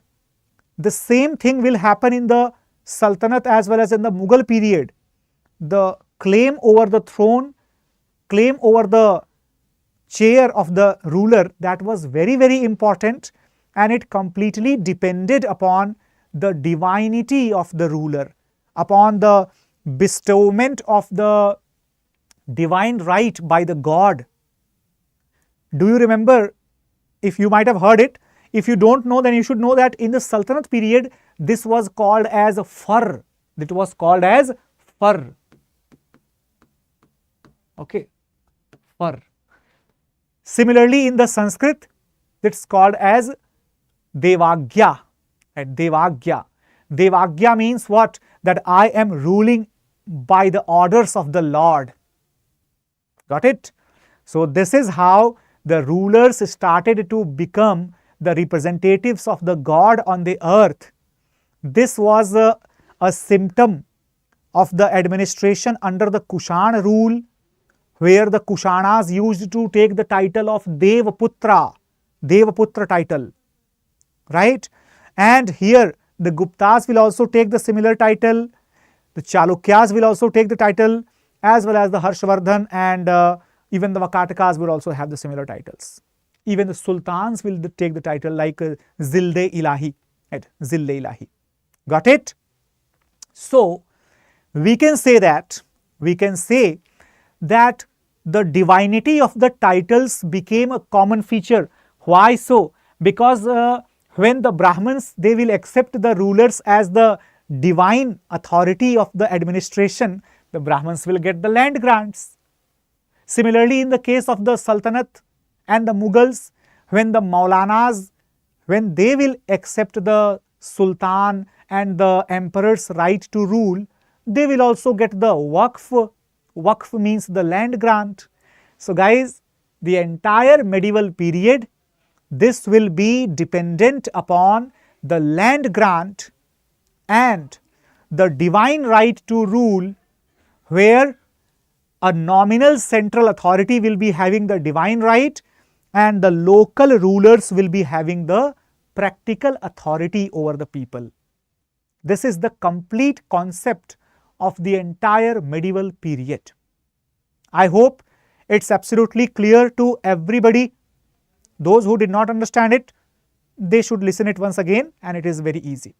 Yes, absolutely, Shashikala.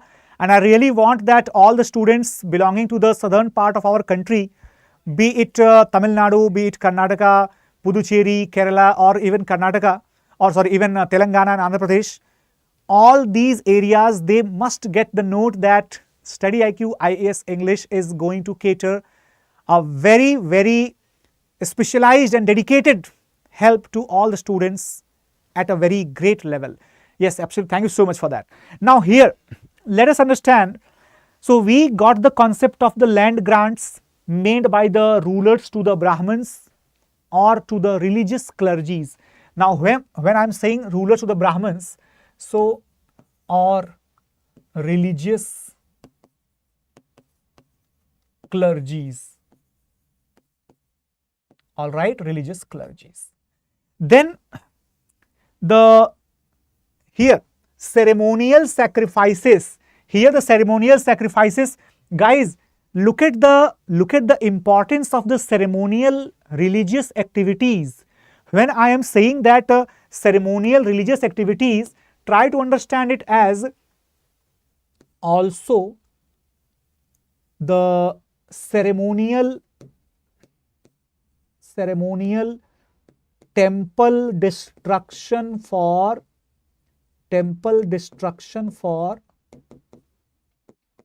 the sultans. Try to get the concept, try to get the real concept, right? Actually, this was a very common thing. In the medieval period, the rulers, they used to do something for the religious purpose, just to strengthen their authority over the public. Got it?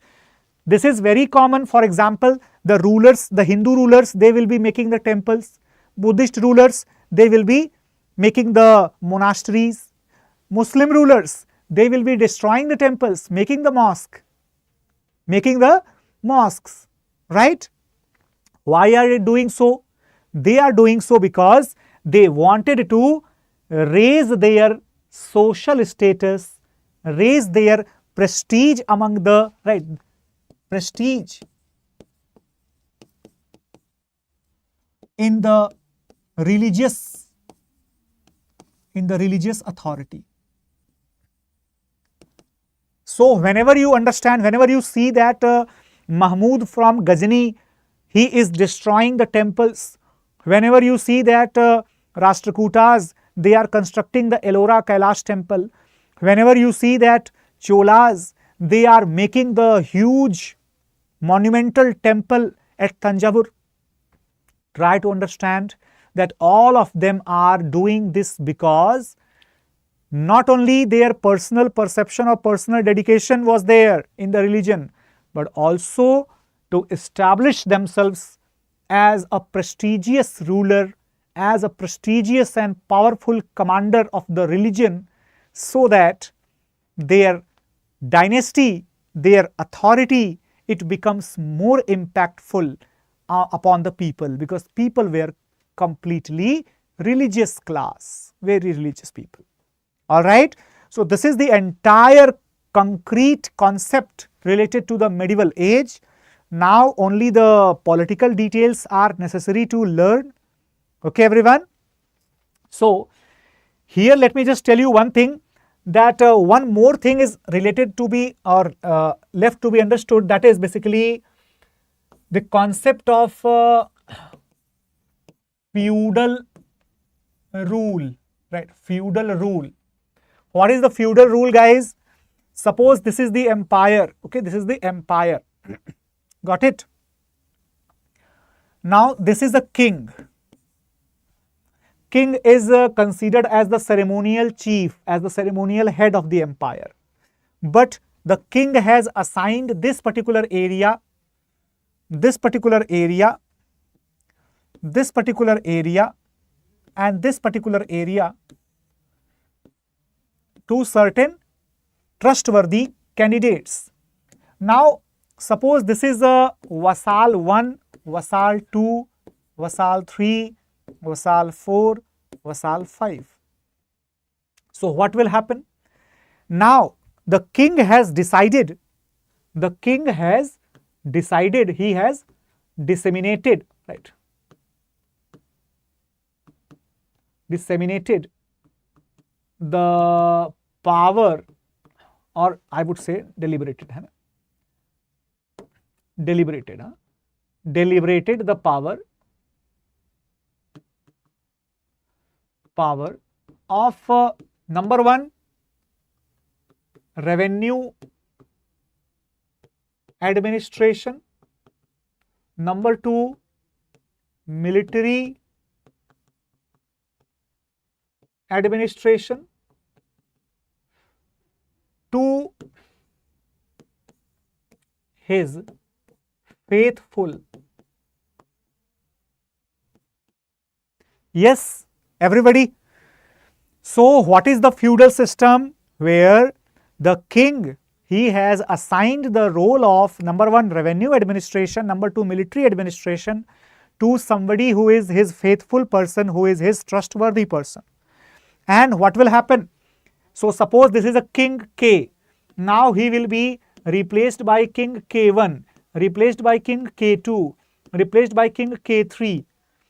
This person will be having the vassals, okay, V1, V2, V3, V4, V5. However, when the K2 will be the ruler, what will happen? Suppose V2 and V1, they rebelled against the king.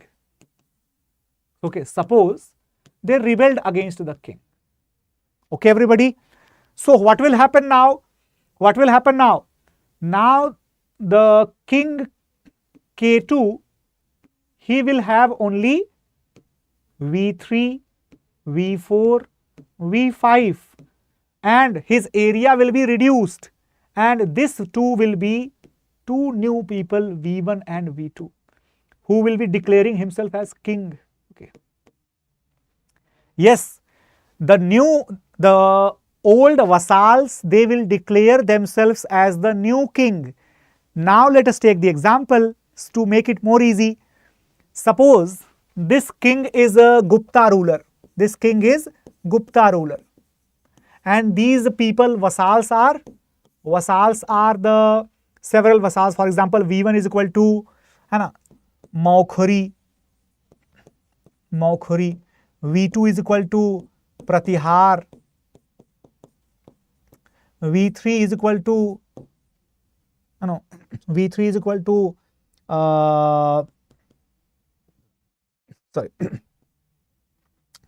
Sashank. V4 is equal to Pushyabhuti. Right? So different dynasties might be there. So what is the possibility now, my dear? How it is the possible thing that this gentleman Pushyabhuti, he will declare himself as the new ruler. This gentleman Pratihar, he will declare himself as the new ruler. So what will happen?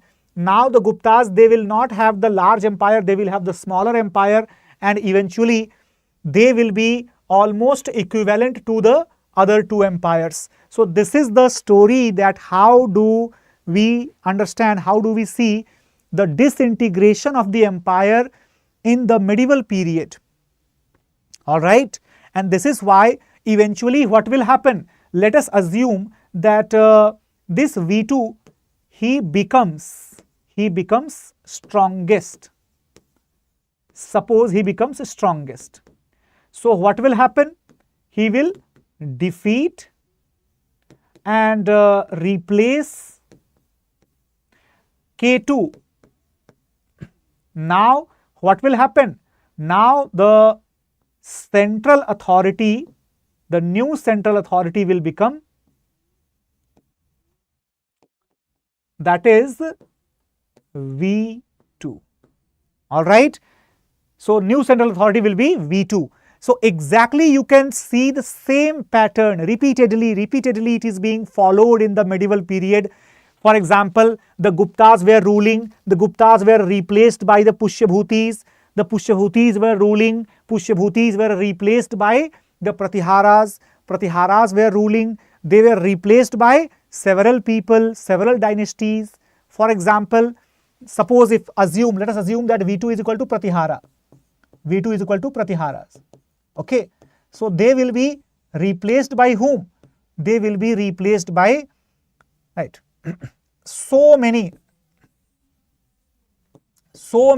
dynasties, and they will be like Chandel, they will be like Garhwal,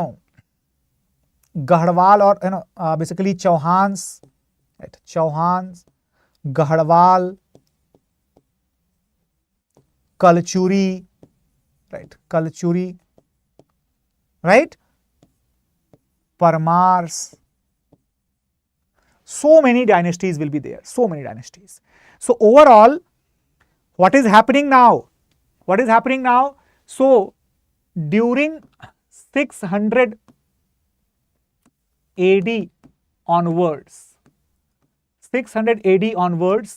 up to 1800 AD, we will have the alternative cycles of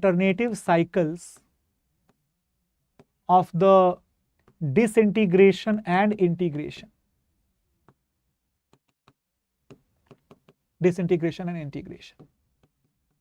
All right, this is how the things will be going on.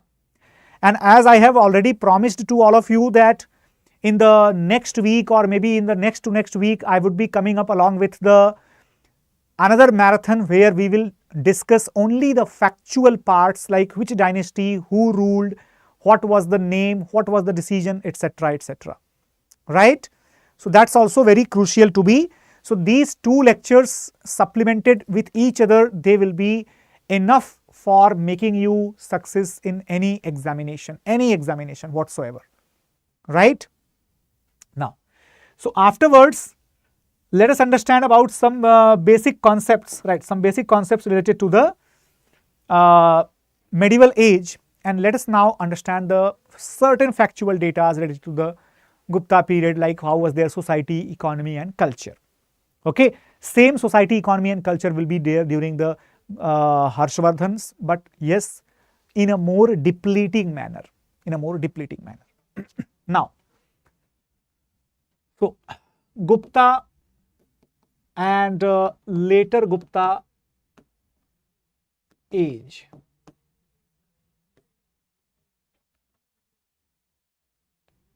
Society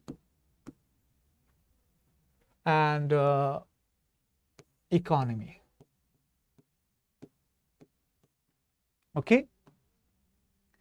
Society, which was basically a religious society, orthodox, then caste system emerged.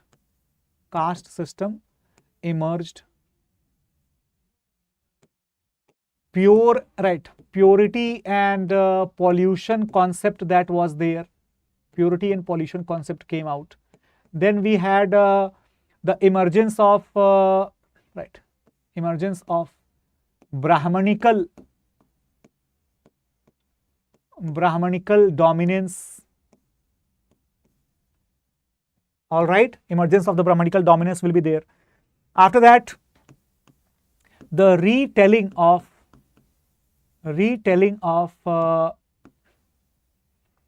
Vedas, Puranas, Ramayana and Mahabharata, etc.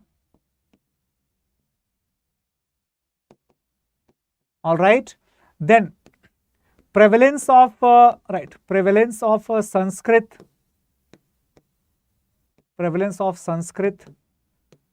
Then growth of literature,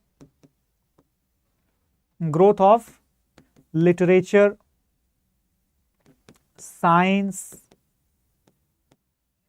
art and architecture.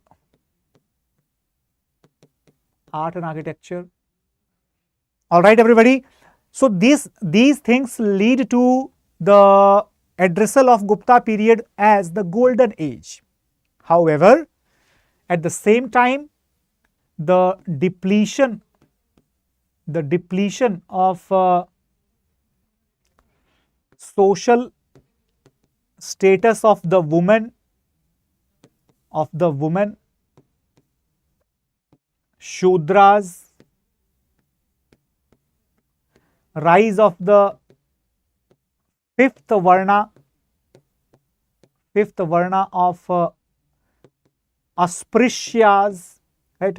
Asprycias or untouchable. Then orthodox law books, they denied the rights to them, rights to the women as well as the Shudras. So neither the Shudras nor the women, they had any such rights related to the social position, social prestige during the period of the Guptas, and that's why it is also considered as the dark age when it comes to the social conditions of the deprived sections of the society. Now, coming to the economic part. So economy was largely dependent upon the agricultural expansion as well as the trade and commerce. So depended upon the trade with Roman Empire, trade with Byzantine, trade with Byzantine Empire. Then it had the caste had the emergence of castes which were emerging out of the various professions,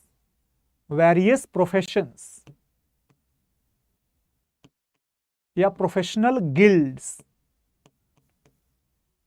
These guilds were called as a nigam or shreni, right? Shreni or nigam.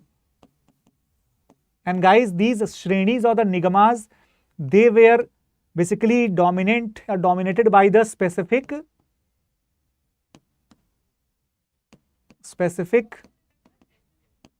right? Dominated by specific castes. Okay. So eventually they had same professions. So now, apart from that, the circulation of currency, right? Circulation of currency became very wide. Very wide. So when we talk about currency, remember that Mahajanapad age, it had the punch-marked currency. All right, punch-marked currency. Then we have a post-Maurya, post-Maurya age, it had the true coins of gold and copper, gold, silver and copper.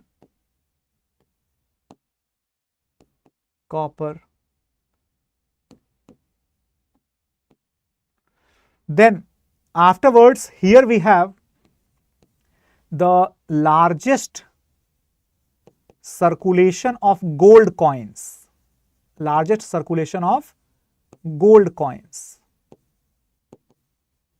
These gold coins were called as dinar, and silver coins were called as rupyak.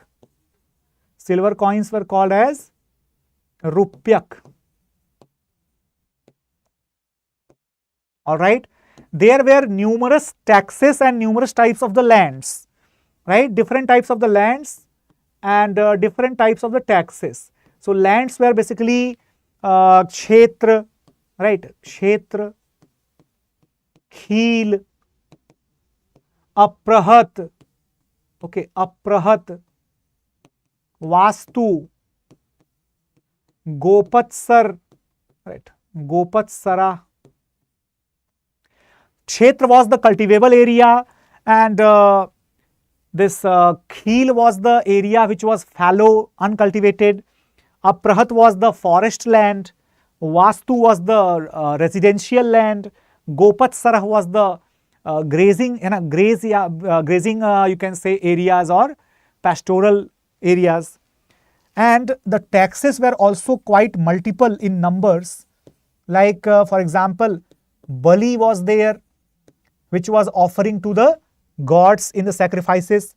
Bhag and Bhog was there, offering to the king, and this was 1/6 of the total annual production of the cultivation. Then we had Klipta and Upklipta. These were the sales and purchase taxes and the duties. Then we had Hiranya. Hiranya was basically the tax paid in the cash. And then we had Vishti, right? Vishti was basically a type of forced labor in lieu of taxes. So when you were unable to pay the taxes, you had to work for free for the government. Then this is how the taxes were collected. Got it? Now let us talk about another important dynasty of the medieval period, that is Delhi Sultanate.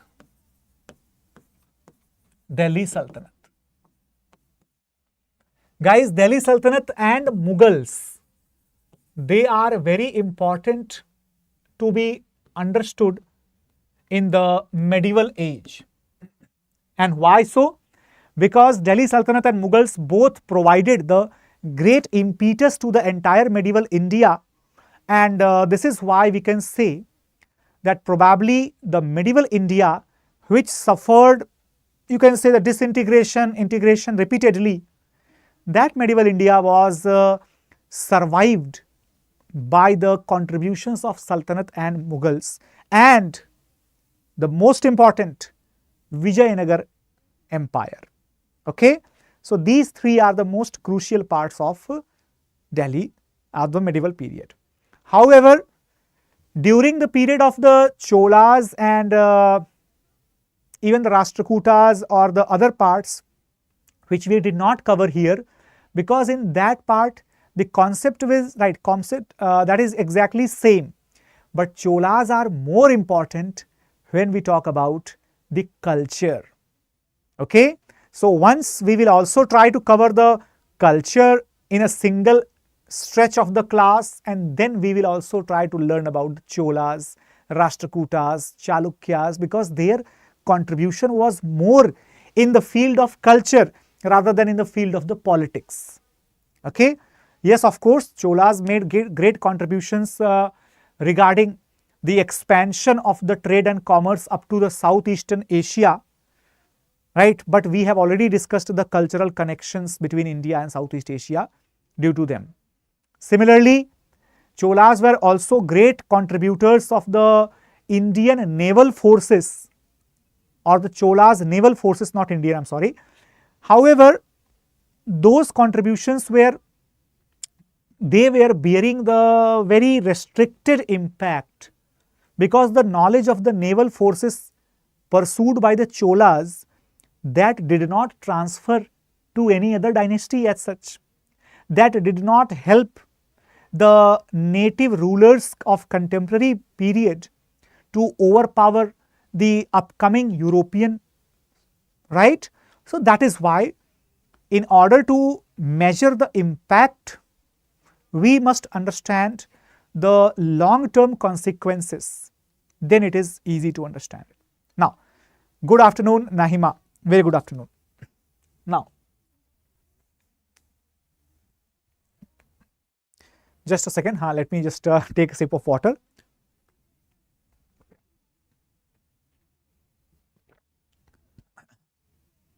Already.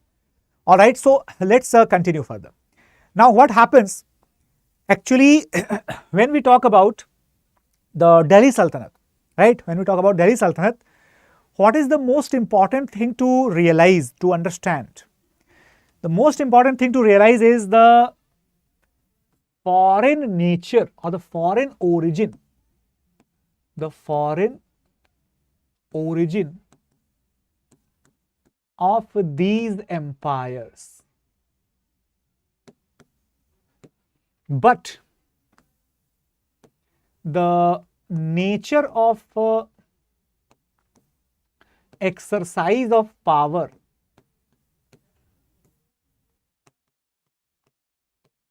that was similar to any other medieval rulers. Okay. So those who are thinking that yes, after the advent of the Sultanate rulers, everything will change. But yes, we have to understand, we have to realize it, that when we talk about the Sultanate rule or the Mughal rule, what does change? What does change? It only changes the nature of the origin, the nature of the belief system. Okay. The foreign origin of the rulers or the foreign belief system, right? The foreign belief system. All right, everyone. So they did not follow the faith of this land. They did not follow the faith of this land. They did not follow the language of this land. So they had their own faith, their own language, their own culture, their own customs, rituals, practices, everything. Okay. But what was the similar to this area? Their methods of rule, their methods of exercising their power. They also had their local authorities, their local representatives placed in certain localities and report to the central authority, like that only. Okay, everyone? So this is why we must understand it, that the Sultanate and the Mughals, they will impact the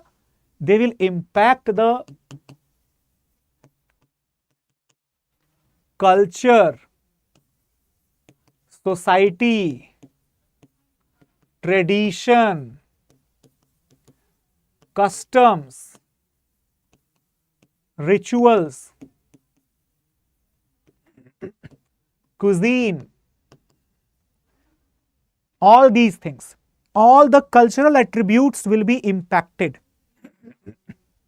And what will not be impacted? But the political dominance or political methods, they would be similar. They would be similar. Guys, for the methods, nature, the feudal nature of the empire, that will be the same. The feudal nature will be the same, right? That will be the same. And that is absolutely true also. Absolutely true also. So when we talk about the Delhi Sultanate as such, Delhi Sultanate, right? Guys, their origin and their administration, these two are very, very important things to understand. Okay? Origin.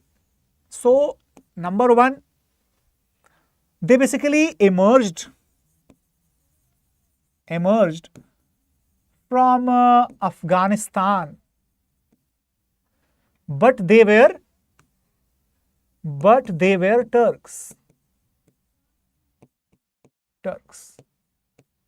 Okay. So initially what happened? Initially the Yaminis, right? Yamini, and later Seljuks, right? Later Seljuks targeted the Indian subcontinent, right, everybody? For example, who were the Yamini rulers? Mahmud of Ghazni. Seljuk rulers, the successors of Mahmud, right? However, later on, what happened? The Ghurids, they arrived and settled.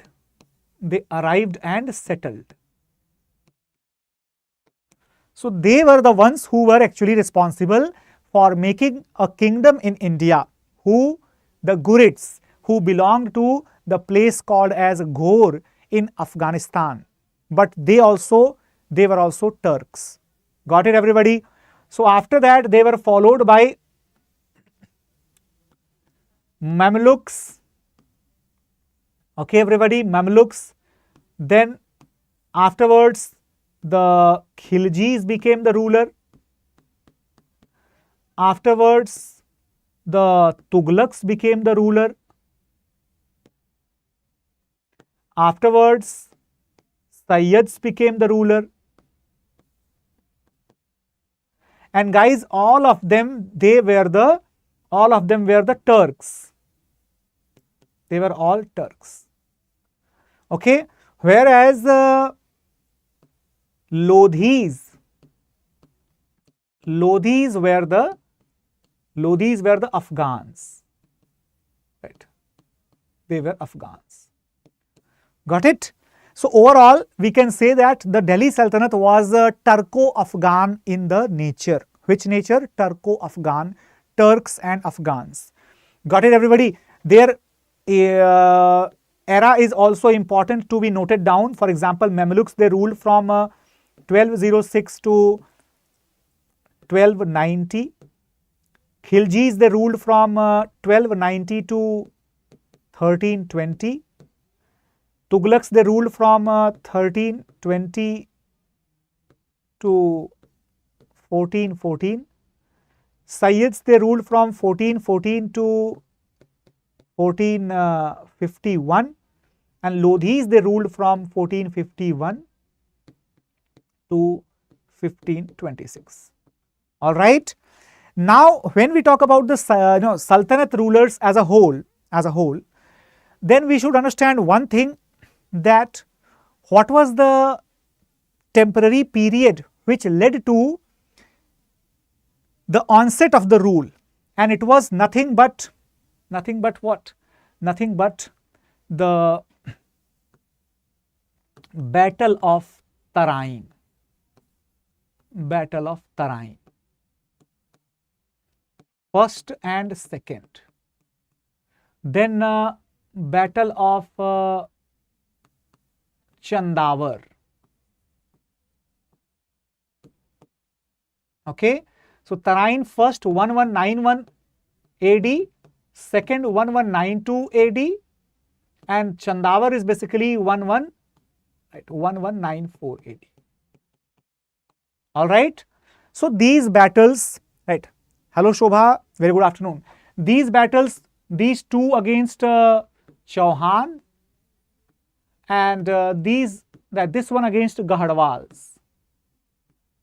This led to the complete decimation, right? Complete decimation of the pre-existing Rajput dynasties in the northern India, and resulted into the establishment of the Delhi Sultanate. All right. Shobha Rajput ji, absolutely, that is very, very useful, but in the mains only, and only in the parts where certain questions related to the society are asked. All right. आप class में reply नहीं करते मेरे comment का. Not exactly like that. I actually try to reply to the each and every comment, but it's not possible practically. No? That's why some of the comments are left. Anyways, so guys, overall we got this basic information. Got it? Now, if we try to understand about the existence, right? Existence of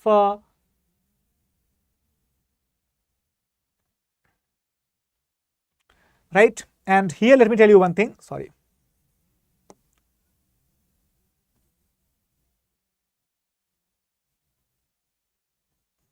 So, let us assume that where are the other kingdoms existing here, right? So, have a look on this one. Right.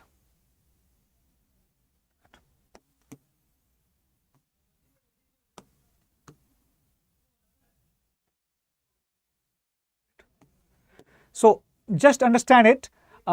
This area will be the zone of conflict, because here, let me tell you, here there will be the entire area will be the under the rule of the Delhi Sultanate, or the rule of the Ghurids.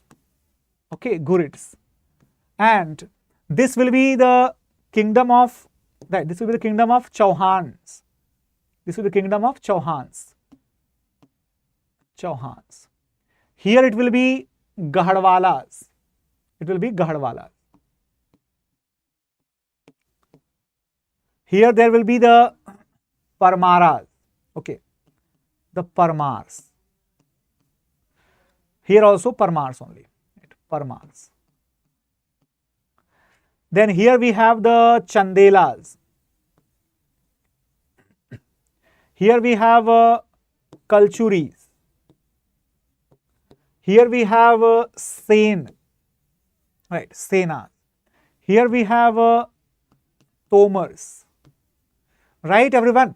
So overall you can see here there were Yadavas. Overall you can see that this entire area, okay, entire area was ruled by one or the other Rajput dynasty, right everyone. It's not necessary, Sobha.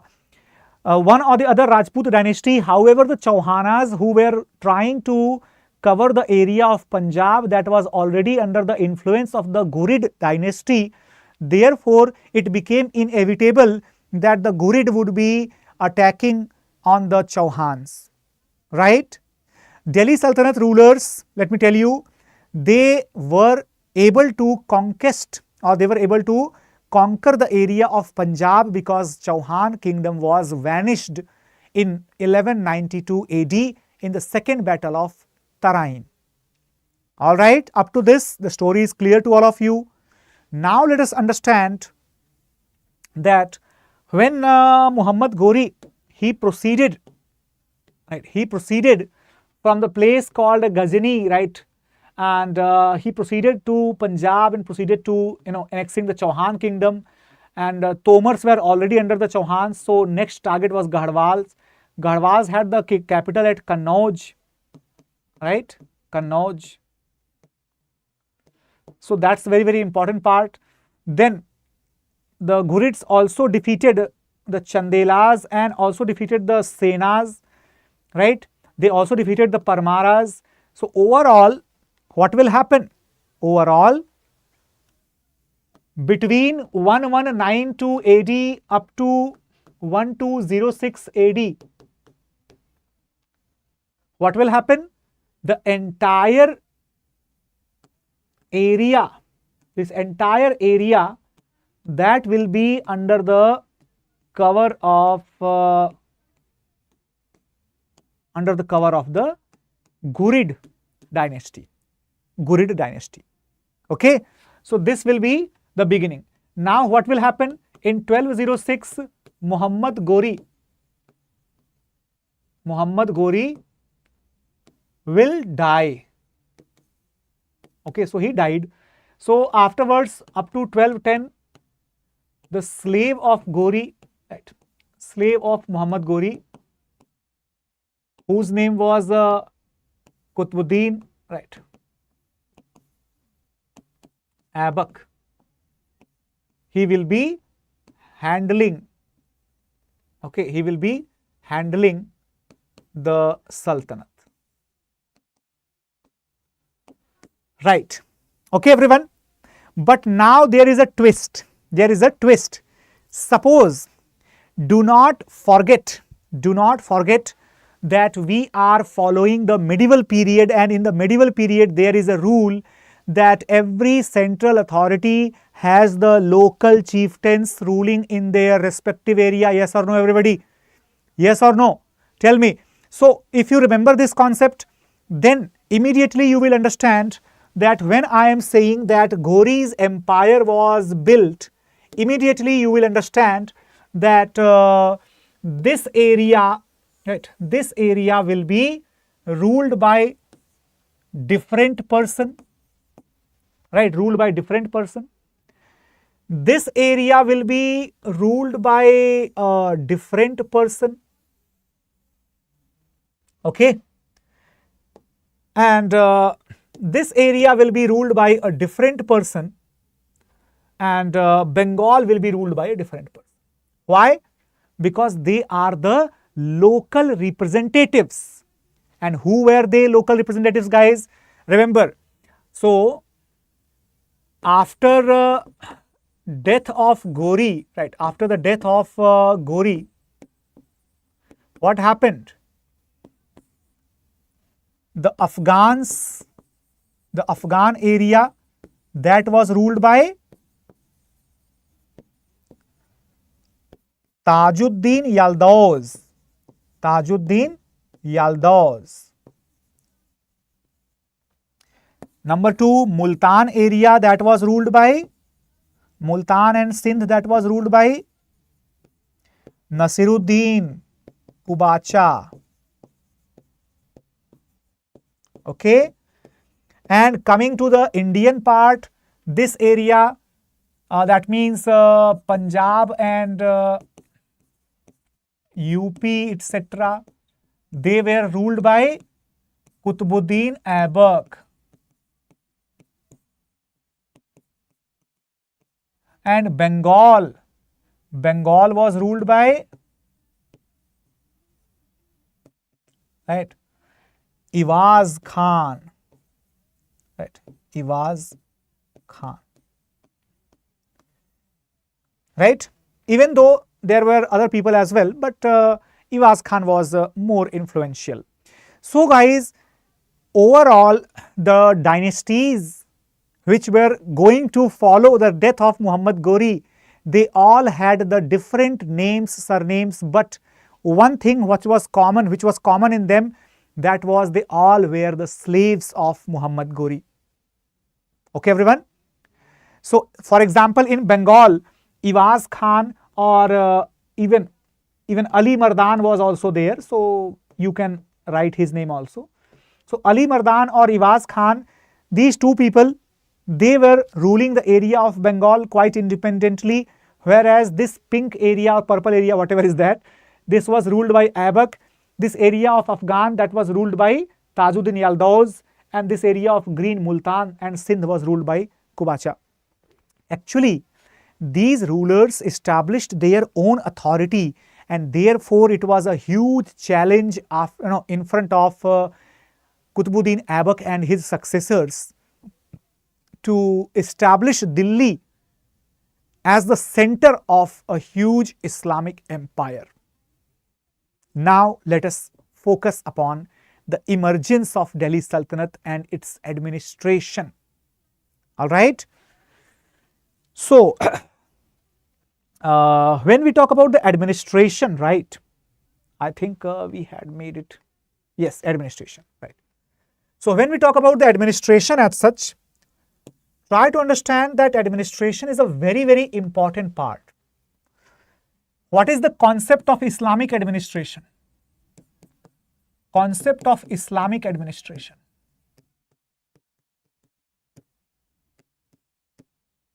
Guys, do you remember that in the ancient age also, the rulers used to take the blessings from the priest, from the Purohitas? Rajyabhishek used to take place, and in that Rajyabhishek or the coronation, the throne was entrusted upon the king in the name of the God, the supreme power. Yes or no? Do you remember that? Similarly, my dear, what happened in the Islamic kingdoms? There used to be a ceremony called as the khutbah.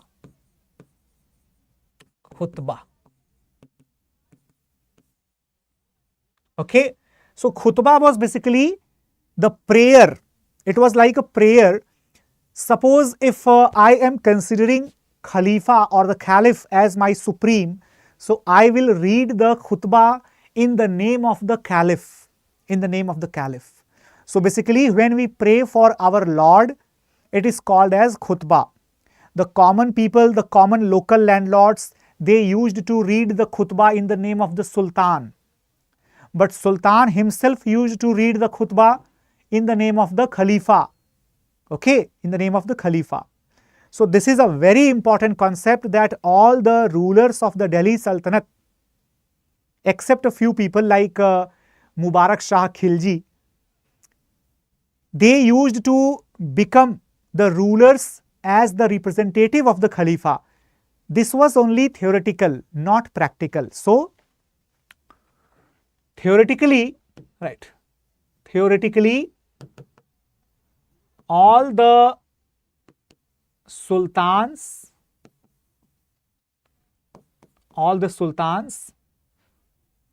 were the representative of Khalifa. And who is the Caliph?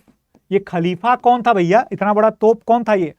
Khalifa was the spiritual and the religious and the political figurehead, like pope होता है ना, pope Christians में, Orthodox Christians में जैसे Roman Catholics में pope होते हैं, right, Roman Catholics में पोप होते हैं, तो मुसलमानों में खलीफा होते थे, अब नहीं होते हैं, पहले होते थे.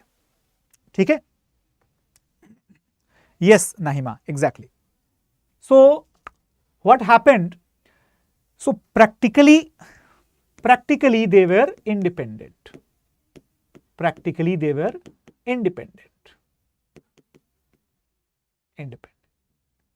All right. Guys, there is another very very important concept of that Islamic administration. Like we have this khutbah. Similarly, we have the concept of the Shariat and Jawabit. What is the name?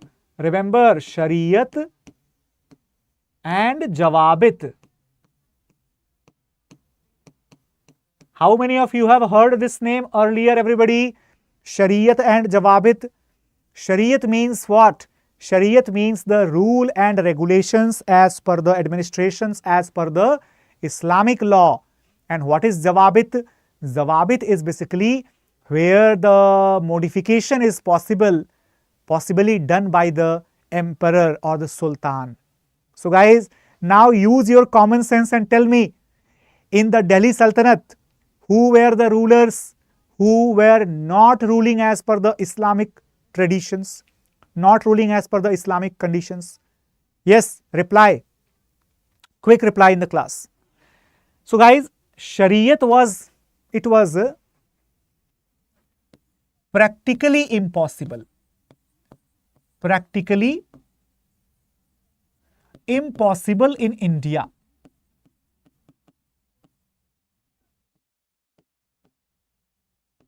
Right? Practically it was not possible in India. Got it, everybody? Why so? Because even those sultans, they very proudly declared that we are following the Shariat. But the historians have studied it, and even NCERT and even other historians also tell us that Shariat, implementation of Shariat, that was simply not feasible because a vast majority was the non-followers of Islam. So therefore, either everybody was required to be converted, or everybody was required to be slaughtered, or everybody was required to be forced for paying jizya. None of these possibilities were there, because the Sultanate rulers, they did not have as much command as they thought that they would get it, because Rajputs, they had still very strong presence. Even the local representatives of sultans, they were not much interested in spreading the Islam, etc. during that period. So this is why whenever we see or we hear that certain people blaming that Delhi sultans, they were enforcing the people to embrace Islam, it is just the half truth, just half truth. Why? Because the sultans, they were influencing and enforcing the people only in their vicinity. That suppose if you have to become a servant in the Sultanate, then you will have to accept Islam, because non-Islamic rulers, non-Islamic officers, they were not allowed in the Delhi Sultanate for quite a long period of time. In fact, Muhammad bin Tughlaq, he was the first person to have taken the services of the non-Islamic officers. Okay. So guys, these are very significant facts which we need to, or very significant concepts which we need to understand. And when we talk about Jawabit, guys, there were certain rulers who were who were important for the Jawabit, like Alauddin Khilji. He did not care for any Islamic rule. He simply followed Jawabit, his own jurisprudence. Muhammad bin Tughlaq, half mad kind of person, but yes, he was supremely genius, and he also followed his own intellect, did not care much for the opinion of the Maulanas, etc. Right? So overall, we can say one thing, that whichever rulers are regarded as the atrocious rulers, the reality is that they did not follow Islamic methods. Okay, try to understand it. Third concept is, my dear, third concept is basically the Ikta Khalsa, right? Ikta Khalsa and Fawazil. Ikta, Khalsa and Fawazil. Okay, everybody. How many of you have ever heard heard about Iqta, Khalsa and Fawazil. In the NCERT of class 12th, theme 2nd, as well as NCERT of class 7th, particularly class 12th NCERT second theme that talks about the travelers like Al-Masudi, travelers like Suleiman and Al-Baruni particularly. They also tell about the books like Kitab al-Hind or Tahqiq-e-Hind, right? Tawarikh-e-Hind. So basically these chronicles which are penned by Al-Baruni, or the chronicles like Rehla, which is written by Ibn Battuta. All these chronicles, they tell us about these type of features, right? Not only that, entire Delhi Sultanate was full of so many records which were penned either by the representative of the rulers or by the local chieftains or by some court historians. For example, Mahmud Ghazni, right? He came along with his court historian whose name was Utbi, right? Utbi was his court historian. Similarly, right? If not court historian but the scholar during the period of Mahmud of Ghazni, he was Al-Baruni. So all these people, those who think that these were the barbaric people, they did not know about anything, they did not have anything, absolutely wrong. They already had very well established culture. They already had very well established centers of the learning. For example, if you talk about the Central Asian city of Khwarizm is in Iran. So that was a great center of learning. Nishapur, Herat, Khwarizm, great centers of learning. Bukhara, great center of learning, right? So that does not mean that if they had attacked on India, so they did not have anything to themselves. They had it. Then why did they come to India? What was the reason? Of course, because India was way more fertile, way more rich, way more prosperous than the Central Asian rulers' kingdom. That's why. Okay? Like India and America. India has everything today also. But if you want to go to, if you want to get the better opportunity, you can go to America, you can go to the Australia, etc. Right? But it does not mean that if Australians or Americans, they'll start saying that, oh, India does not have anything. This is absolutely, wrong. Okay? So, same case here also we can understand it. I hope you are able to correlate it. So guys, what is Iqta?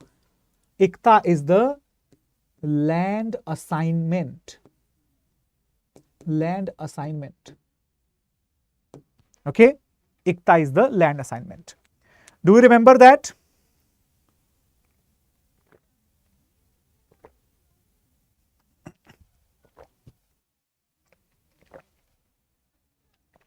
Yes. I hope that you all remember that when we were studying about the Guptas and later Guptas, we had discussed about the land assignment for the purpose of revenue, for the purpose of military, isn't it? So here, what do we have? The land assignment was made by Sultan, by Sultan to faithful, to his faithful. Do you remember? Same line I had written earlier also. Made by Sultan to his faithful, and that means what? That means, again guys, the responsibility of revenue collection, okay everybody, and responsibility of the army maintenance, that will be shared between Sultan and the representative, isn't it? And once again, the distant, the far remote areas, they became connected with the central authority with the help of this Iqtadari system. Got it everyone? So this faithful, The faithful people who got the land assignment, they were called as Mukti, right? Mukti. Okay, they were called as Mukti or Iqtadar. Now, what is Khalisa, my dear? What is Khalisa? Khalisa is basically the land under direct control of central authority, right? Central authority. Got the point? Everyone, are you able to understand it? Yes or no? Iqta and Khalisa, these are very, very important concepts. Otherwise, there is nothing special in the Delhi Sultanate. We only get the questions from this part. Got it? Then afterwards, we have the term called as Fawazil. Term called as Fawazil. What is Fawazil? What is Fawazil? Yes, everybody. Fawazil is basically the revenue surplus. Revenue surplus deposited by Iqtadar to Sultan. Okay, everyone. So it is like suppose when I am the chief minister or I am the district magistrate of my district, I am collecting revenue, I am maintaining the law and order, I am having a small army and I have a lot of expenditures. Suppose when I complete every expenditure, I complete every responsibility from the revenue that I had collected from the peasants, from the common people, and still I have some money left, I will deposit that money to my central authority, to my boss. Same is the Fawazil. That was the amount sent by the Iqtadars to the central authority, to the Sultan. Okay, got it, everyone? So guys, this is basically about the entire concept of the Islamic administration. Now let us understand about the certain responsibilities which were shared. For example, if we see the division, administrative divisions, right? So these divisions were Sultanate, then we had Iqta, then we had guys, Iqta was actually called as Tarf in the Bahmanis, in the Bahmani Sultanate. Bahmani Sultanate of Deccan. Okay, remember that. And then we had Shik, we had Pargana, and we had Moja.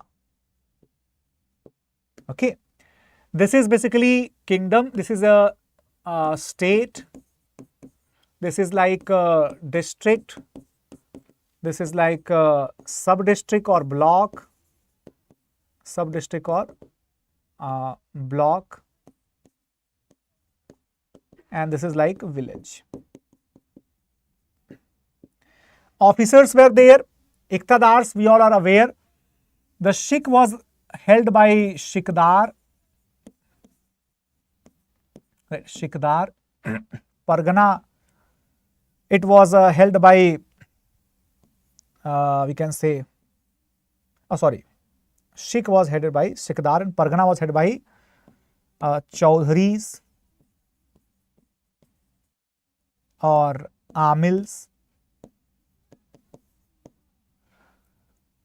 And Mauza was held by Khut and Muqaddams. Okay, everyone. So when we talk about the officers of these administrative units, try to understand one thing, that these officers, they had these administrative units, of course, but the primary purpose was to collect the revenue, nothing else. Administration was also the responsibility of these people, but they did not care for any administration as such. That is why it will be very convenient to say that the local authorities, they were responsible for, they were responsible for the self-administration rather than ruling on behalf of the center. So you can say that practically these people like Khoot, Muqaddam, Amils, they enjoyed their own autonomy, they implemented their own taxes. This is why when Alauddin Khilji will come to the power, he will put a restriction upon the local authorities and he will try to centralize the empire properly. Alright everyone, centralize the empire properly. Got it? So this is very, very crucial to understand. Now, when we talk about the changes or the modifications, done by Alauddin Khilji or Balban, both of them. So basically, central authority was like that. Central administration was like that, where the Sultan was assisted by the group of certain ministers, for example, called as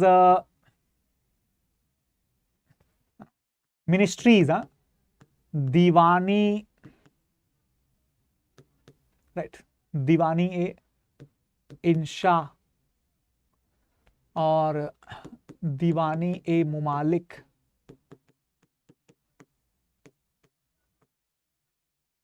Diwani Mamlad, I'm sorry.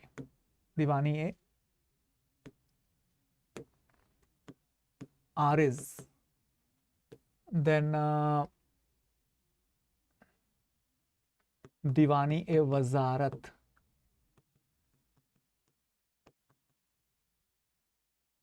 Right? Diwani Wazarat and Diwani Qaza. Diwani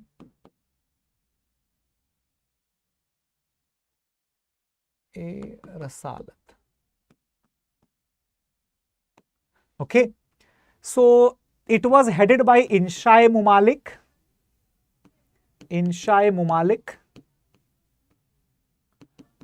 It was headed by Divana Ariz Mumalik.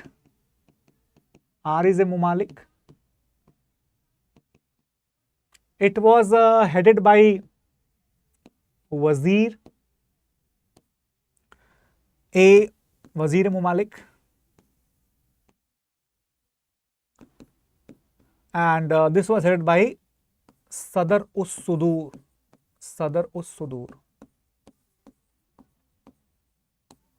All right. So these were different, these were the different ministries and their head. However, eventually we will observe that certain ministries would be added up by Alauddin Khilji and certain ministries would be added up by Muhammad bin Tughlaq or Firoz Shah Tughlaq, etc. For example, even this Diwane Ariz and Diwane Wazarat, these were separated. These were separated by Balban. Okay, separated by Balban. Got it, everyone? So that's why they are very, very important. It is very important to learn equally that Khilji will be adding what? Khilji will be adding Diwane Mustakharaz. Diwani Mustakharaz. Khilji will also be adding Diwani Barid. Diwani Barid. Right. Yeah, Diwani Baridi. Got it, everyone? And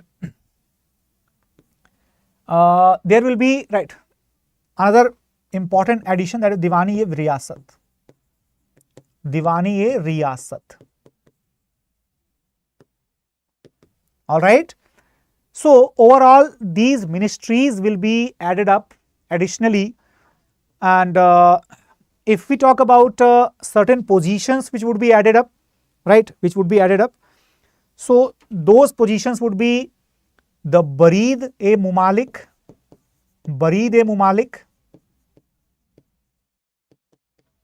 all right. This would be Riyasat-e-Mumalik,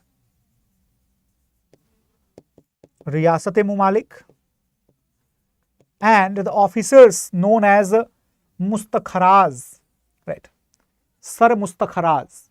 Okay, so these officers will be responsible, right, these officers will be responsible for managing the various things, like for example Barid, they will be taking care of the invigilations and intelligence department. For example, Riyasat-e-Mumalik will be the in charge of markets,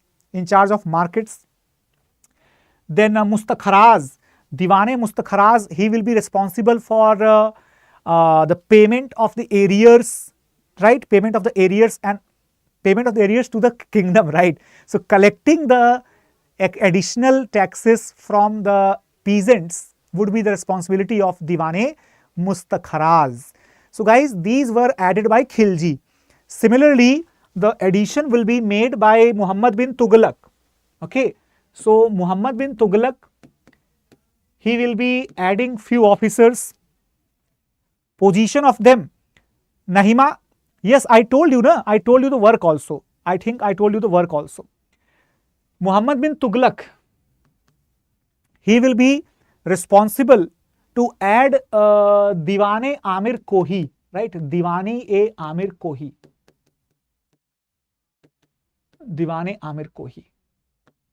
This is basically the agriculture department.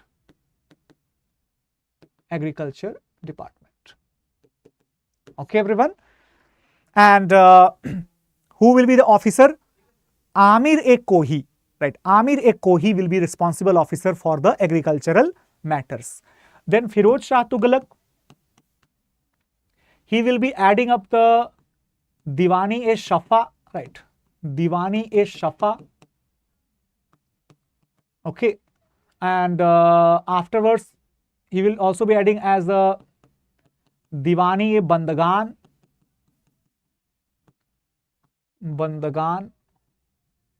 Okay, and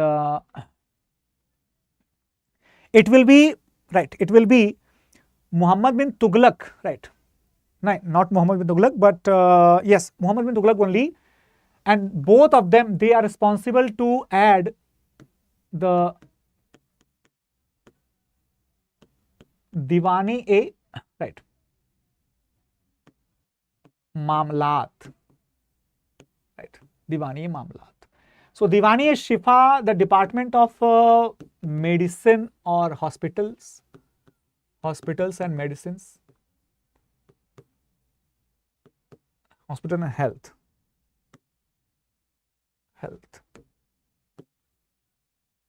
All right, and Diwani-Bandagan, department of slaves. And Mamlat means the general administration of the capital and palace. Guys, these are certain important additions done by several rulers in the Delhi administration or Delhi Sultanate administration. Apart from that, the Delhi Sultanate rulers, they also made the contributions in the art and architecture or in the society, etc. So we need to understand the connection between the society and culture during the Sultanate. Okay, society and culture during Sultanate, and economy also, right? Economy, society and culture during Sultanate. All right, everybody. So I hope that, let us take a small gap, right? I think 2 to 3 minutes of gap, and then we will be continuing it, right? Is there any issue to anybody? Tell me, yes or no. Is there any issues if I am taking a little bit of a brief gap, like 2 minutes? The class is going on continuously since 10 10 a.m., right? So I hope that there is no issues as such. Okay. Now, I'm just going to have a sip of water and something that will be good enough. Right. So guys, here, just it's like 4, okay. So, back on 4, 5, okay, 4, 5 p.m. All right. Now,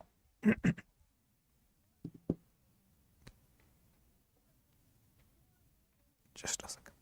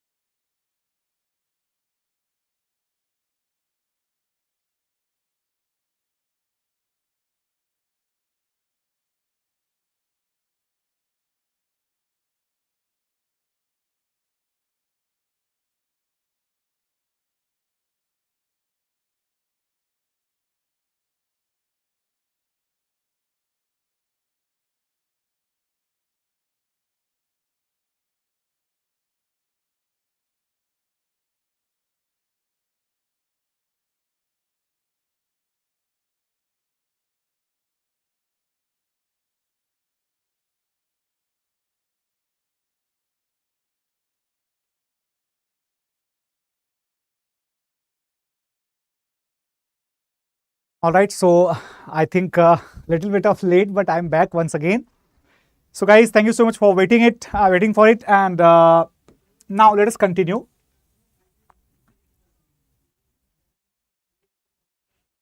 So we will now understand about the society, economy, and culture, right? So kindly confirm if I'm audible to all of you, yes or no. I hope it's completely audible, it's completely visible to everybody. There is no issue. Okay. Now, when we talk about the Delhi Sultanate's Delhi Sultanate's society, economy, and culture, one thing which is very, very important, because we have understood the basic concept completely. There is no need to understand anything else. Okay, absolutely not required that who was ruling and what was happening. Nothing. Just one thing, that if we talk about the economy, guys, economy was actually very much depressive. I would say that it would be depressive for the Doab farmers, right? For the Doab farmers. Who were the Doab farmers, by the way? Doab farmers were basically the Ganga Yamuna plains, Ganga Yamuna plain region, that particular area of the farmers. So they were not at all happy in the entire period of Delhi Sultanate due to the continuous enforcement of the high rate of taxation, once by Alauddin Khilji, second by Muhammad bin Tughlaq, third by Sikandar Lodhi.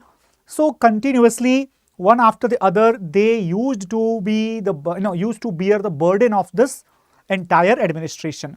Now moving further, when we talk about another aspect, right? Remember the fact that the Sultanate's economy, it saw the growth of industries. Guys, this is a very, very important point to note. The Delhi Sultanate's period saw the emergence of the growth of the industries, or emergence of industries. Why so? Because the weavers, or the weaving technology, particularly the looms and metallurgy, right? Metallurgy, particularly the metals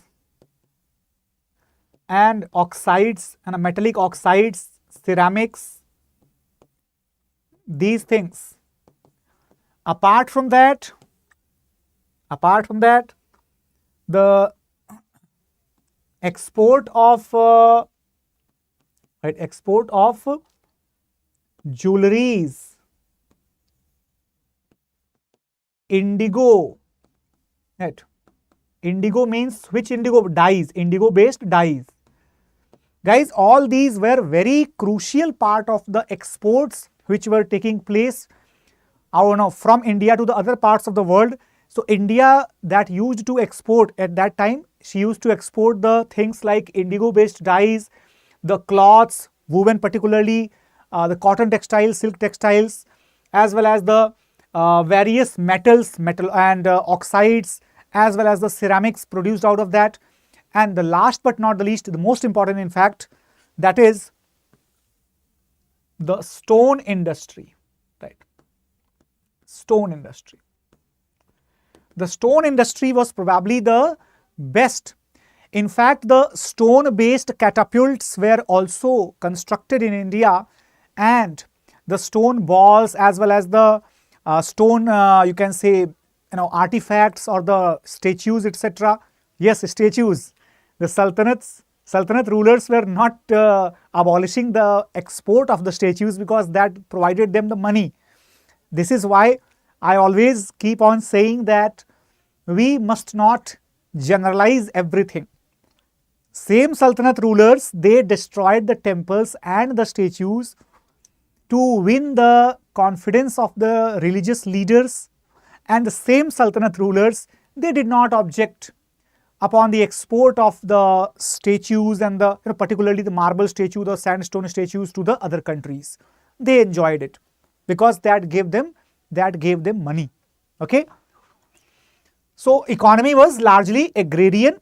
The major source of income was agricultural tax. However, the industries were also flourishing, and the major urban centers included the cities like Bayana, famous for indigo, cities like Multan, famous for the swords and artifacts, cities like Delhi, famous for the jewelries and artifacts, cities like Varanasi or Banaras, famous for the cultivation of rice as well as for the production of silk.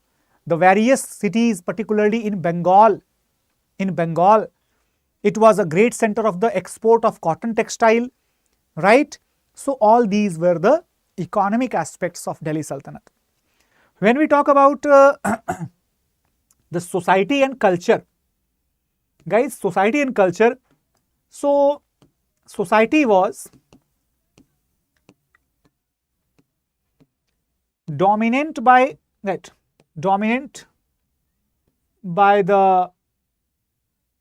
native faiths, for example, Hinduism and Buddhism, but Hinduism was more common as such. However,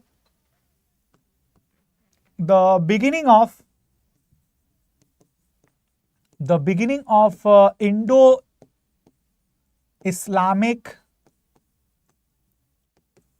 Indo-Islamic synthesis, right?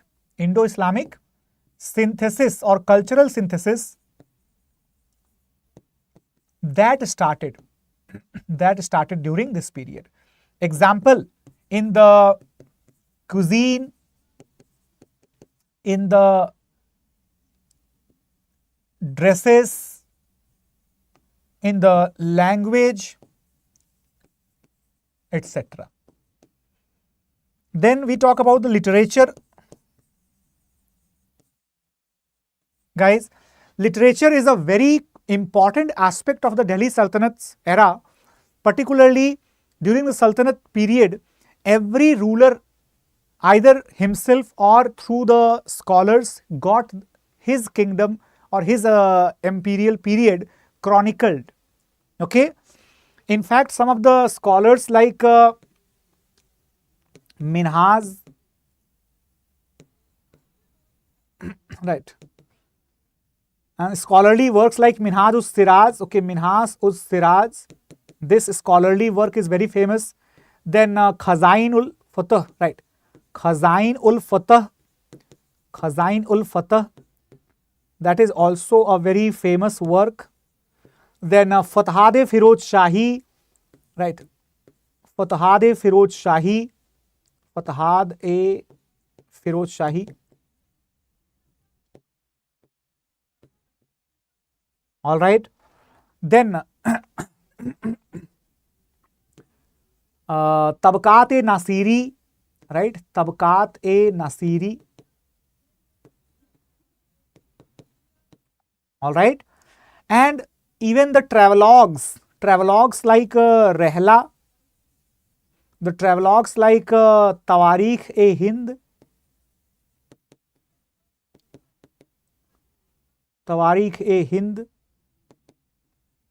right. All these became very prominent works describing throughout the era of Delhi Sultanate, describing throughout the you can say features related to the society, culture, economy, political decision making, everything that was greatly described. So one very positive aspect in this era, that was the recording of the incidents. For example, if you know the name of Ziauddin Barni, or if you know the name of Amir Khusro, they lived during the period of several rulers, and they have described in quite detail about the chronicles, about the features related to those ruling authorities. So that's why it's very, very crucial. Okay. Now, culture. So as I told you that intermixing of the culture was very important. So initially Qutbuddin Aibak, he would be destroying the temples to construct the monumental, right, architectural monuments. Iltutmish, he will start slowly to build the independent buildings, however, with the help of demolished debris of the pre-existing temples. But it will be Alauddin Khilji who will begin to construct a completely independent monument, and that example will be the mosque, right, near Sambhal, right, the mosque near Sambhal, and that will be called as, right, actually it was constructed by probably Mubarak Shah Khilji, right, probably Mubarak Shah Khilji. So okay, so Mubarak Shah Khilji is, right, is attributed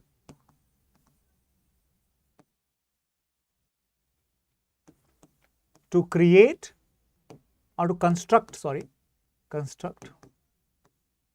the first pure Islamic building or pure Islamic mosque.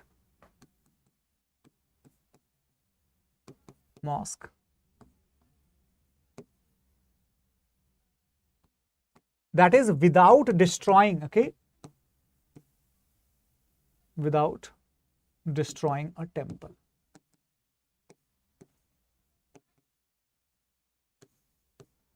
Jamaat Khana.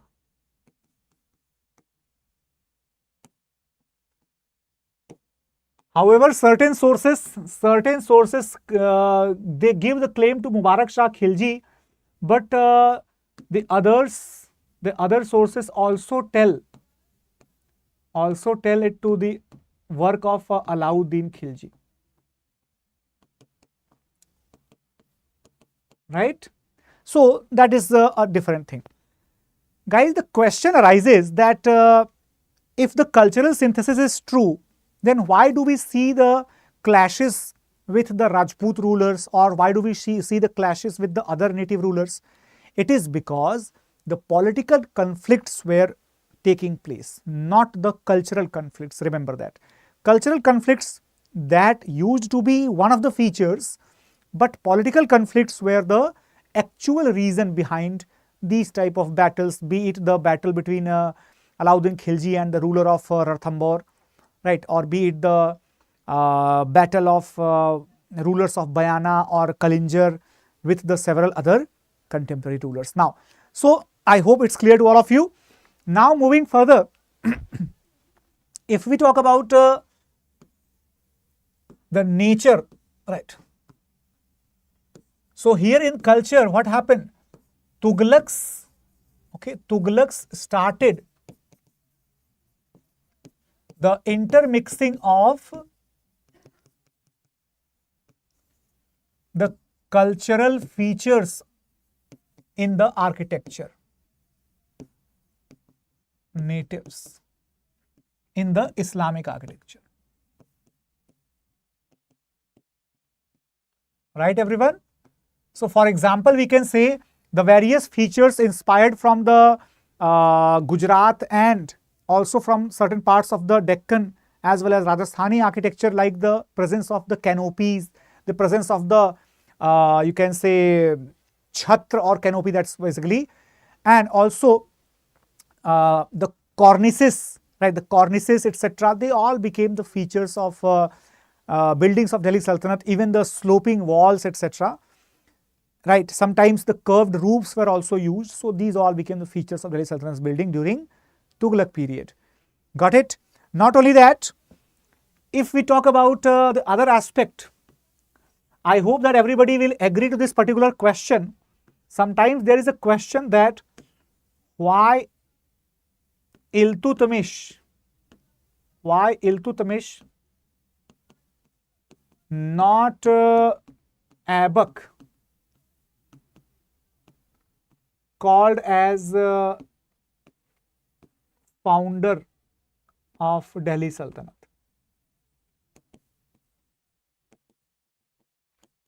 So guys, even this is also having the similar reasons as we have studied till now, that whatever we studied about the Delhi Sultanate, be it their administrative system, right, be it their regular and powerful authority, right, be it their cultural impact, be it their economic strength, right, everything in this empire that was contributed by Iltutmish, not by Qutbuddin Aibak. For example, it matter of administration, be it Chahalgani, right, Chahalgani or Iqtadari, all the systems were formulated in India, Delhi Sultanate, by Iltutmish, regular and powerful because his dynasty ruled for long period of time. Cultural impact, so started construction of independent buildings, right, independent Islamic monuments. For example, the tomb of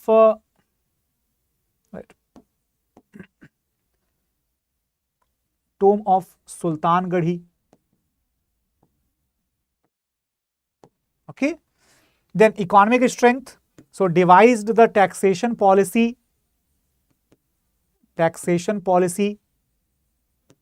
devised the currency system, right. So taxation policy, guys, remember that there used to be 4 taxes called as khams, kharaz, jazia and zakat. And if we talk about currency was also decided by Iltutmish only, who issued tanka and jeetal. Later on, what happened? Muhammad bin Tughlaq, he introduced the currencies like adha and beach. Okay, so taka was basically silver, jeetal was copper, adha and beach were copper. All right. So all these things. Good evening, very good evening, Gurjant Singh ji, Gurjant Singh Kazal, very good evening. So all these things were actually introduced by Iltutmish, and that is why Iltutmish is regarded as one of the, in fact, the true founder or the real founder of the Delhi Sultanate. All right. Now, let us move to the Mughals. And why so? Because when we talk about the decline of Delhi Sultanate, right? Decline of Delhi Sultanate, it becomes very easier to correlate with the Mughals. Why? Because in the declining phase of the Delhi Sultanate, when we see the rule of Muhammad bin Tughlaq and Firoz Shah Tughlaq, this was the zenith or the peak of Sultanate, and started to decline from there only. Okay. And what were the reasons behind it, everybody? The reasons behind it? Reasons were various, but number one, the disastrous decisions of Muhammad bin Tughlaq. The empire, the Sultanate could never recovered. Okay, Sultanate could never recovered. Got it, everyone? Similarly, if we talk about The another reason behind the Delhi Sultanate's decline, what could be the other reason, everybody? Other reason could be that the religion was attached into administration, and iqtadari, it was made hereditary, right? It was made hereditary,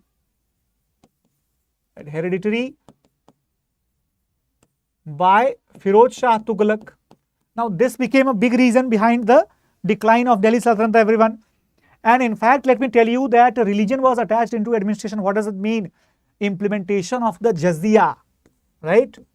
Implementation of the jizya. Jizya by Firoz Shah Tughlaq.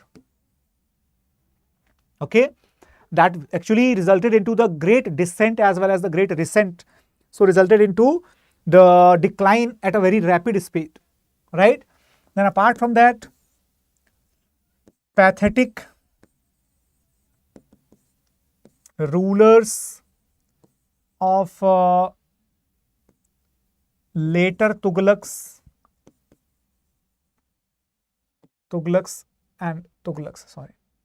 and Sayyids, etc. And therefore, what will happen? Therefore, the emergence of the regional powers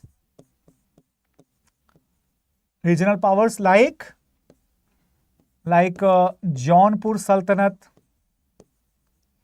like Kashmir, like Multan, like Malwa, Bengal, Gujarat, right everyone, and Vijayanagar and Bahmani.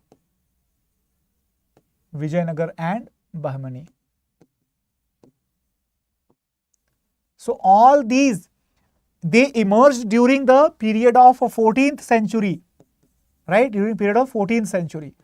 And you can see that in this period, the complete Delhi Sultanate would be disintegrated. It would be completely disintegrated. And one reason that is not mentioned here, because that is a very special reason, in fact the biggest reason, that is the foreign invasions.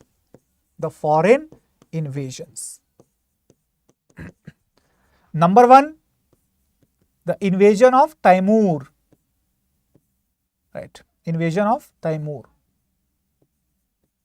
Taimur's invasion. So Taimur's invasion, it partially annihilated the Delhi Sultanate. That means the Tughlaqs were completely demolished and the petty rulers of Sayyids, they were established. That means what happened? That when we talk about the Taimur's invasion, Delhi was completely devastated and regional kingdoms emerged. Still Delhi was able to remain at least in the place, because the Lodhis, they came thereafter and they were able to regain their position. However, the second invasion which was from Babur,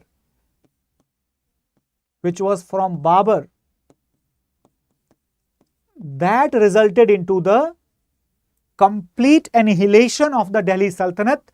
And this time I hope that you will be able to reconnect it, because this time Babur, he simply uprooted the Lodhis from Delhi and Agra both, and resulted into the complete demolition of Delhi Sultanate, establishment of the Mughals that was there. Got it, everyone? I hope it's clear to all of you that this is the reason behind the decline of Delhi Sultanate, and both the invasions, they are to be understood combinedly. Got it? Combinedly. Now let us focus upon the Mughal dynasty. Guys, when we talk about the Mughal dynasty or Mughal rule is especially known for what? Especially known because what is important for the examination purpose, what is highlighted in the NCERT? The NCERT actually highlights the contributions from the Mughals in the field of administration and culture. Administration and culture, nothing else. Got it? So we just need to have a reference, a referral mention of the Mughals as the rulers, as well as we also need to understand their administrative pattern. Got it? Their administrative pattern, particularly the taxation, the revenue, all these are very important because most of them are still being followed either with certain modifications or with similar type of implementations. Okay, everyone? So let us understand it one by one. So here, when we talk about the political history of the Mughals, why it is important to learn? Because the sequence is very crucial, right? Sequence is very crucial. Who was the founder? Babur. Okay, Babur was the founder. Babur ruled from 1526 to 30. Then who was the next? It was Humayun. Humayun ruled from 1530 to 40 and 1555 to 56. Then who was the next? Akbar. Ruled from 1556 up to 1604. Then who was the next? It was Jahangir, and he ruled from 1605 up to 1627. And then it was Shah Jahan. Shah Jahan ruled from 1628 up to 1658. And then there was Aurangzeb. Aurangzeb who ruled from 1658 to 1707. All right, everyone. So I hope it is absolutely clear to all of you.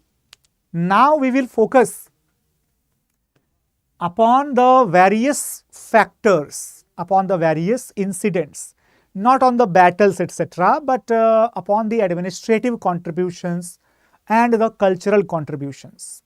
Okay, everybody. So when we talk about the Mughal administration,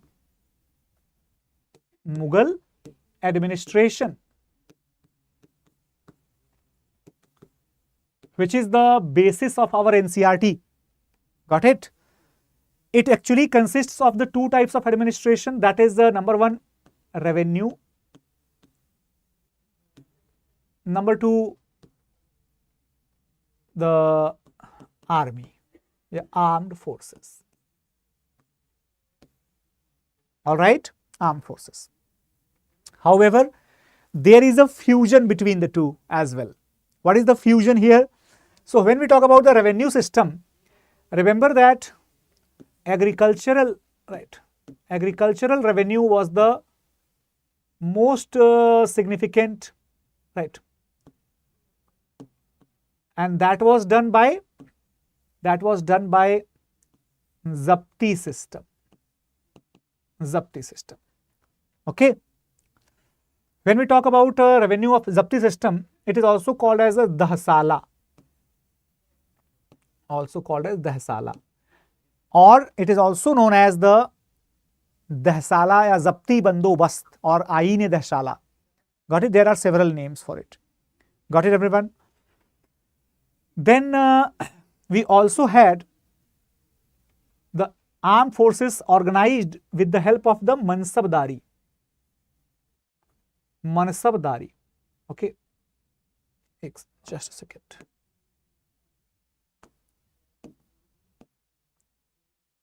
Mansabdari. This is the basis of the Mughal administrative system in the armed forces. Now, what is the meaning of this Mansabdari and the Hasala? Remember the fact that Mansabdari is basically, it is inspired from the Mongol system, okay, Mongol army system. We will understand it one by one completely. Got it? So, first of all, let us talk about the agricultural revenue Zapti or the Hasala system. What is this Zapti or the Hasala system? Just have a look, everyone. Okay, so let me make it a little bit short and then place it here. All right.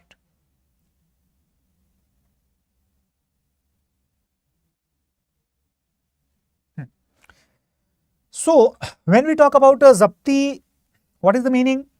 Guys, Sher Shah Suri was the precursor of it. Okay. So, Sher Shah Suri, he was the precursor, or you can say the pioneer, under whose rule Raja Todarmal, he had initiated this system, okay, founded it. If you remember, or if you should remember, in fact, there was a system called as the Ray and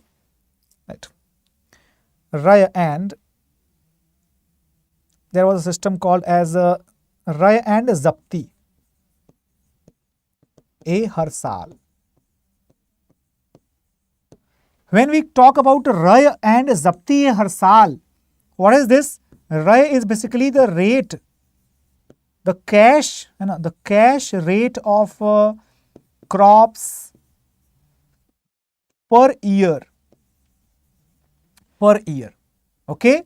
So, accordingly, what was the rule? Whatever crop you are growing in your field, every crop was assigned, or it was to be assigned a particular value called as Ray, and in that particular value, that particular Ray, it will be having a register to be maintained, and that register will be present with the every officer who is responsible for the revenue collection. Okay, everyone, this is the system of Sher Shah Suri. Let me just brief it once again. Listen very carefully. The officers who are responsible for the revenue collection, those officers, they will be having one register in their office. It will contain the cash rates of every crop which is cultivated in that area.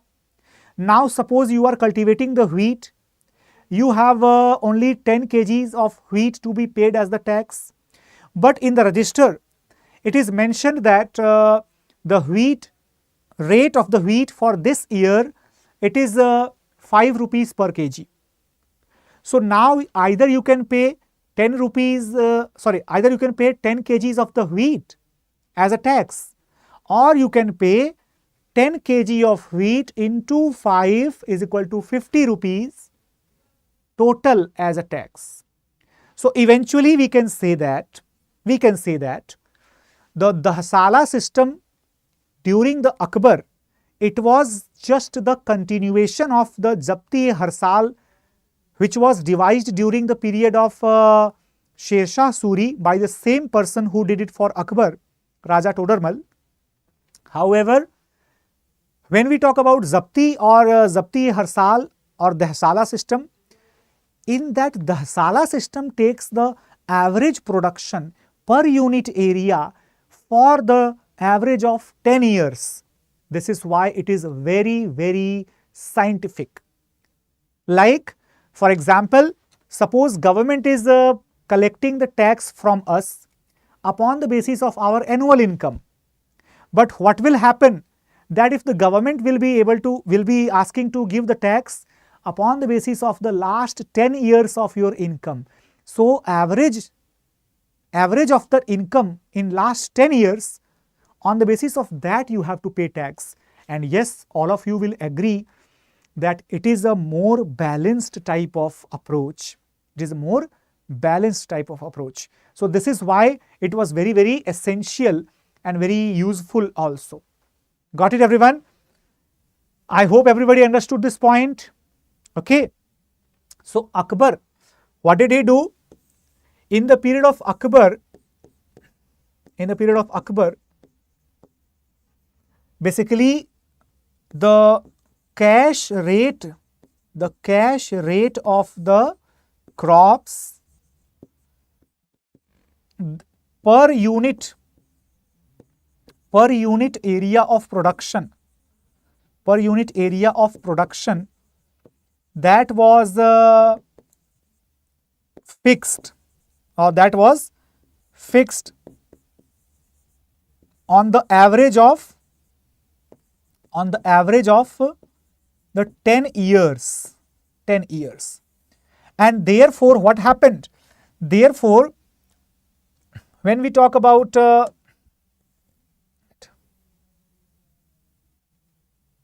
just a second.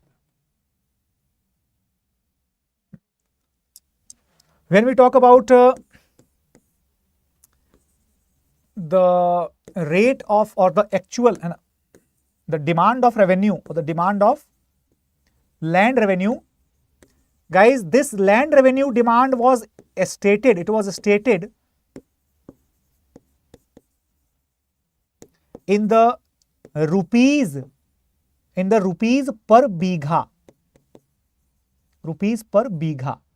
So this is basically the entire system which is making the Akbar's method a little bit special. Here the rate was actually more refined and more scientific, more balanced. That is why the same system was continued for several years, in fact the centuries. Got it, everyone? So the demand of the land revenue was stated in the rupees per bigha. So now it could be very well calculated that suppose if you are cultivating wheat or cultivating the gram or barley, anything, that does not matter. Every crop will have a stated rate per unit bigha, or per rupees per unit, or rupees per bigha. For example, suppose you have a 2 bigha of land, you are cultivating rice, and rice is stated like 3 rupees per bigha. So 2 bigha of land, 3 rupees per bigha, that means 6 rupees total tax amount will be deducted. This is how the Dhasala system was working. But one very important thing to note down, that is, even the land was also categorized into the different parts, different categories during the period of Sher Shah Suri and same Akbar. So Akbar was actually, he was just continuing the reforms of Sher Shah Suri. Now, categorization of land or cultivation land. So Sher Shah Suri, what did he do? He had simple categorization like Ala, Ausat and Kharab. Ala, Ausat and Kharab, these were the 3 categories of the land, where the Ala land was basically the top grade quality of the land, very fertile, well irrigated, high per capita yield or high per unit area yield. That means the rate of taxation was high, approximately 2/3 or sometimes 50% to 60% rate of tax. Ala. Ausat, usually 1/3 of the tax was charged. Land was not highly fertile, not highly productive. Kharab, that was usually the wasteland or the fallow land, where the rate of taxation was very less, as well as the frequency of cultivation was also irregular. Got it, everybody? This is the category categorization under Sher Shah Suri. Okay, Sher Shah Suri.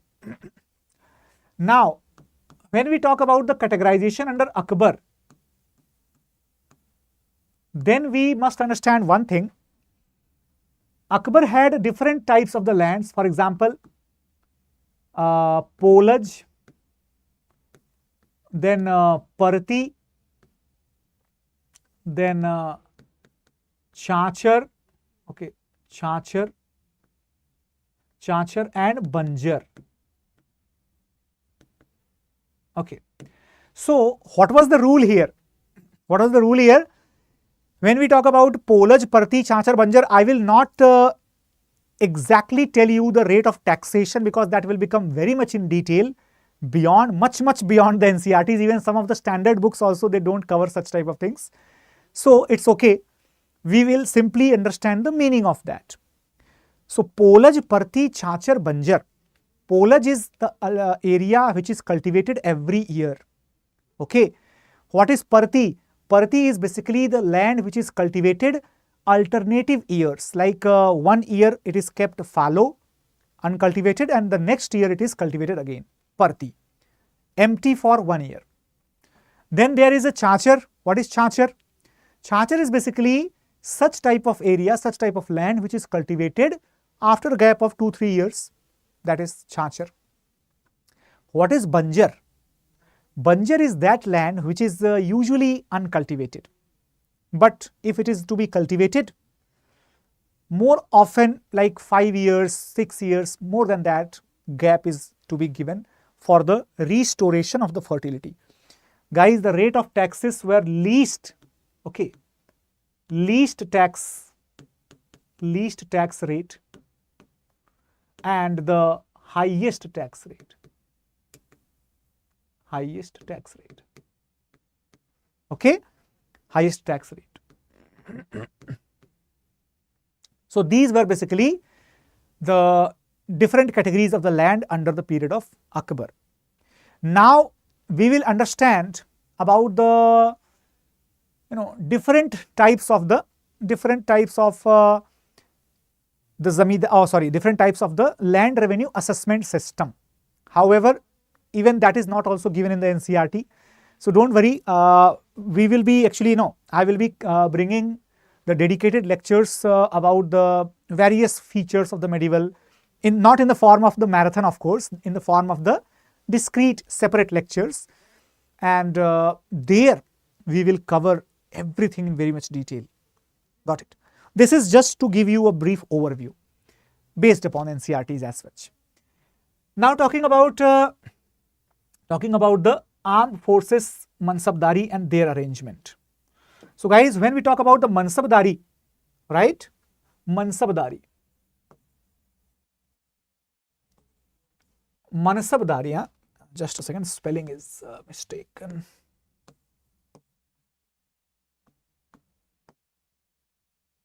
What is the meaning of the Mansab?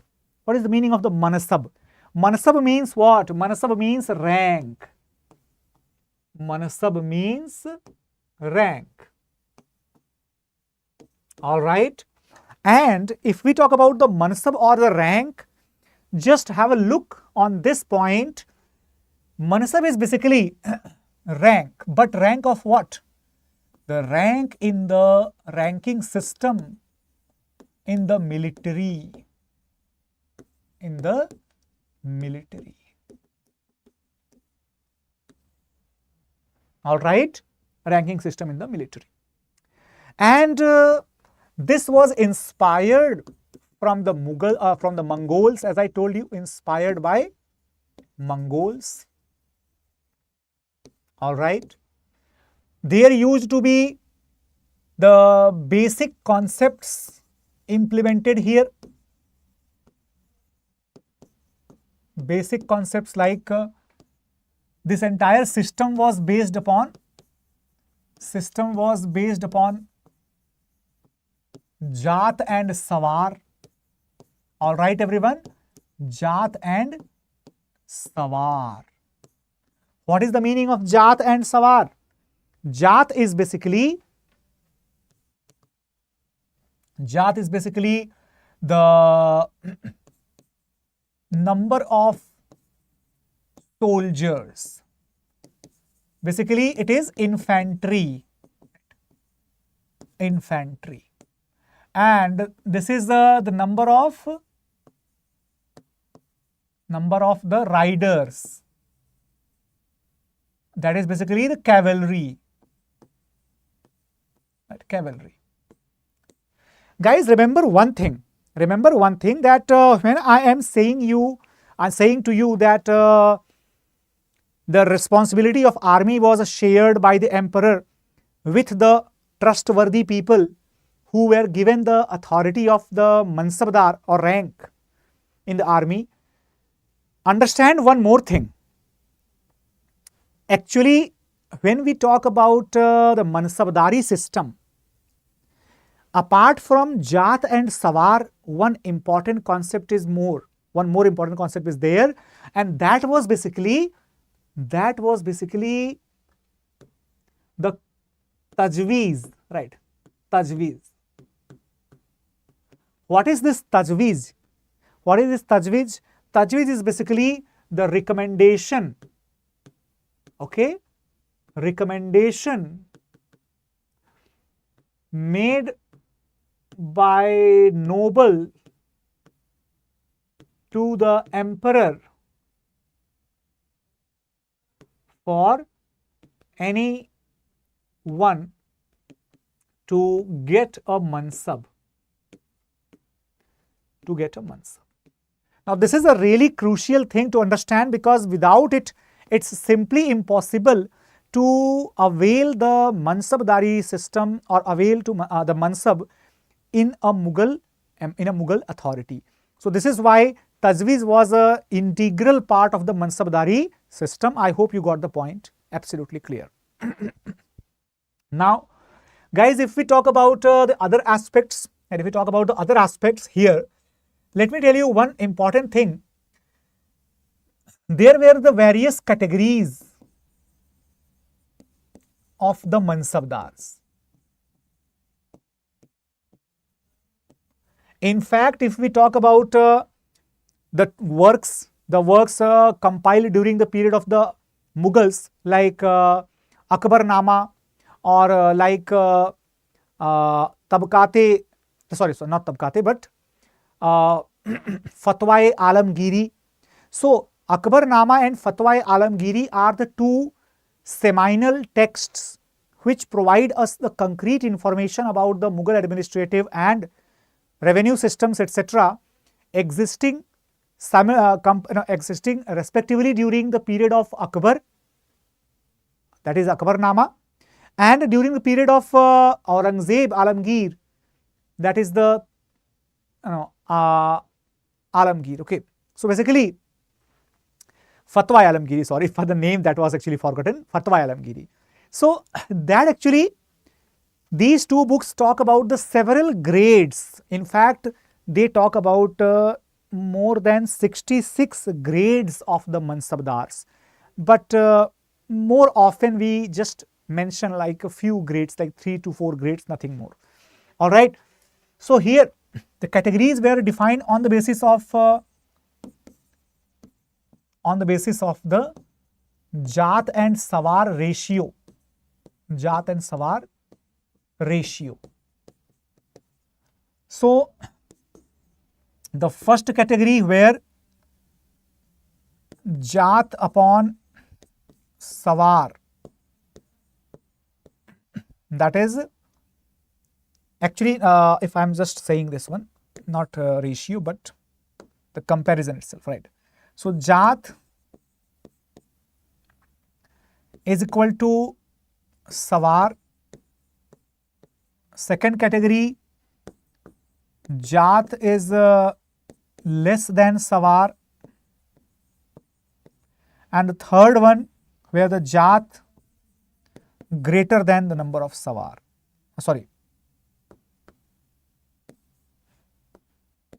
Greater than the number of Sawar. Now, what does that mean actually? Suppose if I am telling you that you are a mansabdar of 5,000 Jat. So, 5,000 Jat means you will be having 5,000 soldiers, out of which it is possible that you will be able to have like 2,000 Sawar. 2,000 Sawar. Okay, guys, there is a little bit mistake. I'm sorry for that. Jat is less than Sawar, not possible. Okay, so Jat is equal to Sawar. Jat is greater than half, greater than twice of, right. Just a second, little bit of confusion is there. So let me just brief it here, right. 5,000 Jat and 2,000 Sawar is there, and after that we have another grade where 5,000 Jat and 5,000 Sawars are there, and then we have another grade where 5,000 Jat and 4,000 Sawars are there. So basically, when you see the number of Sawar is actually greater than the half of the Jat, that is one rank. Okay, everyone, and look, just have a look on this one. The number of Sawar, that is greater than half of the number of Jat, that is one rank.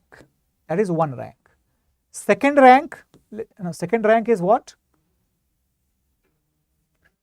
Second rank is where the number of Sawar is equal to Jat. And third one is basically where the number of Sawar, that is less than the half of the number of Jat. So these are the three distinct categories. Okay, everyone, three distinct categories. Now I hope it's absolutely clear to all of you. I think I got a little bit confused in between. I'm sorry for that. Now here there are other groups as well, like there are simply Mansabdars. Okay, Mansabdars. There are the Amirs. Okay. Then there are Amir-e-Umda.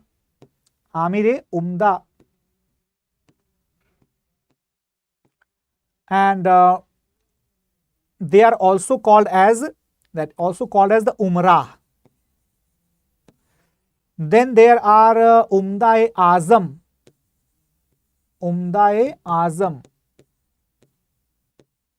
They are also known as the Amir al-Umrah or Amir-e-Umrah.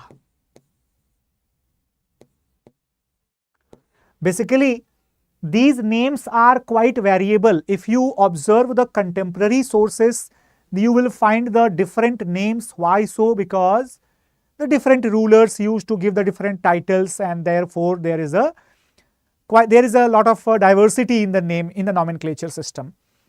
However, what is more important to understand, 5,000 Jat rank. Okay, then 500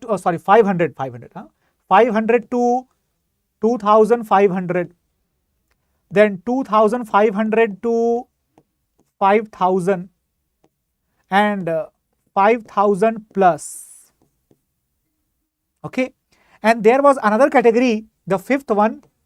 They were called as Khan-e-Khana. 7,000 plus. So guys, actually in the period of Aurangzeb or in the subsequent periods, that is even after the Aurangzeb, which will be during the Muazzam or during the rule of you can say Farrukhsiyar, etc., we will have the Mansabdars having the 15,000 ranks. So that's why it is not very important to remember and by heart each and everything. But yes, it's quite crucial to understand, because this indicates the distinct categories, at least during the period of greater Mughals, that is from Akbar to Aurangzeb, right? During that period, Akbar, Jahangir, Shah Jahan, Aurangzeb, these four rulers, these four categories were, or five categories were important. Got it? Now, I also told you that there is a fusion combination between the Mansabdari and system of revenue. What is that fusion all about? Let us understand. So when we talk about the fusion, that is called as Jagirdari system. Okay, everyone, Jagirdari system. What is a Jagirdari system? Actually, there is a process, right? There is a concept that the Mansabdari, right? Mansabdari system, it has the cash payment or cash salary. Okay, everyone, has the cash salary. Remember, this is a very, very important point, and I can guarantee that 90% people will think that Mansabdari is having the no compulsion as such. Yes, Mansabdari was originally planned to have the cash payment. Got it? But later on, what happened? Later on, the extension of the mansab, right, mansabs, that resulted into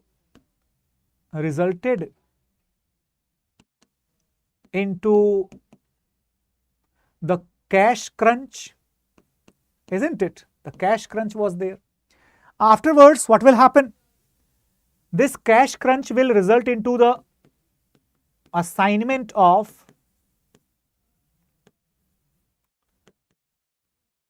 land areas. Guys, do you remember? Now, I think this is a very funny thing, very interesting, and those people who love and enjoy studying history, their laugh, their smile will be there on the face. In the very beginning of the medieval period, when we were studying about the Guptas and all that, we had discussed that the alternate phase of the integration disintegration that will occur, and eventually the one feature will lead to the another feature automatically without any additional support. Here, Akbar, he initiated a huge establishment of the huge empire. He was successful. But after the empire became extensive, huge, then the number of the officers became very large, and the number of the officers became large, then it was not possible or not practically possible to give the cash salary to each and everyone, because it was very difficult to manage. Yes, right now. So what will happen? The same thing will happen which took place during the period of Tughlaq, took place during the period of the Guptas, right? What is that? Decentralization. But how will this decentralization happen? It will happen because the assignment of the lands would be made to certain mansabdars, right? Land areas to some mansabdars,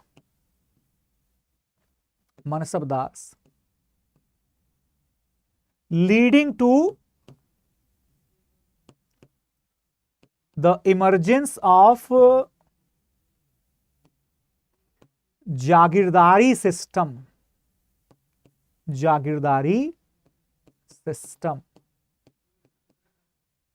Now guys, this Jagirdari system is comparable to the Iqtidari system. Remember, comparable to the Iqtidari system.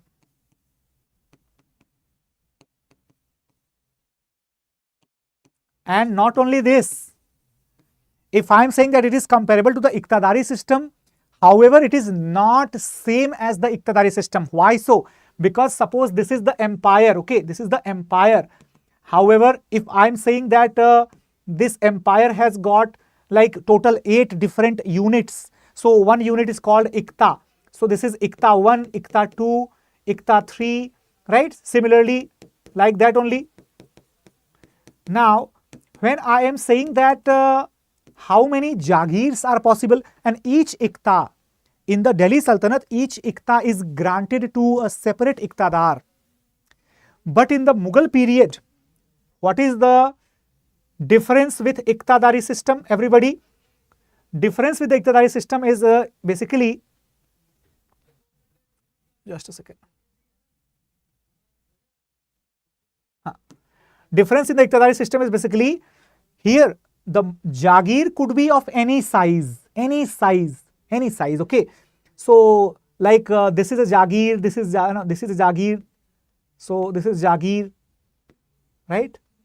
So we could have like Jagir 1, Jagir 2, Jagir 3, Jagir 4, Jagir 5, Jagir 6, numerous Jagirs. So Jagirs were more flexible, more convenient, and smaller in the dimensions, smaller in the management.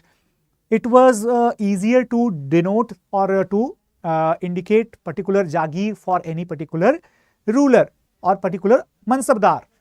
So basically, Jagirs were also the land assignments, but of the variable sizes. Iqtadar or Iqtas were the right.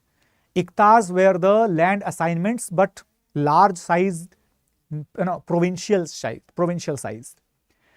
So here we can say one thing, that it is comparable to the Iqtadari system, and also it is comparable to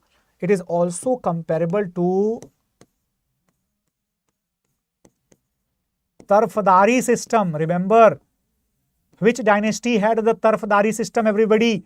Tell me in the comment box quickly, I want the answer. Now, there were different types of Jagir.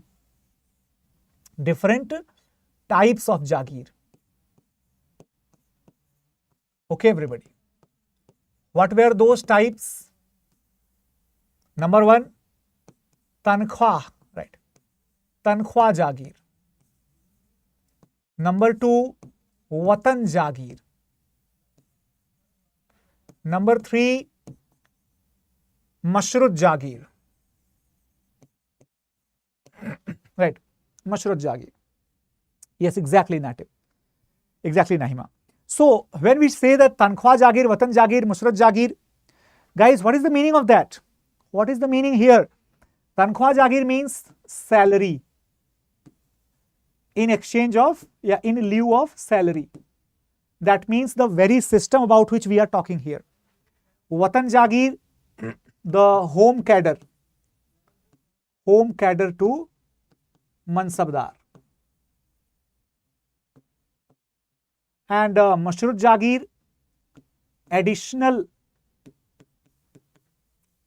responsibility to manage another Jagir. Then we had the Waqf, the religious grant. So guys, these were the different types of the Jagirs. But let me tell you that now the story of disintegration has started. Mughals are going to be declined. So this Jagir is what? This Jagir is actually the land to be assigned.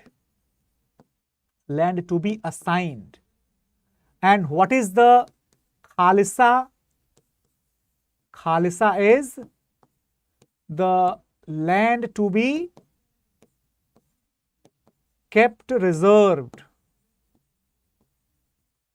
for the emperor. So guys, Mughals also had these many variations of their lands, Khalisa and Jagir and Waqf. All these were the different categories of the lands assigned administered in the Mughal period. Got it, everybody? Now let us talk about the administrative officials, who are again a very crucial part, very, very important part. When we talk about the administrative officials,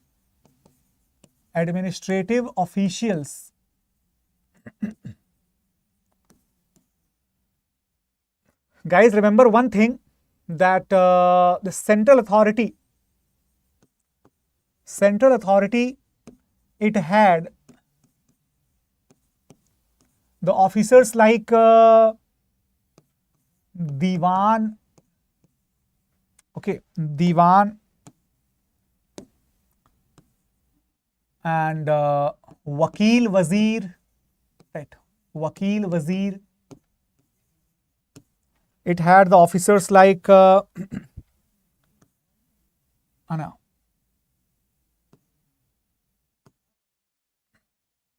Bakshi or Mir Bakshi, I'm sorry. Mir Bakshi. Mir Bakshi. Okay. And Sadr Us Sudur. Then Kaza or Qazi al Qazat. Okay, guys, different types of officials were there, quite similar to the Delhi Sultanate, not much different. Only the language was a little bit different. For example, if you look at this Diwan and Wakil Wazir, so Wakil Wazir is very similar to the Naib, of Delhi Sultanate. Right, everyone? It was a very special post. It was very special post which was occupied by Balban in the Delhi Sultanate. After him, there was no one called Naib, and this is a very special post occupied by Bairam Khan, after whom there was no one called as the Wakil Wazir. So this is the position especially created for Bairam Khan and position especially created for Balban. Right, everyone? Then we have the Mir Bakshi. Mir Bakshi is comparable to the Arize Mumalik of Delhi Sultanate. That means the commander-in-chief. And we have Diwan, which is the Diwane Wazir. Diwane Wazir, basically the finance minister, finance and revenue. Then we have Sadr Sudur, basically religious grants, sorry, and communications, and Qazi al-Qazat, related to the religious head, and Chief Justice. So all these people, they were in the central authority. Similarly, we also had the officials at the provincial level. All right, everyone. In the provincial level, however, we were having the system of administration. If you remember, we had studied in the Gupta period. Do you remember that? Gupta period. Or let me just compare it with the Mauryas, Guptas, and then the Mughals. So in the Mauryas, in the Guptas, and in the Mughals. Right. And here it is very same. For example, state and district, sub-district, and a village. Then Mauryas, they had a state called as Prant. Guptas, they were having the state called as Bhukti, and district was called in the Mauryas as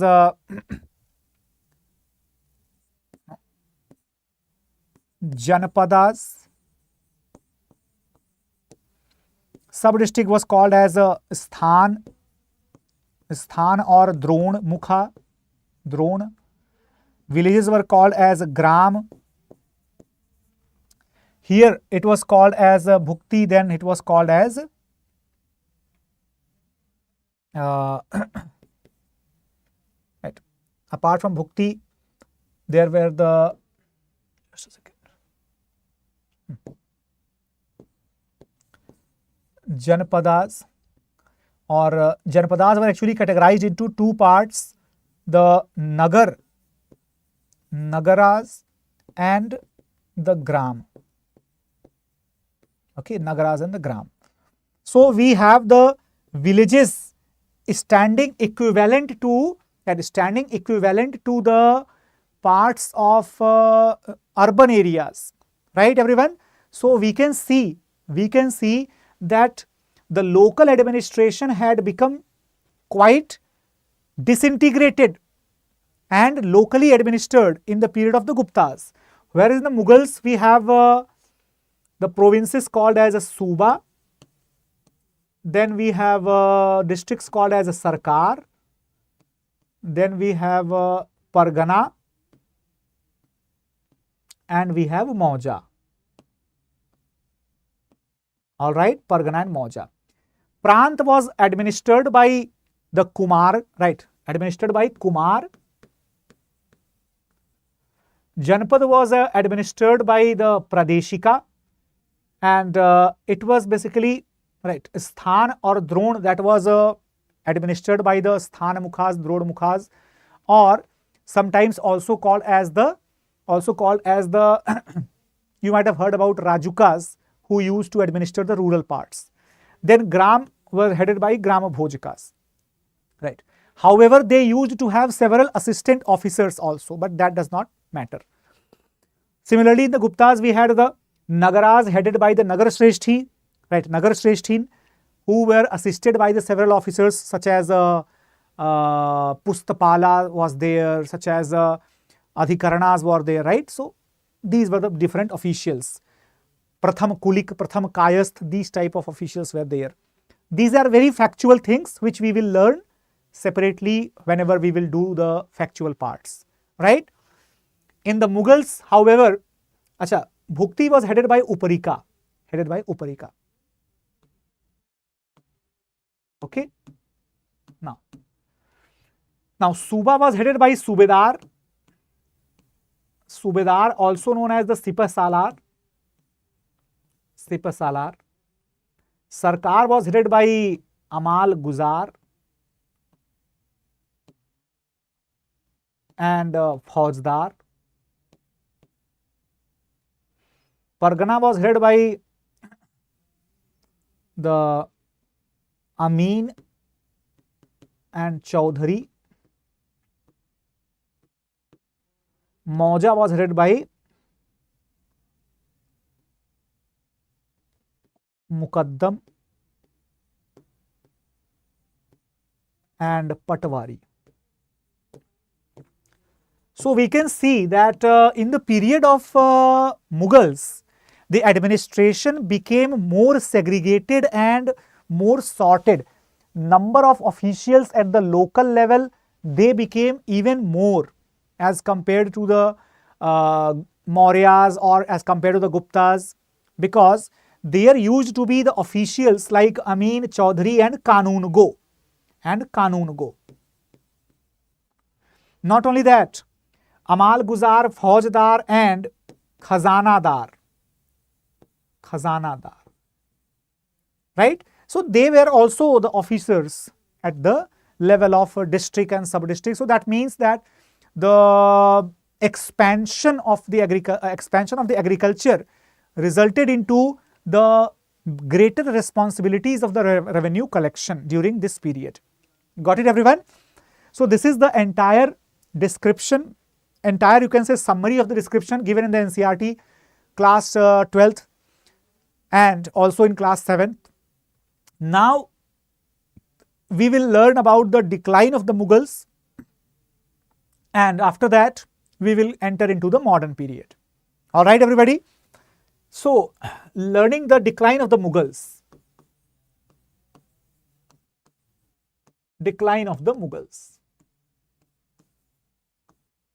Guys, art and culture part, that will be done separately. That's not the part of the history in this fields. Okay. Actually, that is a part of the history, of course. We will cover that portion as well with the hints of the history. But before that, let me give you just an overview so that you do not feel disconnected at all. Actually, as you are able to see that during the period of Akbar, Jahangir, Shah Jahan what is happening?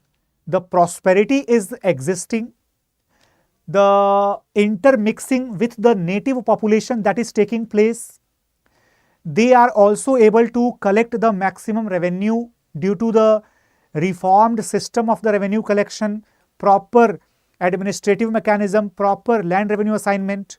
Therefore, what will happen? The monetary surplus will be there with the empire.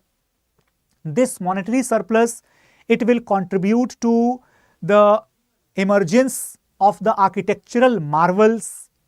Not only that, during the period of Akbar, Jahangir and Shah Jahan, the great deal of experimentation will take place where the Persian and indigenous features, they will be merged together to lead to the construction of certain great monuments.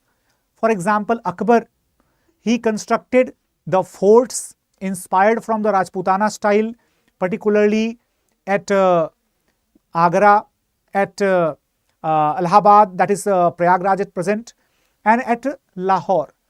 The similar type of construction was also extended by Shah Jahan during his period, who constructed the fort at Delhi called Shahjahanabad. Also, he expanded the fort of Lahore. When we talk about other contributions from Akbar, he constructed a great Buland Darwaza in his new capital called Fatehpur Sikri nearby Agra, and that Buland Darwaza was inspired greatly by the architectural marvels of Persian style. Alright. Similarly, Akbar was also inspired by the indigenous features where he constructed the Jodhabai Palace and constructed the Birbal Palace, etc. Not only that, he took inspiration from the Buddhist and Gujarati architectural styles, mixing them and constructed the Panch Mahal in Fatehpur Sikri. Okay. Apart from that, Jahangir, he took inspirations greatly from the Persia, and his father-in-law, who was himself a Persian, right? So he constructed a great mausoleum for his father-in-law Itmadud-Dawla at Agra. That is the first Mughal building constructed completely in the white marble and had got a very flattish and double finial dome, right, which is the very monumental achievement. However, when we talk about the double dome structure, that means the bulbous and neck having dome, that is the construction which appeared first in the Humayun's tomb, which was constructed by Hazi Begum, the widow of Humayun, during the reign of Akbar. Alright. Then we talk about the other creations during Jahangir. So he was more interested in the visual arts, particularly paintings, etc., and also interested in the creation of the scenic gardens. Whereas Shah Jahan, he was more interested in the construction of the architectural jewels like the Pearl Mosque, Moti Masjid. Right, everyone? Guys, there are total 3 Moti Masjids. One constructed by Shah Jahan, second constructed by, in fact, yes, there are total 3 Moti Masjid constructed by Shah Jahan and Jahangir and Aurangzeb. However, the Jahangir's Moti Masjid that does not survive, it's I think Jahangir probably did not construct it. Shah Jahan and Aurangzeb, they constructed the Moti Masjid. Actually, the Jahangir's Moti Masjid is not there. It is the Moti Masjid of Shah Jahan, which was constructed at Lahore, and Moti Masjid of Aurangzeb was constructed at Delhi. Yes. So that is basically the contribution, and we need not to talk about Taj Mahal. Of course, everybody knows about Taj Mahal. That is one of the most perfect buildings constructed ever in our medieval period. And Ustad Isa and Ustad Lahori, right? In fact, Abu Lahori and Isa, these two were the 2 great architects who were responsible for construction of the Taj Mahal as such. Guys, but you need to recheck the name because these facts are slightly blurred in my mind, so I do not. exactly claim any such authority on this particular name. But yes, Isa and Abu, I think these are the names. Surnames might be a little bit different. When it comes to the construction of other monuments like the buildings of Shahjahanabad, that is in Red Fort, that is in Delhi, right? This was actually the great contribution from Shah Jahan as he shifted his capital back from Agra to Delhi, right? However, Aurangzeb, he would be very much reluctant in giving any such promotions to art and architecture, apart from constructing few rudimentary buildings, one at Delhi, Moti Masjid, one at Aurangabad, that is the city of Khidki in Maharashtra, that was the Bibi ka Maqbara, and one more structure will be constructed by Aurangzeb at Lahore called as Badshahi Masjid. So these structures were contributed by Aurangzeb. However, the other arts and literature, etc., literature was proliferating, but arts, they were prohibited by Aurangzeb because he did not believe in promoting the painters, etc. So that's why the painters started deserting the court of Aurangzeb later.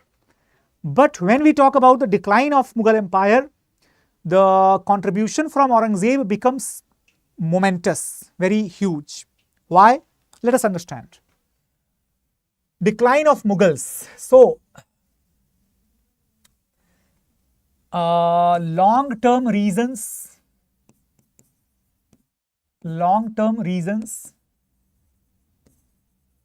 and short-term reasons or quick reasons. I am not writing the immediate reasons because the Mughal Empire did not decline immediately. It always is regarded as the declination which took place quite slowly over a long period of time.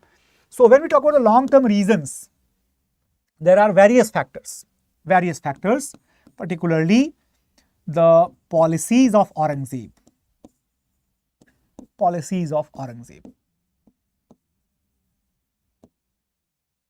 All right. Second thing,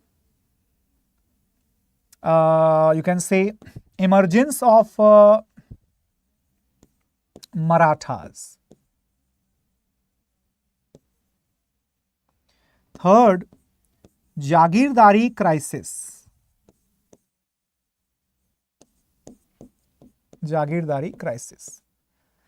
Fourth, stagnancy in the army and warfare techniques.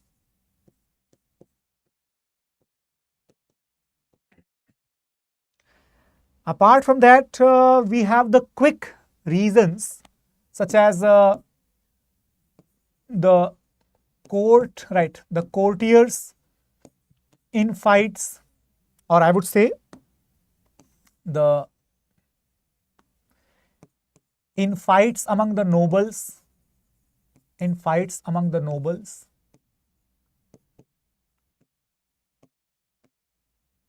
Number two, it would be inefficient successors.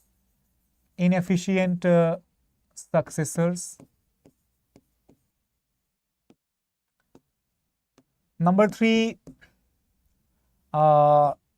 disintegration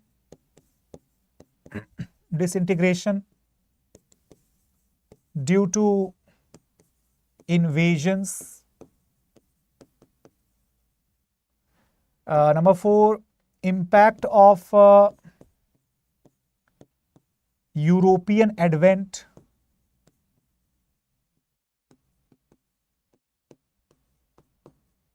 All right, European advents. So there are quite a lot of reasons behind the declination of or decline of the Mughals. But we will see each of them which are important. Policies of Aurangzeb, that is the most important factors Why so? Because be it the Deccan policy, be it the Rajput policy, be it the religious policy,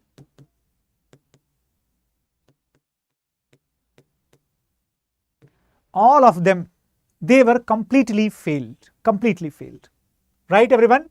And Jagirdari crisis is another big reason that led to the infights, led to power struggle, and led to financial bankruptcy.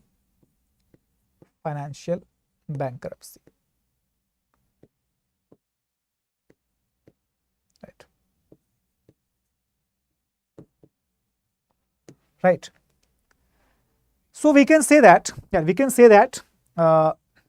just a second, that all these factors, they led to the extreme pressure upon the huge Mughal Empire, huge, in fact, extremely large.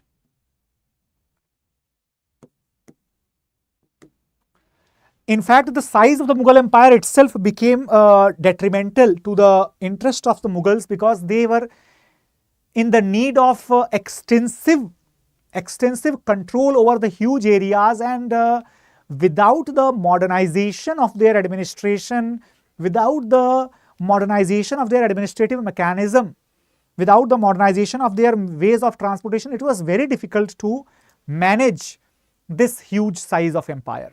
However, the policies of Aurangzeb, what is the Deccan policy here? Basically, Aurangzeb, after the demise of Chhatrapati Shivaji Maharaj in 1680, within next 2 years, Aurangzeb almost became a permanent settler in the Deccan area and initiated the military campaigns against the Bijapur Adil Shahi, against the Barid Shahis of the Bidar, or Qutub Shahis of the Golconda, or Nizam Shahis of Ahmednagar. All these were targeted by Aurangzeb because these kingdoms were the remnants of Bahmani Empire of the 14th, 15th century, and they were the Shias. Aurangzeb, he was a religious fanatic. He did not support the existence of the Shia kingdom. That's why he decided to invade the Deccan and annex. But the particular or exact reason, it was that the Deccan had become the hotbed of the trade and commerce. It was generating the handsome revenue because of the European activities, and this is why Aurangzeb wanted to grab the entire Deccan area in order to ensure the more and more revenue from the coastal activities of the Europeans. Got it? Apart from that, but yes, in order to control the Deccan, he spent actually a huge sum of revenue, extensive expenditure took place, resulting into the complete financial breakdown of the Mughal treasury. Then emergence of the Marathas, if we talk about that, Rajput policies and religious policy. Actually, Rajput policies and religious policies, they are interlinked. Aurangzeb was lucky enough to receive the services from the great Rajput commanders like Maharaja Jaswant Singh or even Mirza Raja Jai Singh. However, after the death of Maharaja Jaswant Singh, what happened? Aurangzeb started implementing the fanatic policies even on the Rajput kingdoms, who were till then immune from any such implementations, like the destruction of the temples or like the imposition of the jizya. So this actually infuriated the Rajputs, who, these were actually very able commanders of the Mughal Empire, and they withdrew their support. That's why the Mughal expeditions, they did not yield in the great result as such. Got it?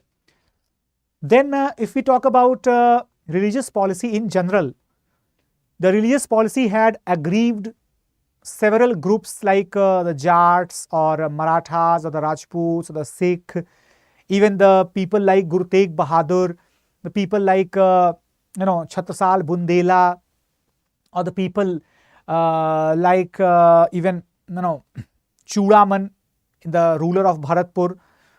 All these people, they were greatly infuriated by the religious narrow-mindedness of Aurangzeb, because this was completely in contrast with the predecessing Mughal rulers. Right, everyone? Apart from that, the emergence of Marathas played a very handy role in the decline of Mughals, particularly because the Marathas acted like a complete borrowers, right? If you understand what is the meaning of the borrowing, right? So the Marathas were actually acting like borrowers for the Mughal Empire, and they made it completely hollow, okay? And this is why it's very, very significant to understand that the Marathas, even though they had very small kingdom during the reign of Aurangzeb, there was a very small kingdom, right? Just for example, suppose this is the Deccan. So Marathas were only present in this area. Just let me show that area to you. Marathas were present only in this small area.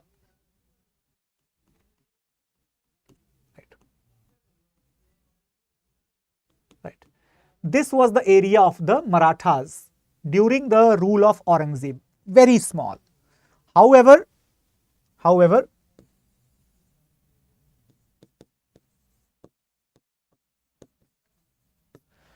they were still able to inflict a great impact upon the weak Mughal links, like you might have heard about Prince Muazzam. The Prince Muazzam, who became later on the ruler of Mughal Empire with the name Bahadur Shah I, Shah Alam I. This ruler, who ruled from 1707 to 1712, he was imprisoned. Even Prince Akbar was also imprisoned by Aurangzeb. Why? On the pretext of getting aligned with the Marathas against Aurangzeb. So Aurangzeb was basically very conspicuous type of personality. He did not even believe his own sons as such. And yes, he was right, because he himself had imprisoned his own father. So how could he believe? How could he believe his own sons, right? He was very practical and pragmatic minded. Then apart from that, Jagirdari crisis, yes, of course, because the number of Jagirdars increasing rapidly, but the land area is limited, na? However, not in NCERT, but Shekhar Bandyopadhyay, he suggests that actually Jagirdari crisis, even Sumit Sarkar also suggests that Jagirdari crisis is a fake problem, because Aurangzeb was not ready to give up his share of the Khalsa land, which he held up to 40% of the entire Mughal Empire was directly controlled by Aurangzeb. That was huge area, huge. It resulted into two things. Number one, mismanagement. Number two, the unrest among the Jagirdars, because they were not having the enough area to be distributed and to be shared. So that is why Jagirdari is entirely, this crisis is entirely credited to Aurangzeb for going to be the reason for destruction. Then stagnancy in the army and warfare. Guys, Babur, who advented into India in 1526 with the use of Tulugma, Tulugma system, the use of heavy artillery, etc. No, these were the stagnant thing. Babur had also used it, Aurangzeb was also using it. Yes, it is true that the muskets were also introduced and the matchlock guns were also introduced. But those muskets and matchlock guns, they were no match to the European guns, which were continuously evolving. And guys, since the 16th century onwards or 17th century onwards, the entire world was dominated by the gunpowder empires. And those gunpowder empires, they were actually responsible. They were actually responsible for what? For ruling the vast areas, huge areas, and that's why Mughal Empire was one of them. So this is why, what happened? This is why when there was no innovation as such, Mughals started to decline. Guys, remember that there was a method of army organization under the Mughal rule. Basically, the soldiers were of two types. The soldiers were of the two types. Number one, Ahadis and Dakhili. Okay, Ahadi and Dakhili. Ahadis were basically the temporary or ad hoc soldiers. They were expert fighters, freelancers. Oh, Shiva Prasad ji is from Karnataka. Welcome, Shiva Prasad. Welcome. So recently I was just talking about the states of Bidar, Barid Shahi of Bidar and Gulbarga particularly. So Gulbarga is actually Kalaburgi, isn't it? The same.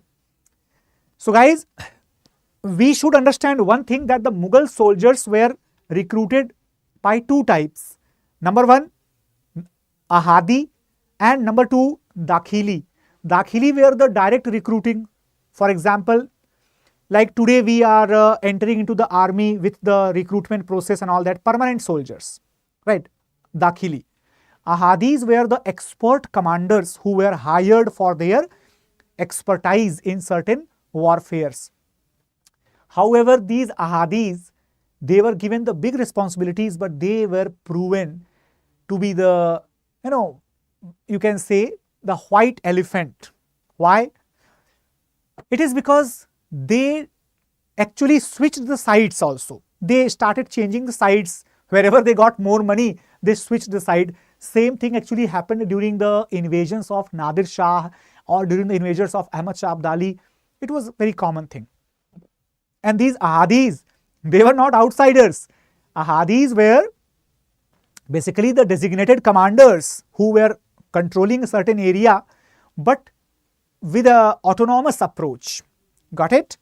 So this is why it's very important to understand that these policies resulted into the complete decimation, the complete disbandment of Mughal Empire, along with the various other regions, like the nobles were fighting continuously and inefficient successors. Because see, I believe in one thing, no matter how much bad situation is, if you are capable, if you are powerful, you will handle every situation with complete grace, complete efficiency.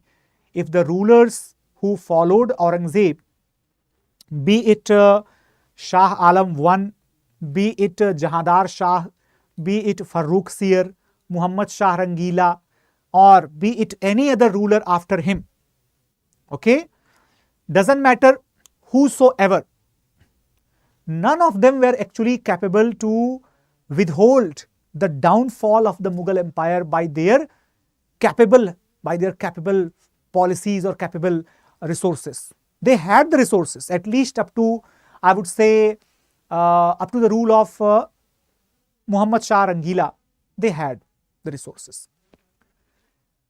You can say disintegration due to the invasions and impact of European advents. Of course, because the repeated foreign invasions, particularly from the northwestern frontiers, first of all Nadir Shah, then followed by Nadir Shah, there was his successor and grandson Ahmad Shah Durrani. So these two invaders, they resulted into the catastrophic devastation of the Mughal Empire, resulting into the permanent lapse of their authority over the Indian subcontinent.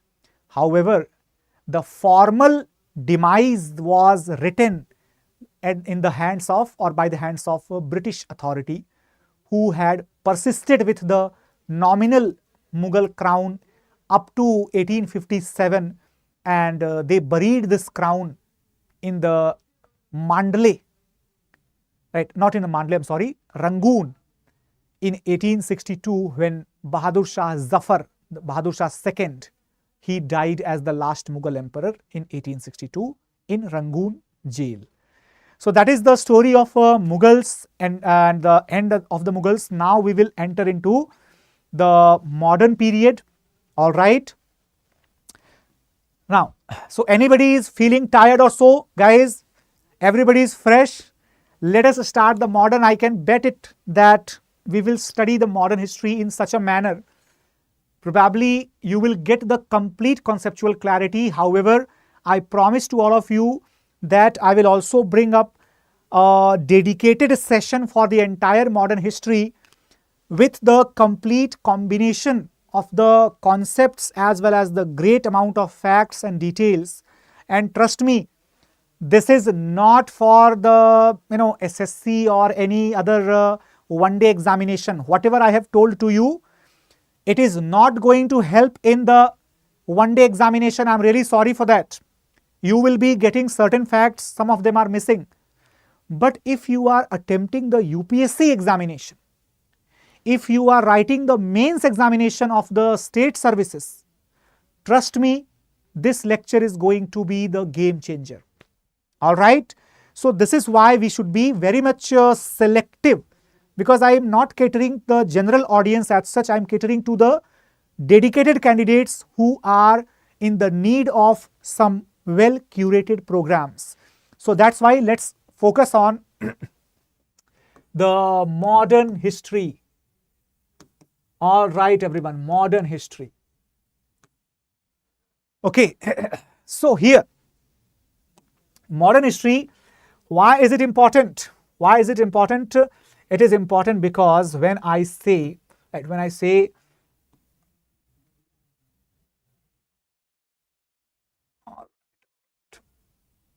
okay, so when I say modern, so modern means what? Modern means the modern value system. Modern value system. What is the meaning of the modern value system, everybody? What is the meaning of that? Modern value system means it is basically the preference to materialistic worlds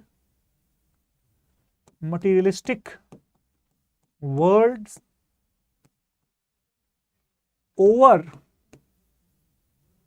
the theological.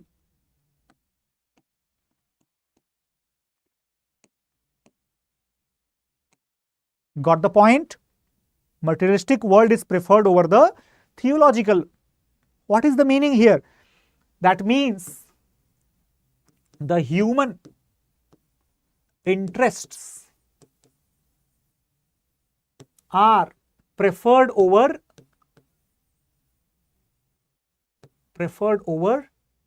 the religious interests.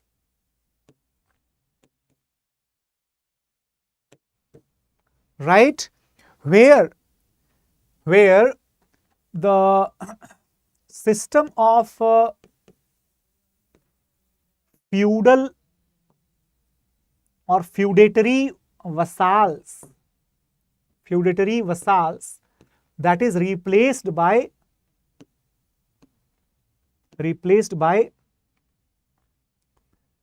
the public ownership.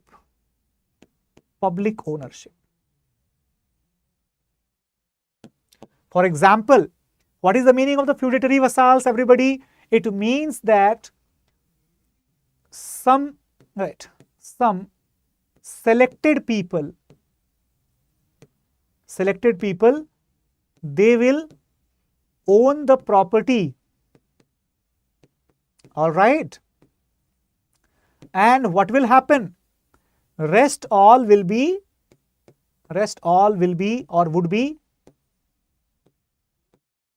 subservients.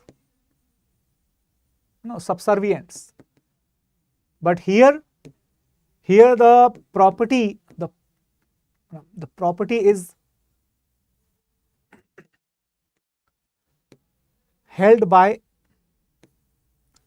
those among the people.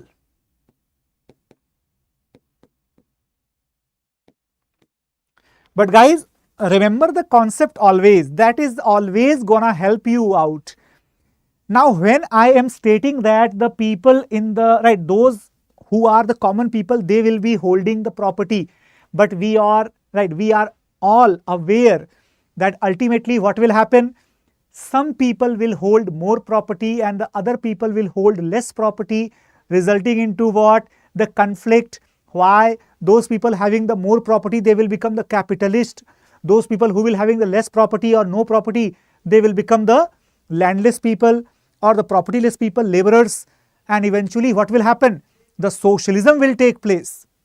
Socialism means the revolutionary grabbing over the properties of the capitalist class. After that, the public will be having the equivalent shares of the property. But due to the lack of choices, ultimately some of them will be revolting against the socialism. So this concept of alternating, formation and disintegration of one concept and replaced by other concept, that is continuously happening in our historical period. The change is the only constant thing in our history. The change is the only constant feature. All right, everyone. So remember these points. So what is going to happen here? What is going to happen here? The features like education, participation,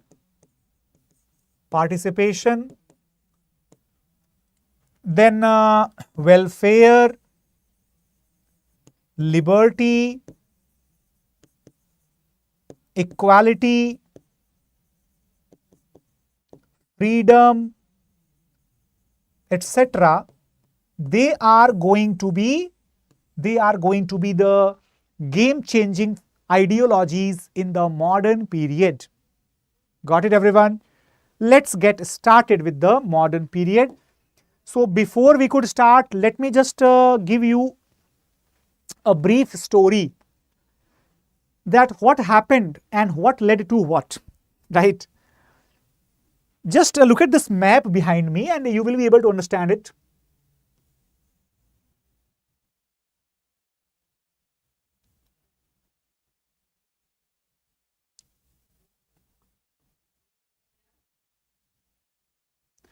Right. If you look at this map or if you look at this particular,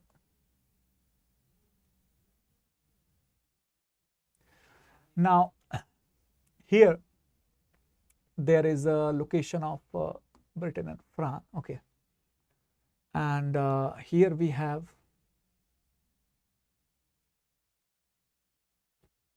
all right.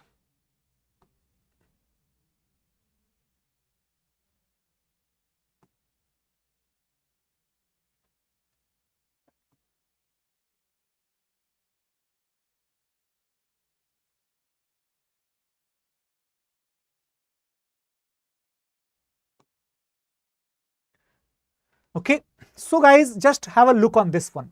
Have a look on this basic map. It's a very basic and I'm not claiming that it is accurate and such. But what does it tell to you?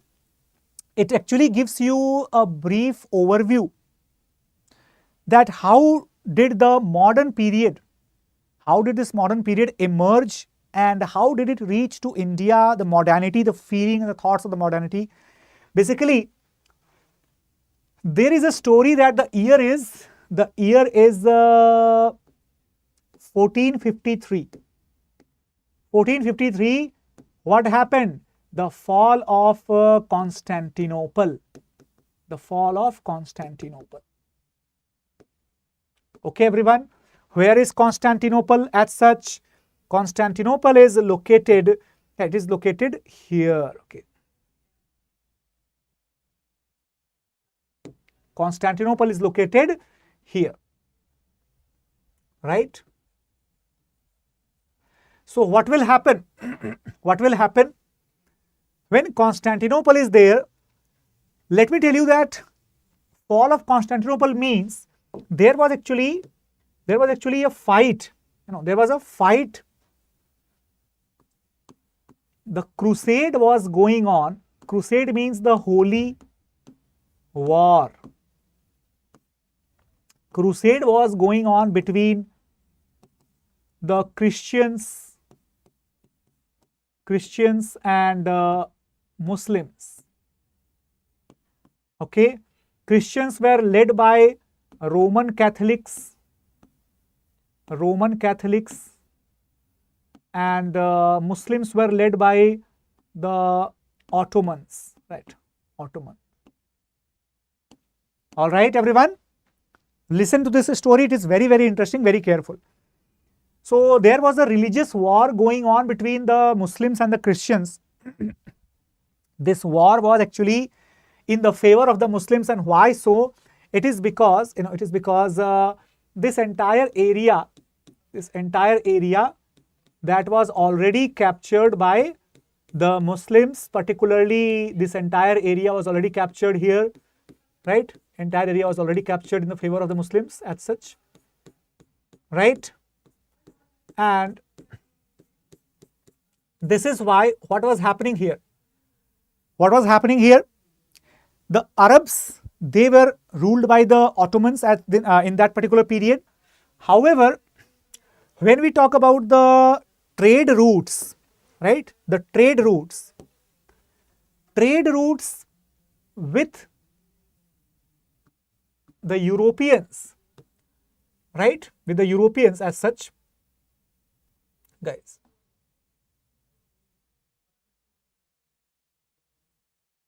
Right. Remember the fact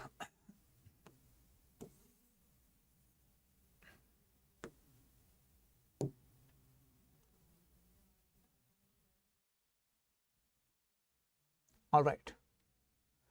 Guys, here let me just tell you one thing that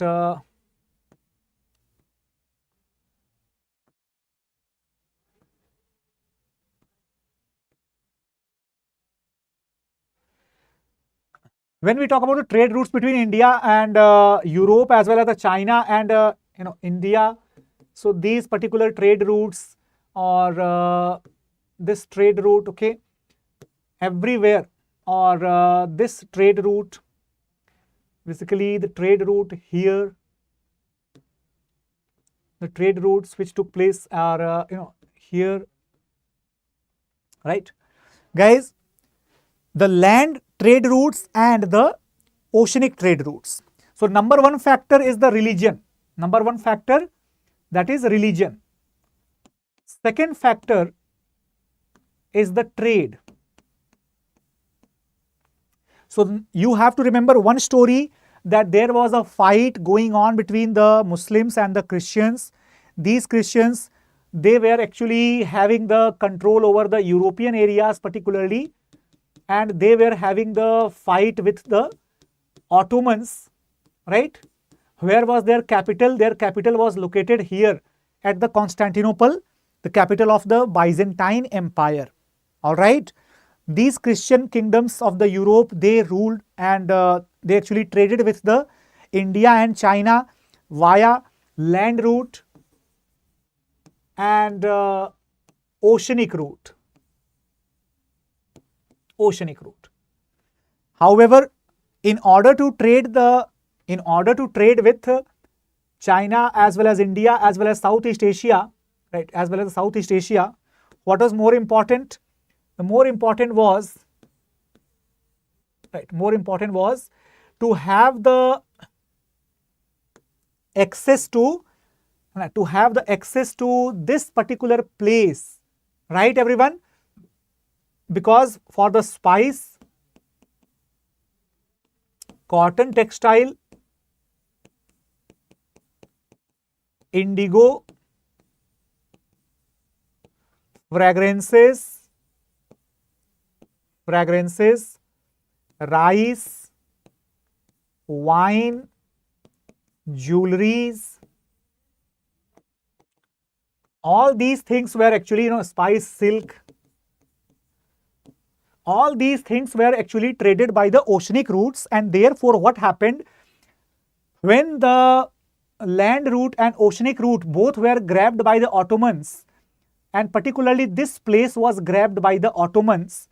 What happened? Now the entire route of the trade between Europe and India, that was blocked.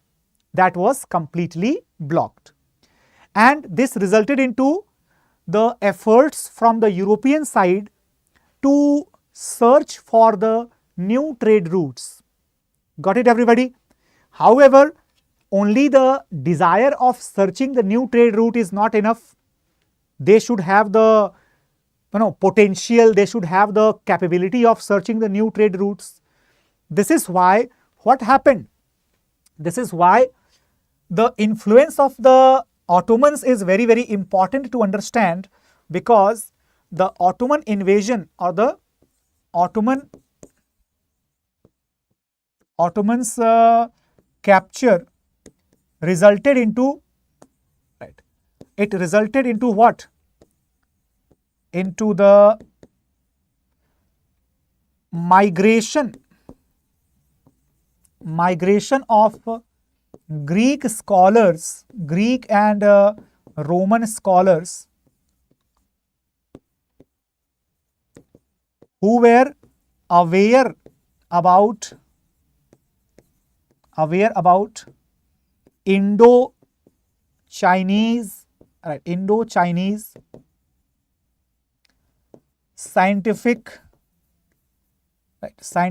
traditions and Greek liberalism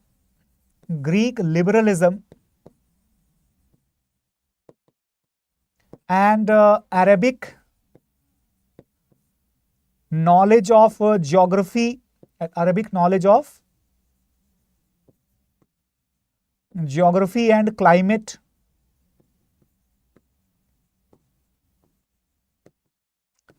Right, everyone? So they were actually aware about these things, the scientific traditions of the India and China, as well as the knowledge of geography from the Arabs, as well as the philosophy, thought and democratic ideas from the Greek and Roman culture. These scholars were aware about all these things, and eventually what would happen? They would be migrating from the regions of the Italy, particularly the cities of Venice and Genoa. At Genoa, Venice, Florence, these cities of the Italian region, they would be the shelter of these scholars. And later on, what would happen? The scholars, the Christian scholars from this area, the Christian scholars from this particular area, they would be moving towards the Italy, towards the France, towards the Spain, all these areas, resulting into the complete change, complete overhaul of the European psychology, European mentality, and resulting into the evolution of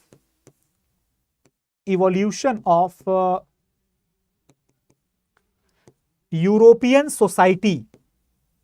All right, everyone? Evolution of the European society. Not only this European society evolution, it will become more rational. Okay, everybody? More rational, more scientific, more innovative.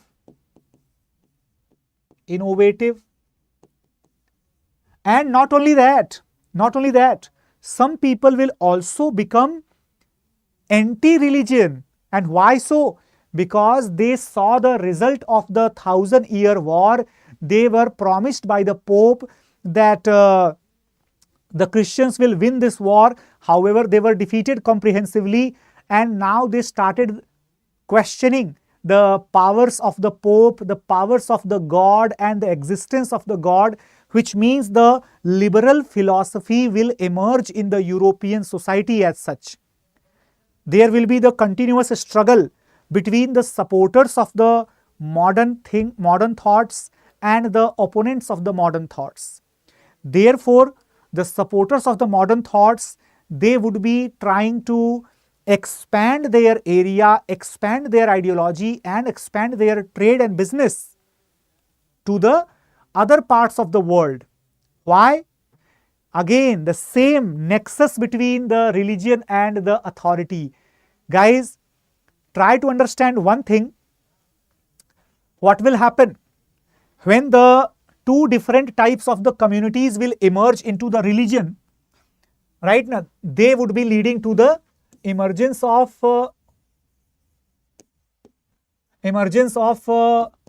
heterodox, Protestants, right? Protestants and Anglican, right? Anglican churches. They would be promoters of the trade and commerce,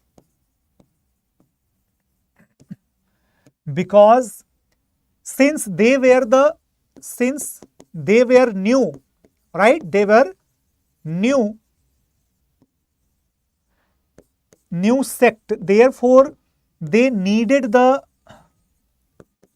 support of the king, support of the kings. Okay. Similarly,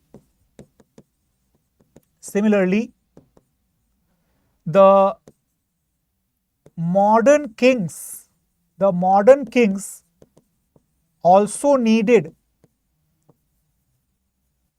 the religious, right? The religious affirmations to justify his decisions. Right, everyone?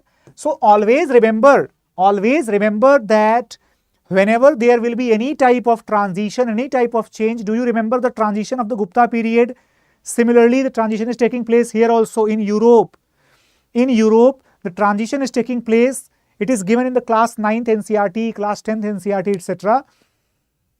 When transition was taking place, basically it resulted into what?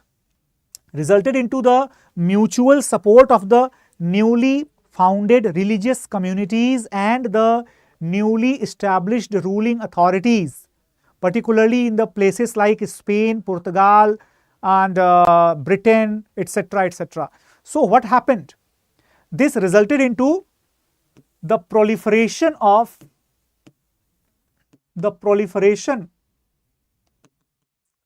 a nexus between the trading merchants plus the king plus the religion. Okay, so these three distinct entities entered into a combination, into a you can say compact, and it was a mutual compact, not written anywhere else, but yes, it was understood. However, you can connect the Treaty of Westphalia to this thing, but ultimately this resulted into the emergence of the mercantilism, right? Mercantilism. That is the formation of large corporations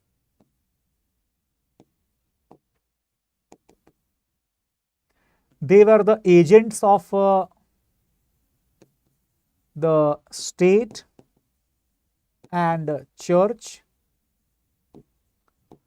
They were free to conquer, right? Free to conquer and free to convert others. They were also free. They were also allowed monopoly over trade and permitted to have permitted to build empires. Build empires. Okay, everyone. So look at the special factors, special reasons, and I'm very sure that those who are not watching at the moment, they are going to miss something very, very significant, because it is equitable, gold standards of understanding. Let me just tell you. So guys, this is the high time that you should be sharing this session with your friends and your fellow aspirants who are watching this, because this is the most crucial part, which is really important to understand the entire concept of the modern history, because after that we just have the events, this happened, that happened, nothing else, right? Nothing special. So here, first of all, we should be aware, we should be able to understand that what was the exact reason because of which East India Company, it was formed, what was the exact reason because of which the several companies like East India from Britain, from France, from Sweden, from the Spain, from the countries like you can say Denmark, etc. These companies were actually formed, and they came sometimes to rule or to trade. What was the exact reason behind it? So this is the entire story which resulted into the formation of this particular company with great powers. Look at this thing. Every single power was there with the East India Company also. East India Company, it was a large corporation. It was the agent of the British government, agent of the church, Anglican church. It was free to conquer, right? It was free to convert the other people. For example, if not East India Company, then Dutch East India Company was free to convert others. French East India Company was free to convert others, right? And free to make monopoly, take the monopoly rights over the trade. That means only these companies would be trading on behalf of the government of different countries of the Britain. No other person was allowed. And then they were also permitted to establish the empires in India, Southeast Asia, and wherever they wanted to establish. So this is the complete aspect of the onset of the modern age. Now let us begin it with the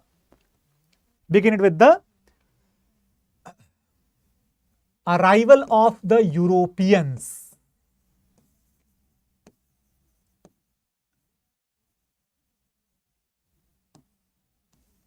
Arrival of the Europeans. Got it, everybody? So when we are talking about the arrival of the Europeans, try to understand it. Guys, we have the certain sequence.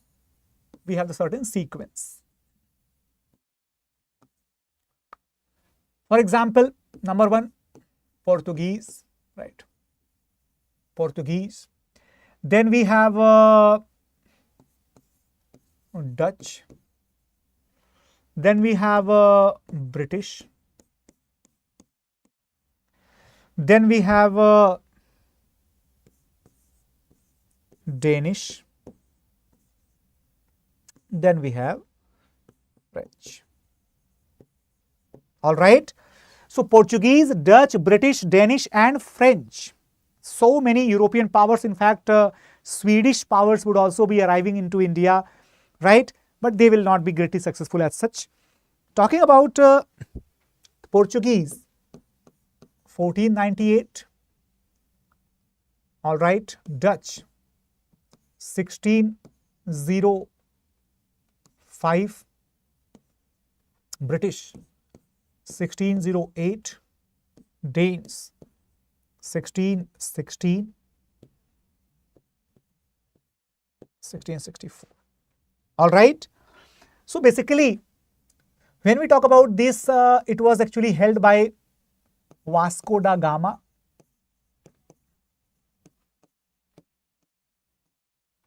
And later, right, later by Alfonso, right. In fact, just let me just write down.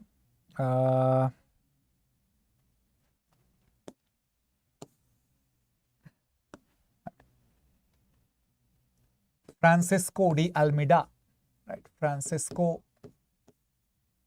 de Almeida and Alfonso de Albuquerque.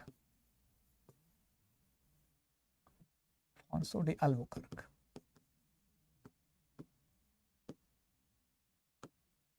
All right. So these were some of the important people associated with the Portuguese authority in India. We all are aware that, or in fact, we should be aware that Vasco da Gama was the first person. All right, everyone. And he actually came twice more after this initiative in 1498. However, later on, the Portuguese, they tried to establish their settlements, first of all at Calicut, nearby Cochin, then moving further northwards in the western coast, particularly, and they captured Goa from the Adil Shahi Sultan of Bijapur, and that was done in 1510 AD, right? 1510 AD.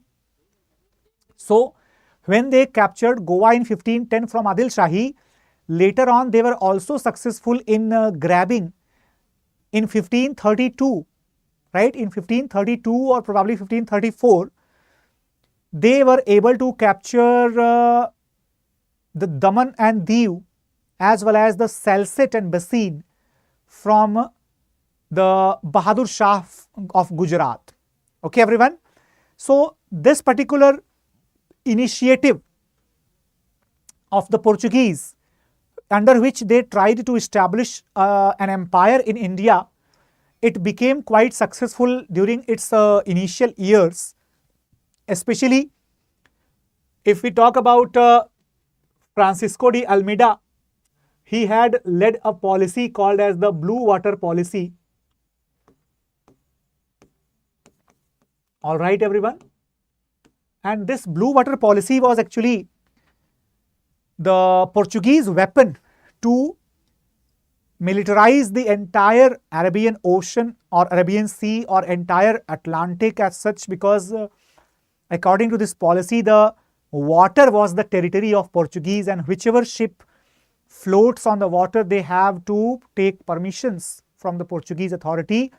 This permission was actually issued by the issuance of a letter called as the Cartas, permit letter called Cartas. So this Cartas is also really crucial, okay? Cartas. So these things actually resulted into the supremacy of the Portuguese in the early years of the European advent in the India.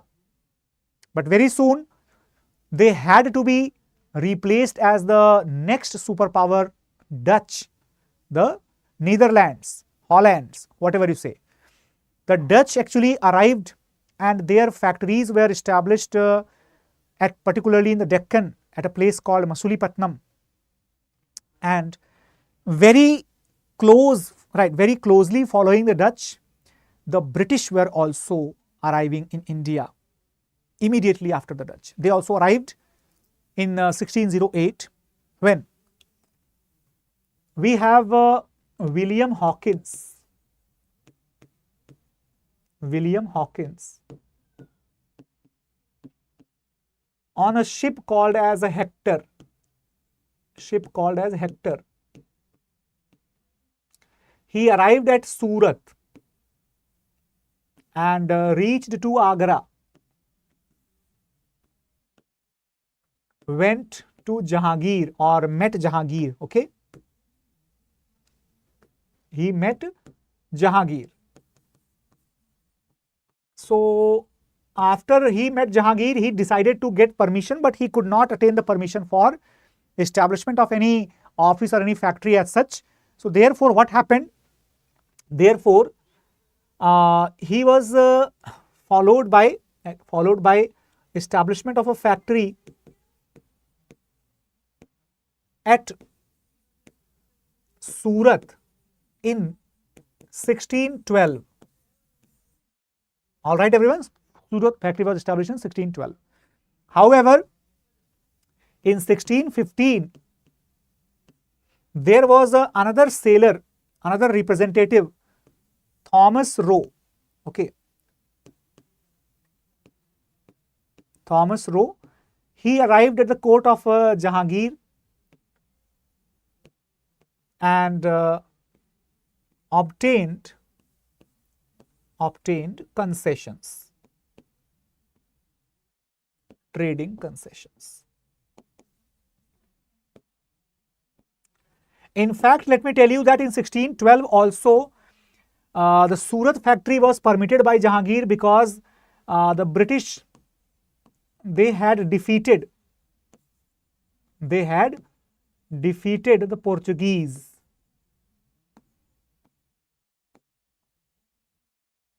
All right. So that is why the permission was granted by Jahangir as a reward to the British. Now after that, Danish were actually more settled in Tranquebar. Okay, Tranquebar near Madras. Okay, modern Chennai. However, they were not interested in empire.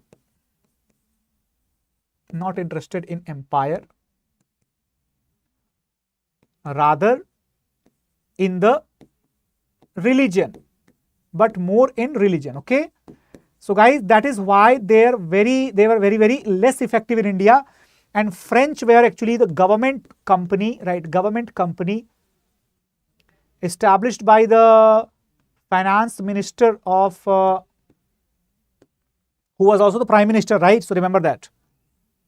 Also prime minister of Louis XIV.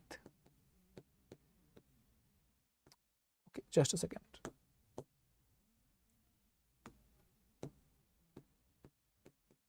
All right. So overall, if we talk about the French factory was at Surat. Now, 1668. So guys, overall, what can we say here? We can say one thing, that this entire sequence is enough to tell us that be it Portuguese or Dutch or the British or the Danish or the French or any other organization coming from European countries, they were basically having the 3G, the goals were having the 3G, right everyone, which included number 1, the God, number 2, gold, number 3, glory. So that is in consonance with the you can see just what we studied right previously. So in the consonance with the emergence of mercantilism, because the mercantilism that was supporting everything, trade, that is gold, God, that is religion, and glory, that is the king.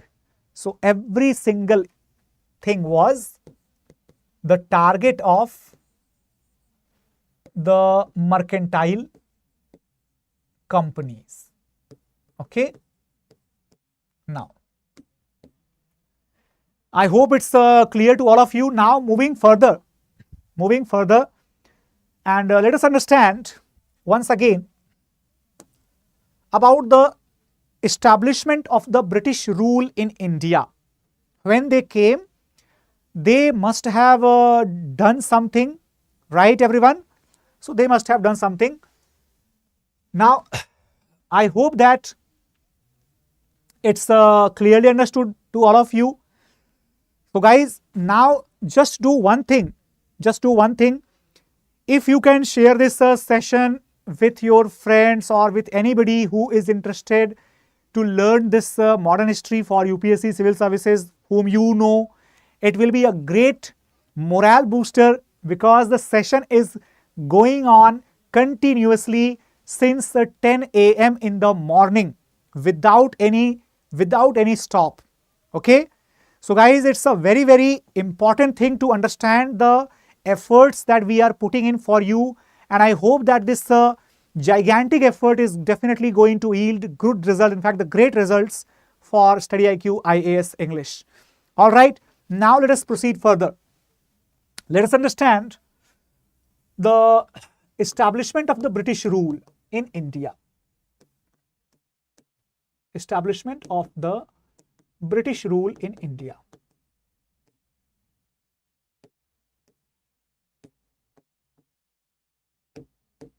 All right, that's very important thing. Very important thing. Just let me take some water.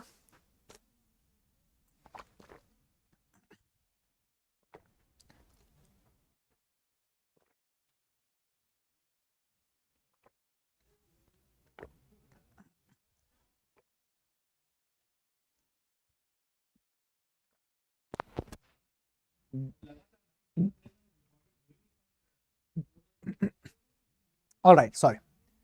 So establishment of the British rule in India. Okay, yes, today there is no lunch, right? In fact, I had also not done the breakfast as well, right? So I think today is the, the fast, only water and class, right? So I hope that this is like, the extremities of finance that we are actually doing, learning from the Jainism. So this is actually the same thing. Yeah, this is actually the same thing which is going on, right? Anyways, so let us understand the establishment of the British rule in India. Guys, when I am talking about the British rule in India, guys, remember that British had the two different challenges. The challenges from European, right, from the European powers and competitors.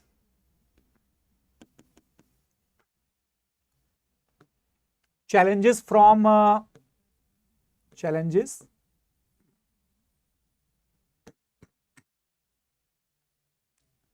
native powers.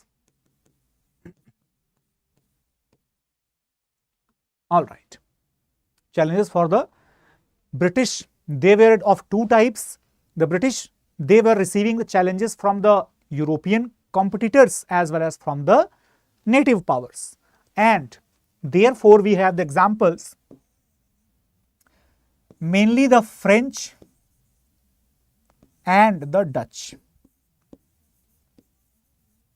All right. With the French, they had the first Carnatic War. All right, everyone. First Carnatic War.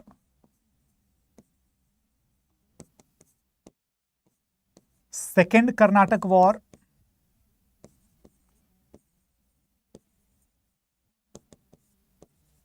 And third Carnatic War.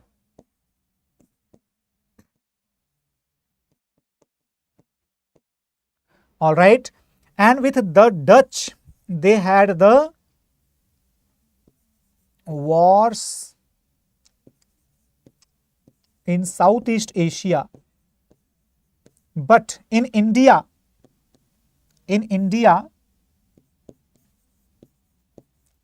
they had the Battle of Vedara.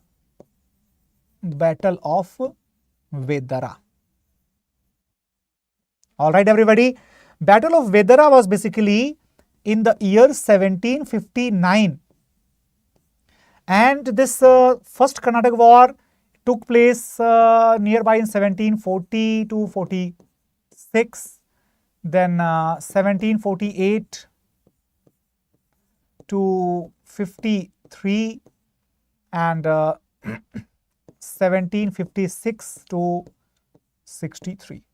This is 54 probably, right? 54. All right.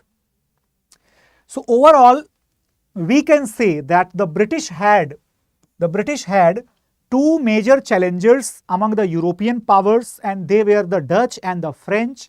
The Dutch were the largest superpower in the trade and commerce in that period. Particularly, their company was humongous. So Dutch, they had actually the wars with the British in Southeast Asia and in India also. So what was the result ultimately? The result was ultimately that the Dutch, they won in Southeast Asia, and the British, they won in India. They won in India. All right, everybody. And when we talk about the French people, the French actually, they had to fight the numerous wars with the British in India, ultimately resulting into the French, right? They lost to the British. Right, everyone?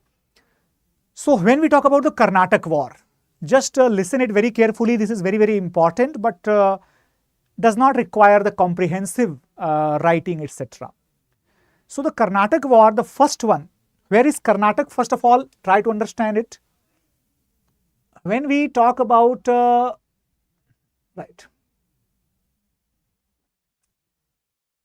when we talk about this area, guys, this particular place is called as Karnataka.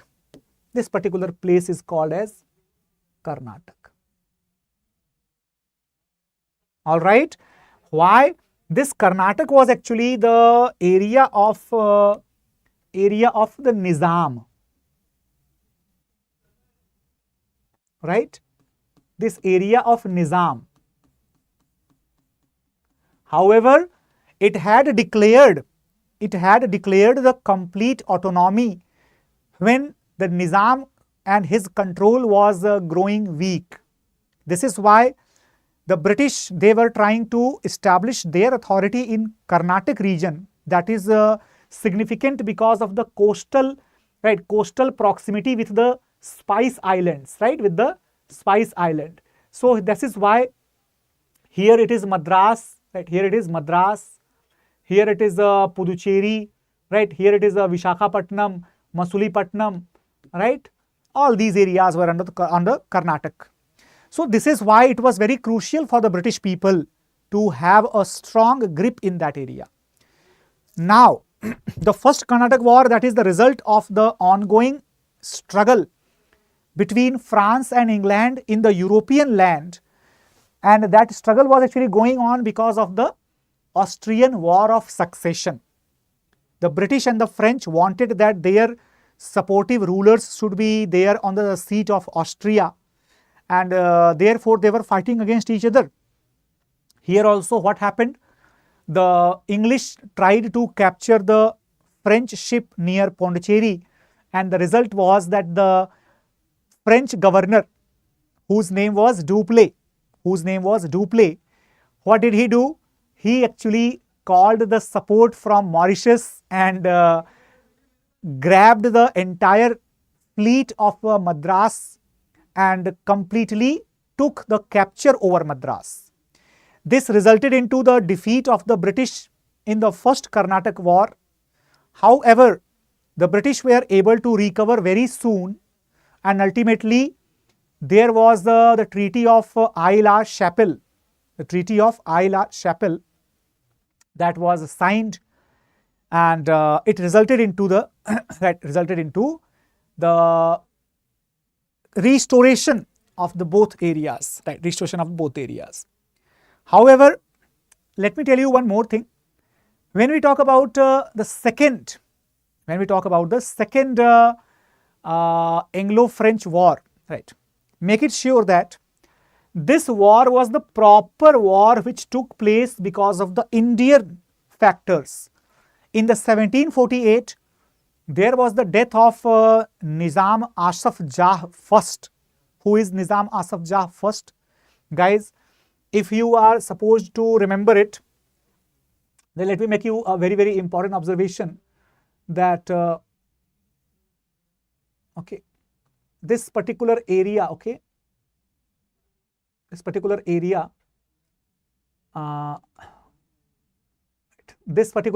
that was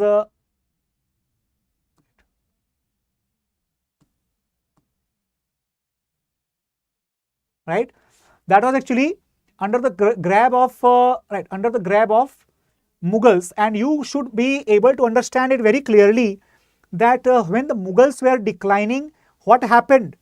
This declining phase of the Mughals, there were the emergence of several kingdoms, like this one is Nizam, then here it was Awadh, here it was Bengal, and here there were the Rajputs, and here this was Marathas, right? This entire area that was Marathas, and here it was Mysore.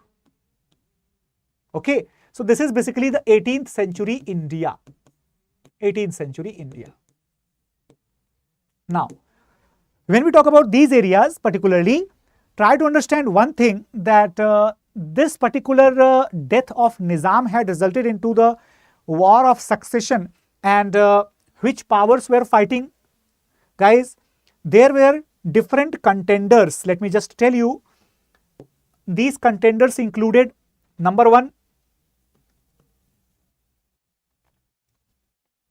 Nasir Jung, right? Nasir Jung and Muzaffar Jung. Nasir Jung and Muzaffar Jung. These were fighting for the seat of Nizam. For the seat of Nizam. And in the Karnataka, there was another war going on. That was between Anwaruddin and Chanda Sahib. They were fighting for the post of Nawab of Karnataka. Okay.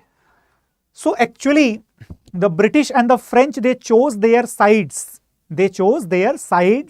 And what happened that on the British side there was Nasir Jung and there was Anwaruddin.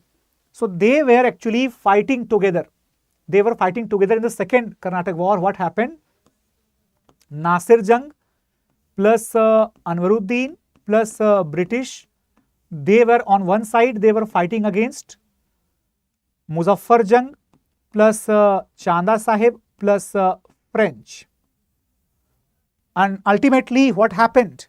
Ultimately, when in Karnataka the British got success, when in Hyderabad the French got success. So they decided to overcome their obstacles and decided not to fight again due to the Indian factors. But within 2 years, they fought again because of the ongoing battles between France and Britain in the European land. Alright everyone. Thank you so much Sanskari ji. So here, third Karnataka war was basically the extension of 7 years war. Extension of 7 years war. Alright, which was happening in Europe. So that is why what happened? These two companies also started fighting, and ultimately the result was that French were defeated comprehensively in the Battle of Vandivash. Battle of Vandivash, 1760. And the challenge of the French that was over under the Treaty of Paris. Treaty of Paris, 1763. And in this particular Treaty of Paris, what happened? The French were restricted to have army in India, right? So that is why the French East India Company, they did not have any army of their own in India. And see how important it is to understand that the French East India Company, that is why they were supporting the other authorities. Alright everyone? That is why they were supporting the other Indian rulers to fight against the British. Sometimes they supported Tipu Sultan, sometimes they supported Maharaja Ranjit Singh, sometimes they supported Marathas, and continuously they were supporting the local. Got it? Now, let us understand the challenges from the native powers.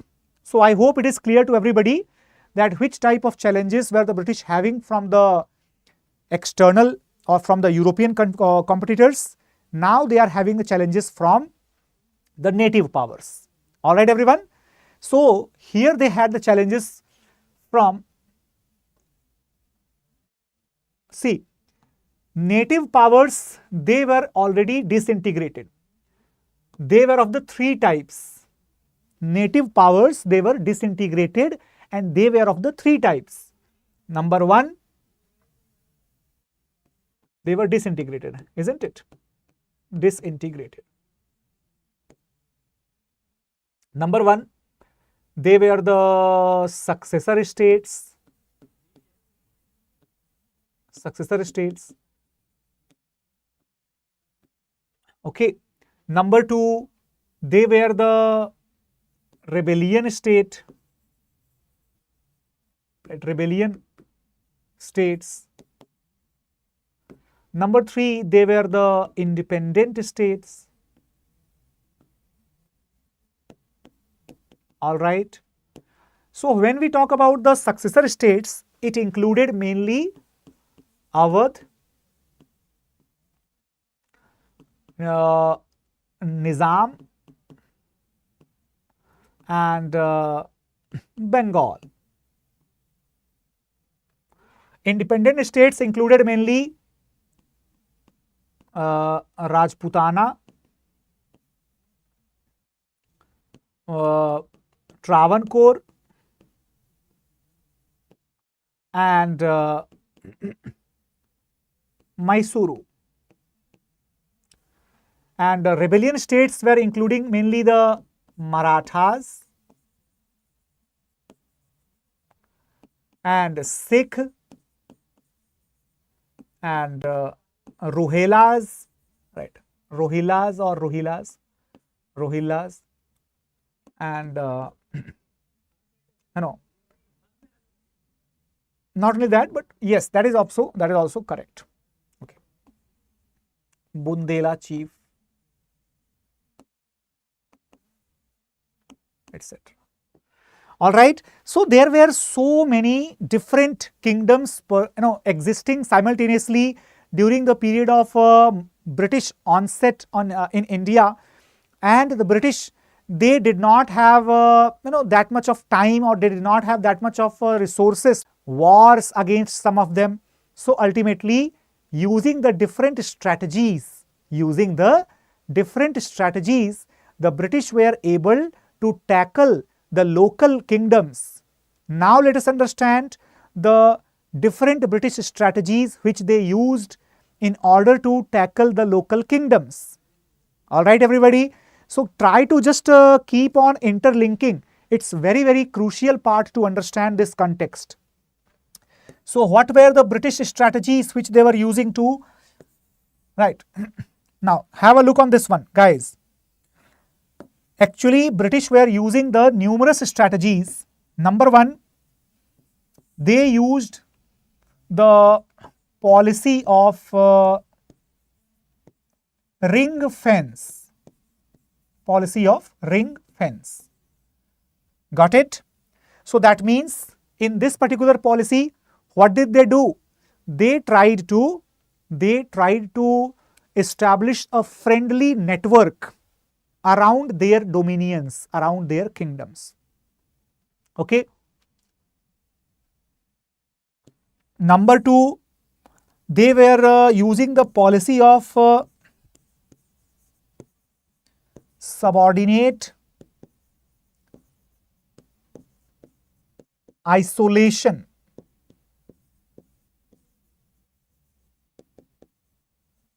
Okay, subordinate isolation. And number 3, they were using the policy of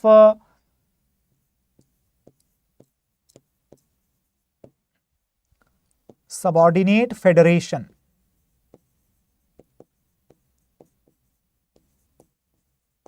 However, when we talk about the first 2 policies, the first 2 policies are more important to understand the treatment of the British company with the Indian native rulers. For example, in order to make the ring fence around them, they had 2 methods. Number 1, either the war was required or the treaty was required. All right, everybody. So either war or treaty. If the treaty was friendly, very good. Otherwise, the war was imposed and the treaty is used to happen. Right, everybody? So let us understand the British struggle, right, or the British efforts of imperial expansion. Imperial expansion. All right. So they had the major fights. Number one, Battle of Plassey. Number two, Battle of Buxar. Number three, the first Anglo-Mysore War. Anglo-Mysore War. Number four, the first Anglo-Maratha War.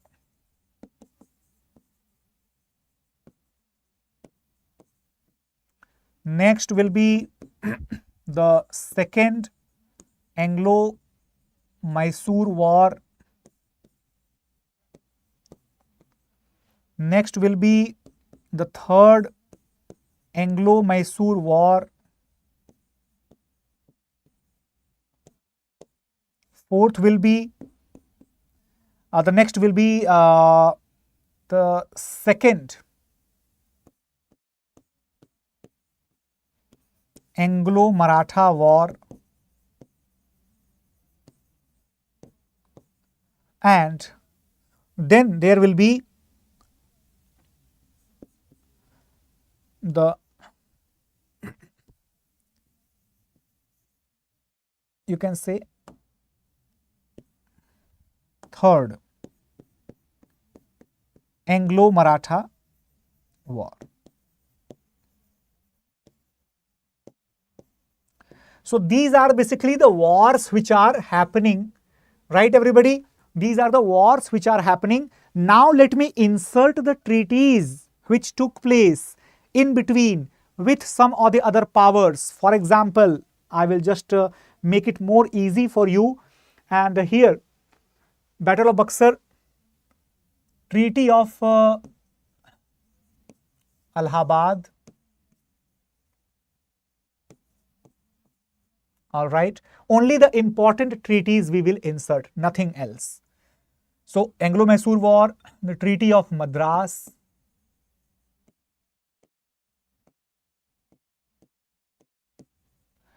Anglo-Maratha War, Treaty of Salbai.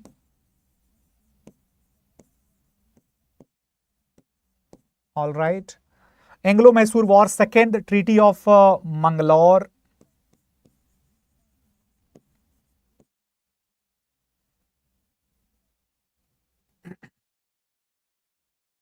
Mangalore. And guys, there is one issue. Just a second. Okay.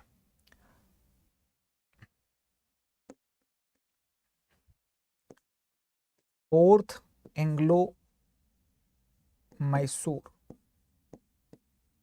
War. All right.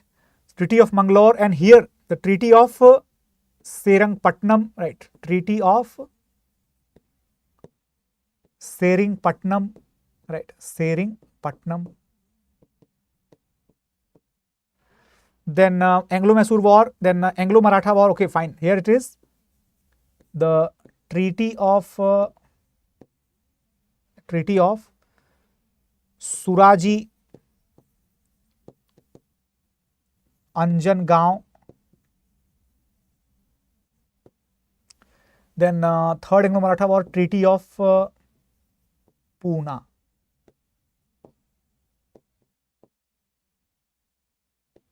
All right. There are more treaties, but we will not try to remember each and every term, each and every treaty. It's not important as such. But I will tell you verbally, right? So you can listen to those treaties also. Battle of Plassey. Guys, when did it happen? Remember the chronology. Modern history is very, very easy to learn once you are able to understand the chronology. Okay? Battle of Plassey, when did it happen? 1757. Remember, 1748 to 1763 what was going on, the struggle between the Britain and the France, struggle between British East India and French East India. This is why here in Battle of Plassey, the French will be supporting Nawab Sirajuddaulah, British will be fighting against Nawab Sirajuddaulah. So this is actually a type of extension of the Anglo-French struggle in India, a type of extension of that only. Okay. There were of course the other reasons, like the personal ambitions of Mir Jafar. He wanted to become the Nawab instead of Sirajuddaulah, because Mir Jafar was much elder and he much experienced also. However, what happened? That British took the benefit of this internal fight and entered into this battle and won the battle with the complete deceit and treachery. However, British also required to justify that why are they fighting a battle. So they justified it by giving the excuse of the black hole tragedy, which was not verified by the contemporary historical sources. Got it? Then Battle of Buxar, 64. So British got the problem of Bengal completely resolved, right? Completely resolved. And therefore, what happened?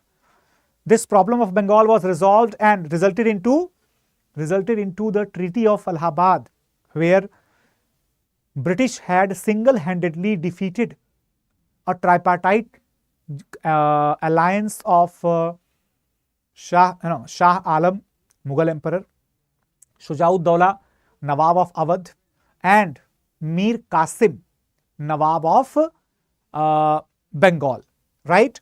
So ultimately the result was that in Treaty of Allahabad, what happened? 1765.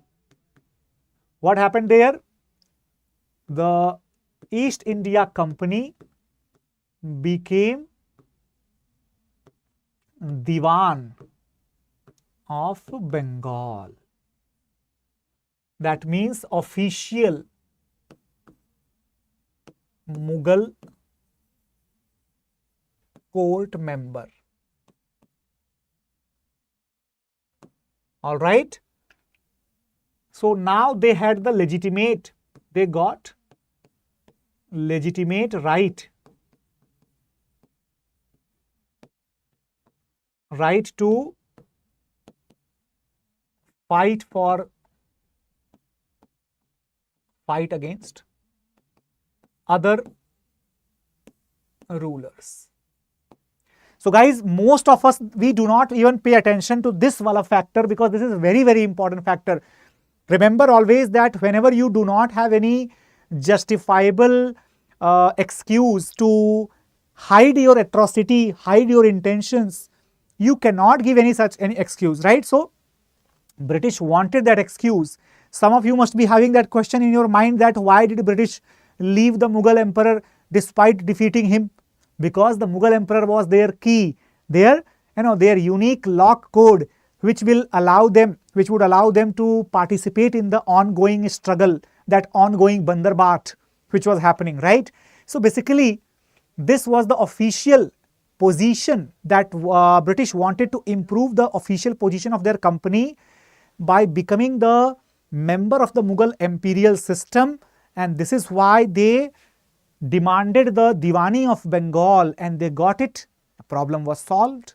Rest everything is just useless, because the British, East India Company promised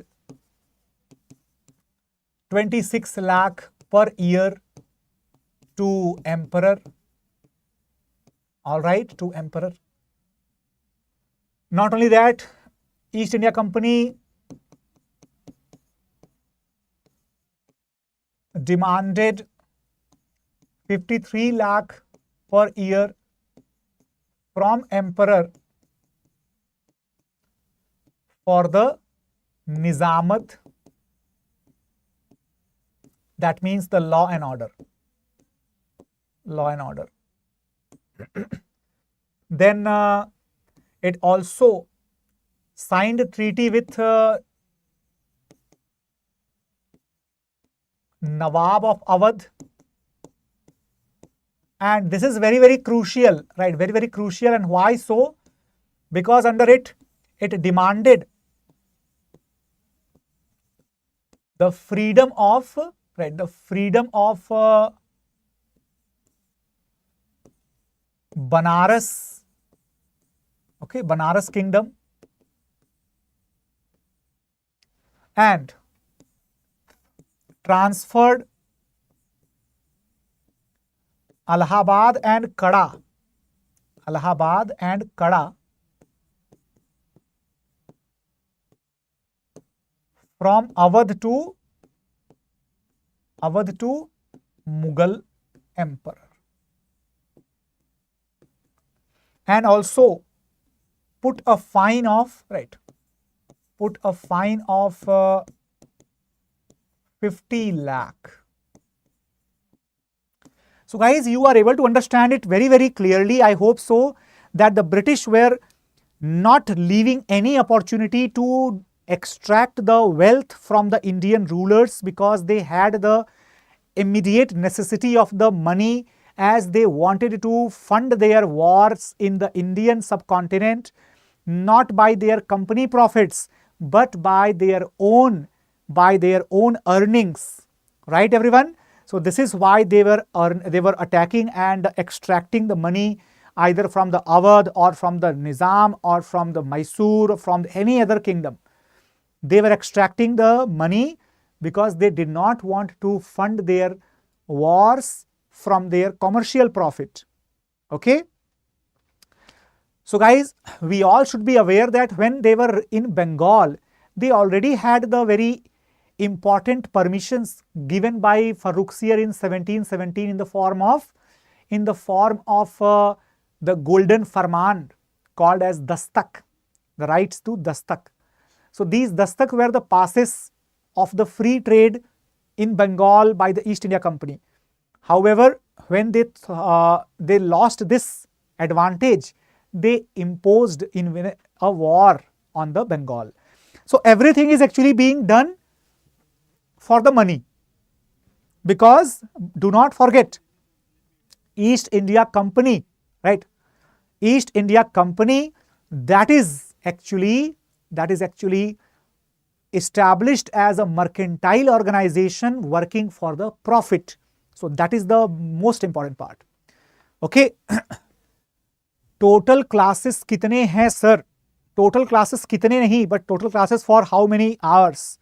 So I hope that it is going to take like 1 more hour or something, but maybe we will come for the freedom struggle or any other part separately, might be possible.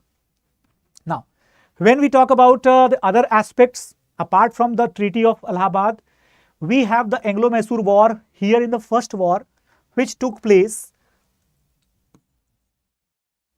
from 1767 to 69. Treaty of Madras 1769. Anglo-Maratha, first Anglo-Maratha War 1770, just a second, 1775 to 1782. And Treaty of Salbai 1782. Second Anglo-Mysore War 1780 to 84.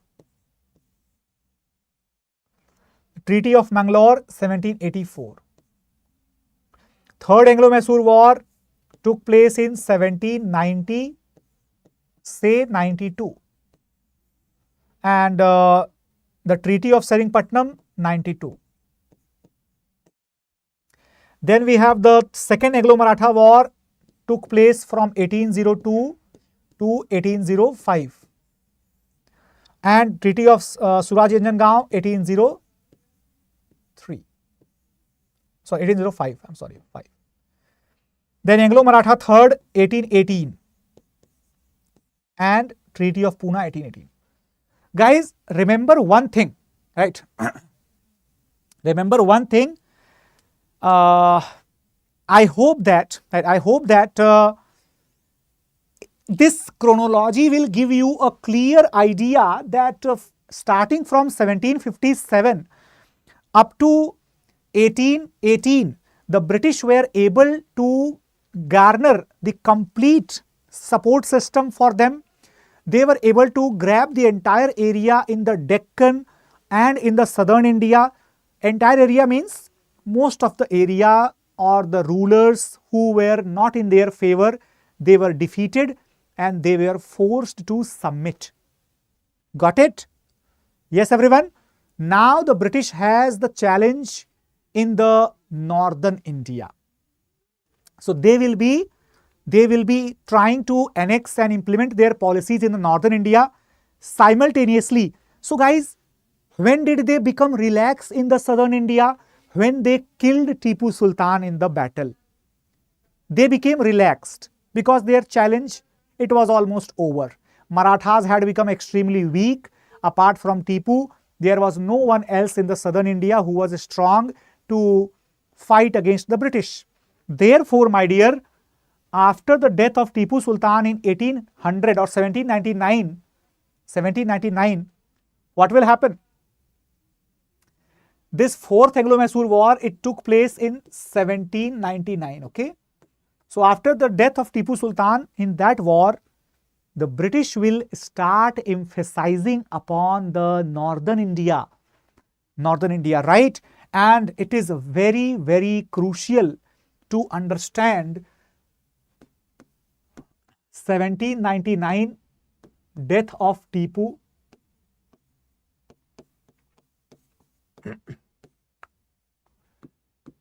1800, or in fact, just a second, 1795 to 1815, Napoleon Bonaparte became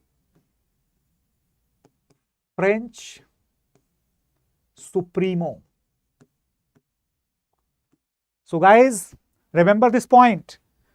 British were completely under the threat from Napoleon. And at the same time, the British were also under the threat of a treaty which took place in 1807. Guys, this treaty is called as the, just a second. All right, here. The Treaty of Tilsit.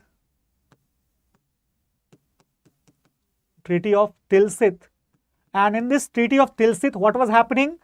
In this treaty, it was basically the Franco-Russian alliance. And therefore, immediately, what will happen?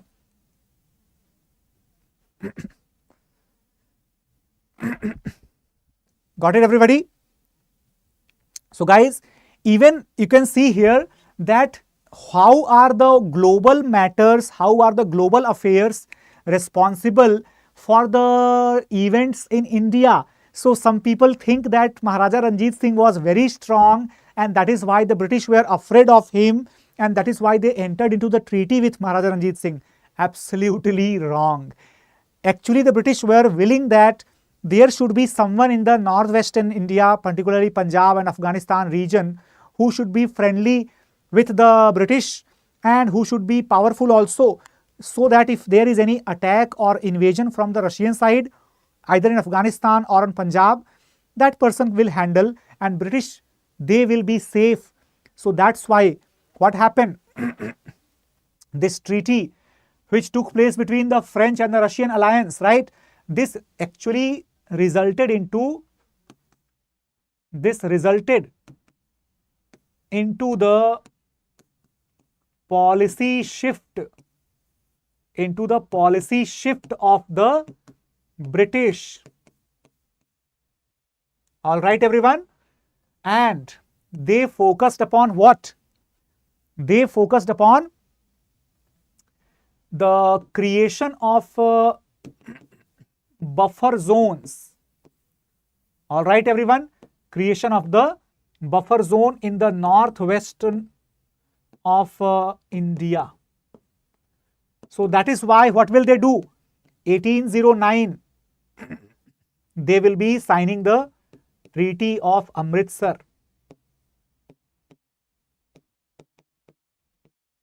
Amritsar with Maharaja Ranjit Singh.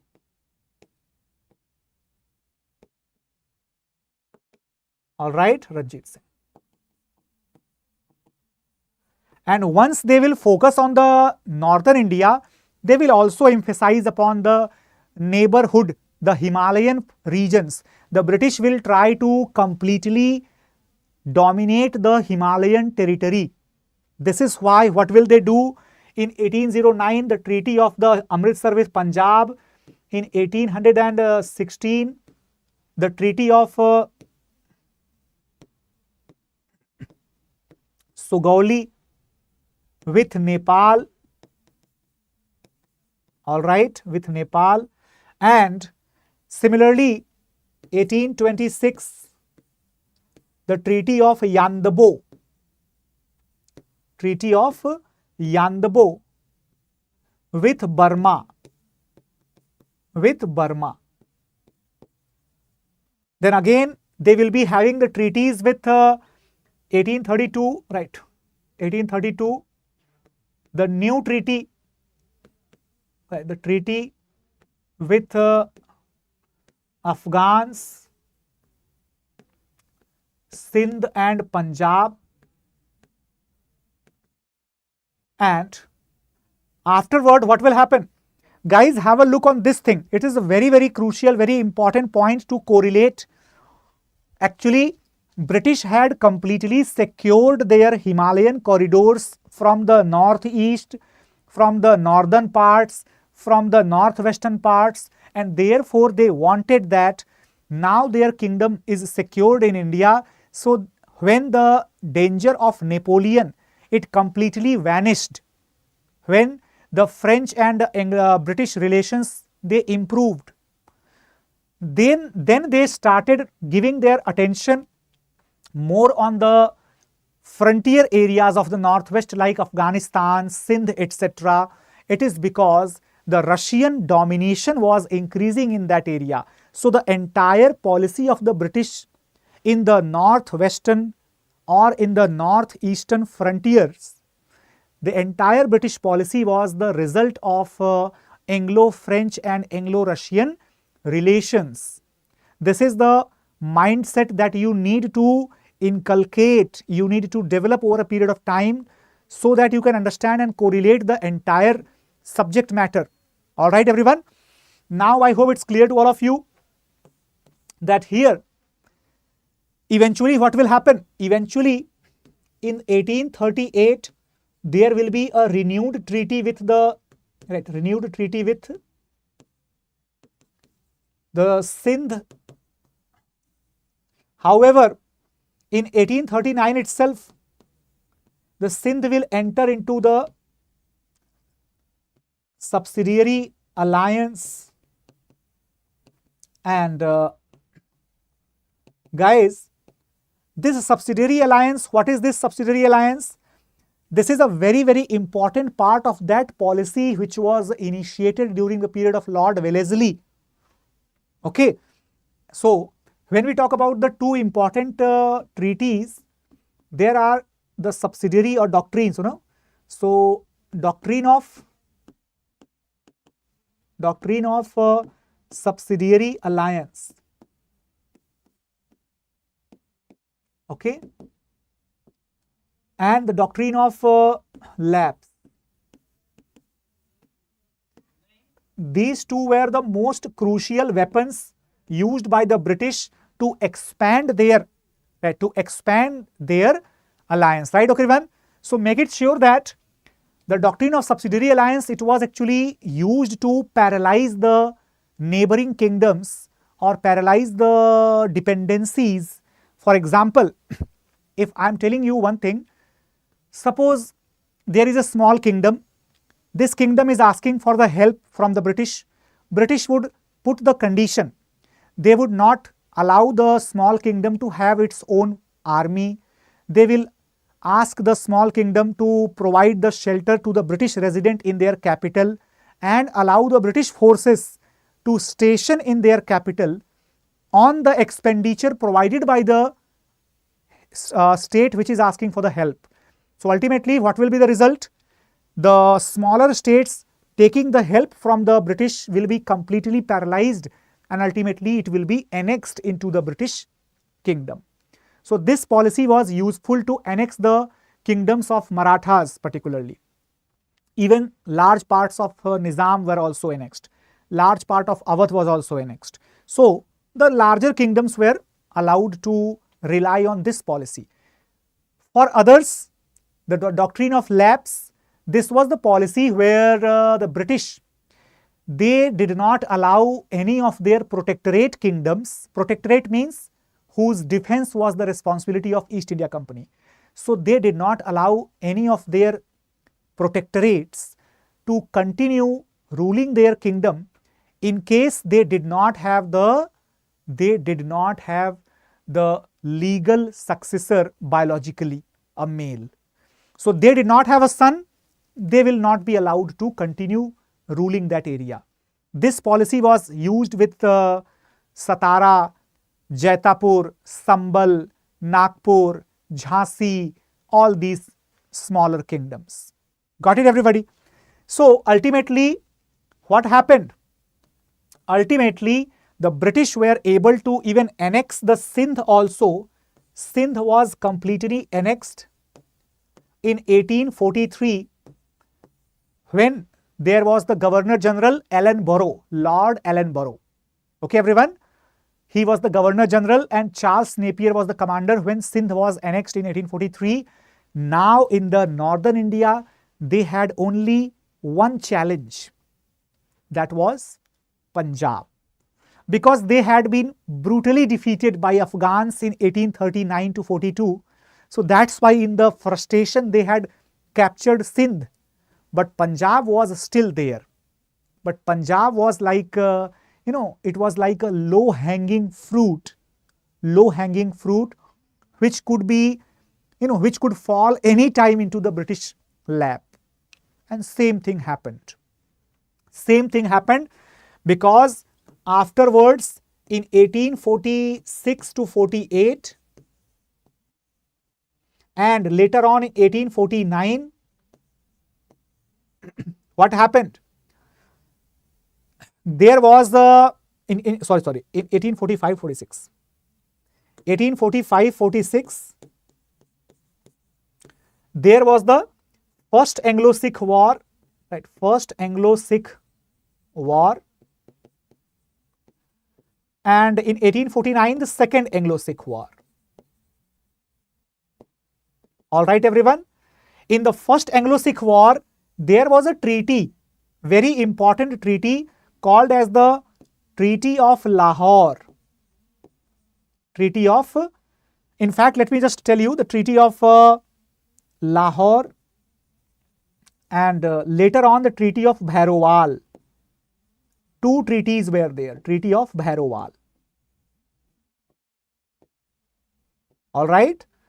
So guys, when in the First Anglo-Sikh War, the British won the battle, what did they do? They demanded to place a British resident in the Lahore court.